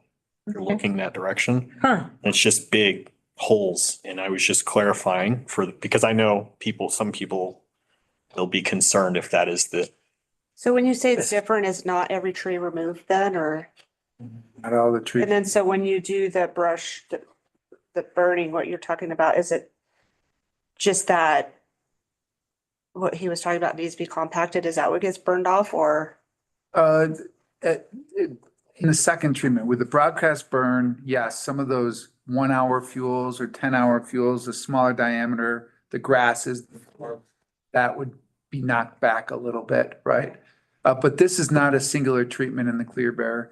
The decision is going to be written, so it will be maintained up through 20 years.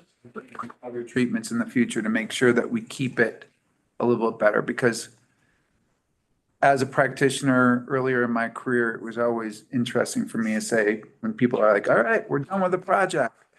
And then there was no follow-up treatment, and then it grew back and thicker in some points, and depending on the type of pine trees that were there, right? So we really want to make sure we're maintaining this for the next couple decades. I think, not to take us backwards, sorry. Colton's comment is particularly important because it was the Beaver Brook neighborhood that got real upset at Sinton too, but they got real upset because they were looking across at Sinton Road at those cuts. I remember at one point we had someone that lived there on the fire authority board. And it really engendered a lot of opposition to this work in that neighborhood. So I think it's a key message that we're not going to do it like that right here in your backyard. This is closer to, if you look up on, I think you can see it online, the Blue Ridge project over in Grand County. This is closer to how that turned out. Yeah, I'm just saying it for the neighbors. I can't see it, so. You just heard your neighbors. I just heard my neighbors complain about the holes. Still part of the In Echo Hills, those people too. I've been approached about concerns about doing it like that again. So that this is a more nuanced treatment, I think is great. And speaking, Colton, to those neighborhoods, is we want to make sure, as much as we're going to be using a categorical exclusion for this analysis, which does not require public comment, we do want to have some public open houses to make sure that we can answer the questions that you already started, Chief, the last, when was it? This past winter? Yeah, we had the first meeting on those things. I think that's our goal, is to have open discussion meetings where we go over this is what it looks like. This is what we intend to look like. This is how it gets maintained. and answer questions. I think it was productive with when we did it with open space. The Open Space Commission, same idea, and we did some other follow-up meetings after that. So I think that's the goal, is to have incorporate this conversation in all the public meetings we have for the next in 26. So people are aware of it. It's not a surprise. They can ask questions and they have a better understanding of the why. You answered one of my questions. This is support for a categorical exclusion. Yeah. What do you imagine? What do you predict will grow? Like in Summit, they did a bunch of work and then they predicted aspens would grow, and the aspens did grow. And Matt McCombs likes to talk about that project. Do we think that we're going to have regrowth of, what do you think will regrow here? That's a good Ponderosa question. again? Yeah, I would think that it's gonna stay. I don't think we're gonna have any conversion. I mean, if there was some aspen stands, which I'm not familiar if there is in the area, aspen will populate and there will be more aspen. But I don't think that it's gonna convert from a ponderosa overstory to a lodgepole pines overstory. We're not gonna convert it from a forested area to a grass area, right? It would be keeping with the same ecological components in general. Besides, I mean, if there was aspen there, I'm certain that there's gonna be more aspen after a burn. There are quite a few aspen along that service road, plus, yeah, along a lot of those spaces. But again, because the forest hasn't burned in forever, they're getting swallowed up by that huge overgrowth of the canopy. But, so it's probably help with that, but yeah, I don't. And to Jody, to your point about, hey, is this the only one that we're doing in this county? The answer is yes. We're very fortunate. It took me all of last year to finally get this onto our fiscal year 26 program of work, and our fiscal year starts on October 1st. So a lot of that was from the letters of support that the Clear Creek Fire Authority provided, I believe, Evergreen Fire Protection District, Jefferson County Sheriff's, and Gilpin County Sheriff's Office as well, saying, hey, we need this. But that said, there are other treatments in both the Sulphur Ranger District in Granby, on the Boulder Ranger District, and up in the Canyon Lakes Ranger District that are already a little bit more mature, we'll say. And so a lot of our resources are paying attention to them and getting those implemented. And let's just be honest, Clear Creek County and the Ranger District, there's a lot of 13 and 14,000 foot peaks. We don't have that many areas of opportunity for these types of fuel treatment projects as in other counties and other ranger districts. So this is what we would consider not only this part of it, but the other portions of this project are identified in the community wildfire protection plans and support egress access for, this is more in Jefferson County, right?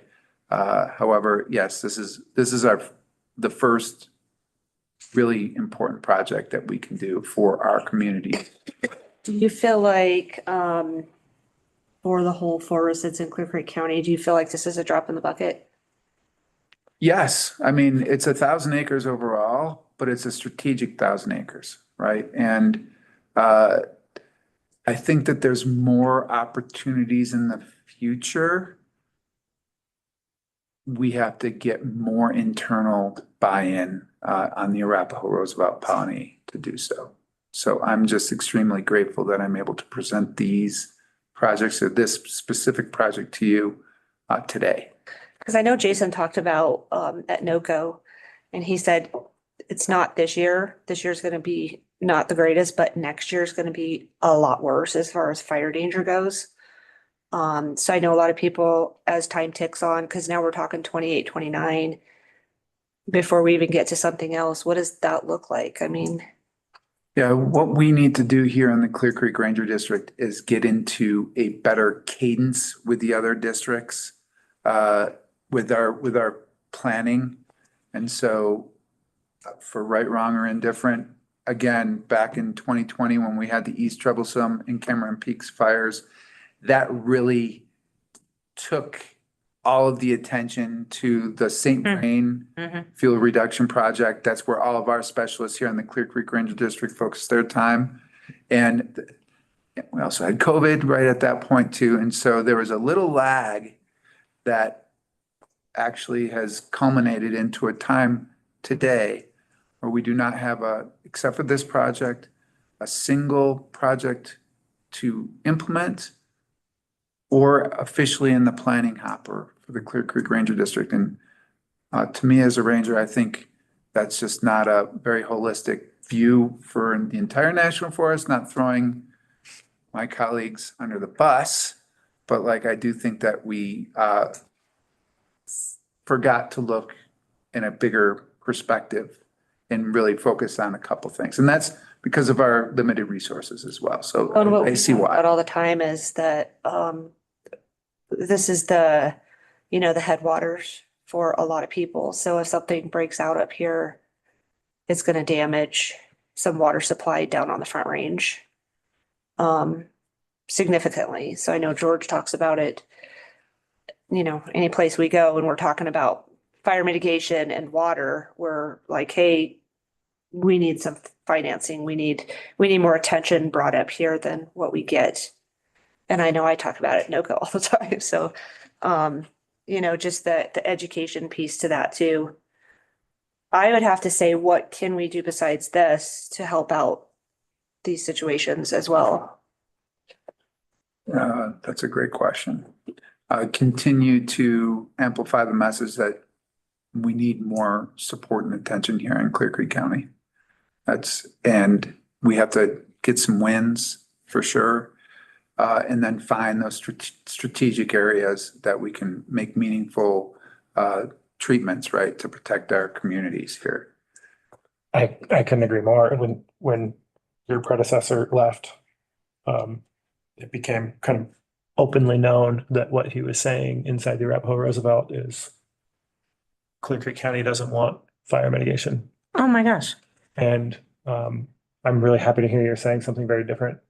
That's news to me. We do also want our forests to be healthy and safe. I think I support writing this letter.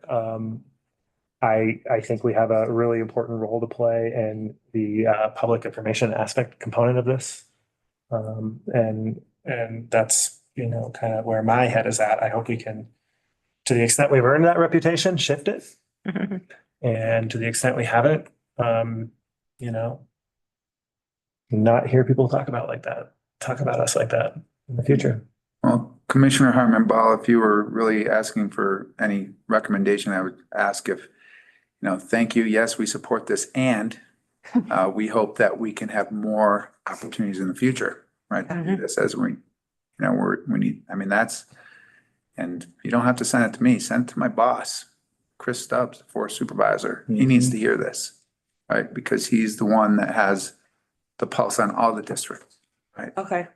That's where I would request this letter of support to go, is to forest supervisor. So the letter of support goes to Chris Stubbs. Yeah. What is our deadline?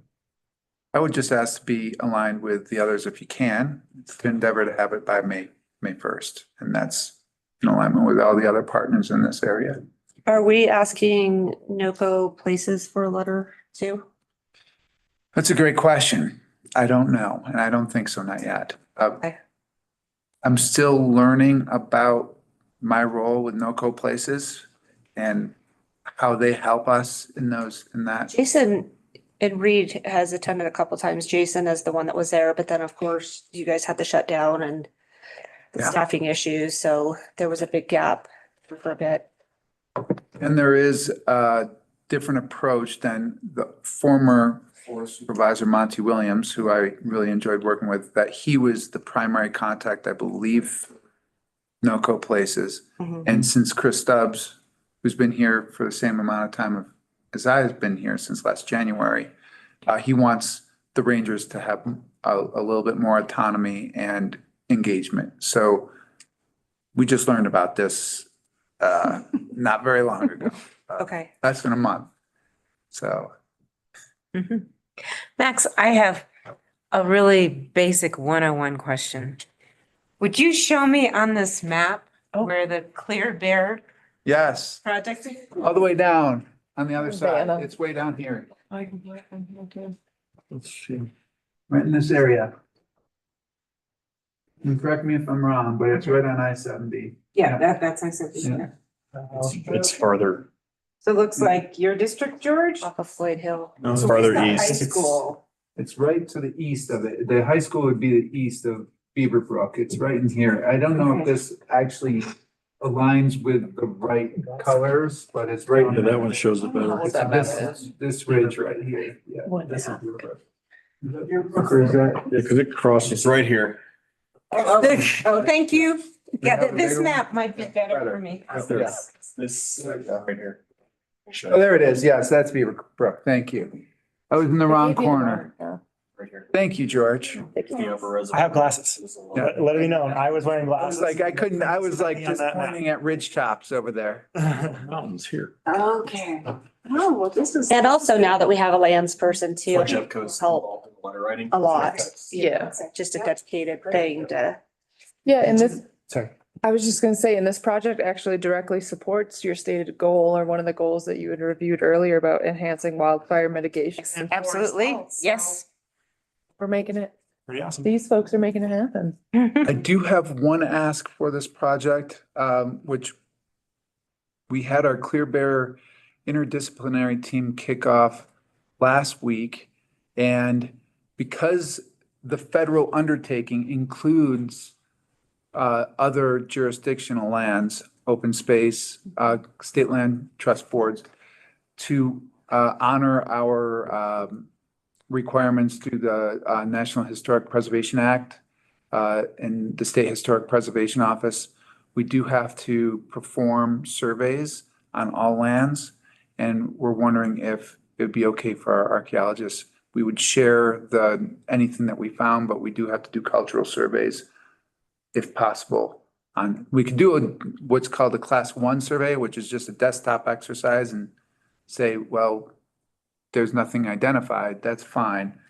But we'd much rather prefer going into specific areas. It's not 100%. In fact, it's for areas less than 15% slope is what he would have to survey with his crews, but that information would be shared with Clear Creek and open space. So it's specifically around access to Clear Creek open space lands to do Yes, sir. archaeological surveys. Yes. It's very much in keeping with what I know of their policy and ours.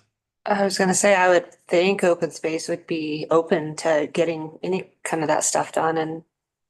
And this question is actually kind of a formality, but I know you presented to the Open Space Commission. Yeah. Do they have a recommendation for us? What I understood, they were all for it moving forward and y'all are the next step. Okay. Great. So they're recommending that we support this. Yes, they haven't done any sort of letter of support or anything at this point, but Max and. That's okay, because I think the letter would come from us, Yes, right? yeah, exactly. So they recommend we make decisions, so. Cool. And I do appreciate the letter of support as much as the verbal that Open State's provided. I really want to make sure that we're getting this message out, that I can show these letters to my supervisor and saying, look, this is what they are saying yes to, and this is what they would ask for into the future, right? And to keep putting the pressure on us to do treatments that protect communities we serve. Peter, do you have enough notes on this so that we Everything. can get a good Yeah, letter? we had town halls last year and we went to all the different areas of Clear Creek County and there was at least 1 or 2 questions at every town hall about fire mitigation and Oh, yeah. what is going on with the national forest. You know, and at that time, there wasn't, you guys were off, so we're like, well, you know, that is a partner that we have and we do need to get together and have those conversations. So I think a lot of residents are wanting things to move forward. People's eyes are much more open than they were, 5-10 years ago about this, so.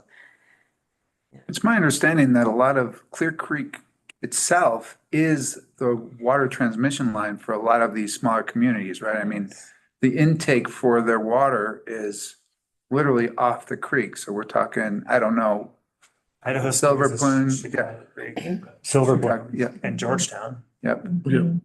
No, Georgetown it's their water up off of Guanella. Yeah, there's stuff Guanella. Idaho Springs is at 103. Idaho Springs is all off Oh, Chicago Creek just- drainage. okay. Yeah, Empire is off of Blue Creek, technically. Lion Creek. Also it's off of that project. And the DLDR is all, wells. Okay, my one piece is if you had some sort of large fire, even if it's in Blue Creek or West Chicago, and you had all that sediment coming down, Right. the ability to treat your water, your municipal water will be, I mean, knowing from the east, Cameron Peak, the city of Greeley, because of the sediment, was unable to treat water for at least 40 days. They Oh, my gosh. weren't able to treat water. They had to close off the intake because the amount of sediment would have just totally damaged their entire Well, and infrastructure. like we know, Clear Creek, that's Coors, that's, I testified on a thing and it was, about 1 million people, rely on the water that comes through Clear Creek. Wow. So Westminster has their water off of it, Golden, 450,000 users. yeah. Just for fun numbers. It's Well, and then you have all the beer, so. That's what I say, is I say, Millions of I people. protect the water. Millions of people rely on that beer. enterprise. And agricultural. Got it quarterly in agricultural. Yep. Right about just slightly over 450,000 households get water from the Clear, goes to by here. On all of the Households or individuals? this households. So that's over 1 million. Yes. So they do it off of water user accounts. So the numbers. And I didn't want to say 450. I wanted to say 1 million people. There you More go. than 1 million. Average household size is better than 2. At the end, the impact from, and then Blackhawk, of course, gets all their water. So all the water for Blackhawk comes out of Clear Creek. Yep. So you look at an economic impact to the economy, all of that compounds with why it should be important for us to worry about this area, which I think we Yeah. kind of emphasized Yep. fairly well over the last at least 5 years. All right. Thank you. Any other comments? All right. Thank you so much. This was really helpful. You. Yeah. Always a pleasure. It's fun. You Yeah. too, Max. Appreciate seeing you. Yep. All right. And I'll see you next week. We'll see me next week for no-go places on authorized trails. Thursday. Thursday. Yeah. Next Thursday. And it is this week. It is this Thursday. Already at the next one. Okay. What the hell day is it? That's right. Today's the 17th. I'll show up. Patty's Day. Thank you. Thank you again.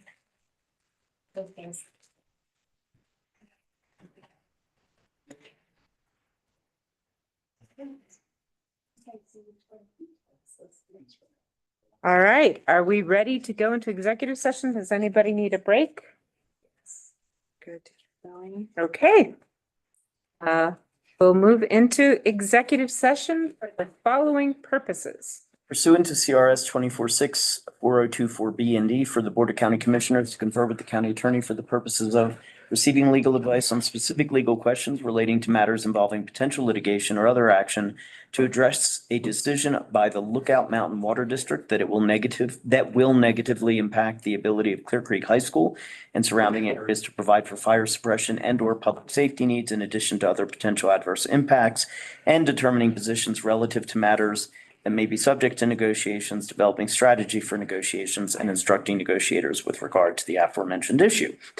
Pursuant to CRS 246424B and D for the Board of County Commissioners, don't look at me, to confer with the county attorney for the purpose of receiving legal advice on specific legal questions. Sorry, I'm getting punchy.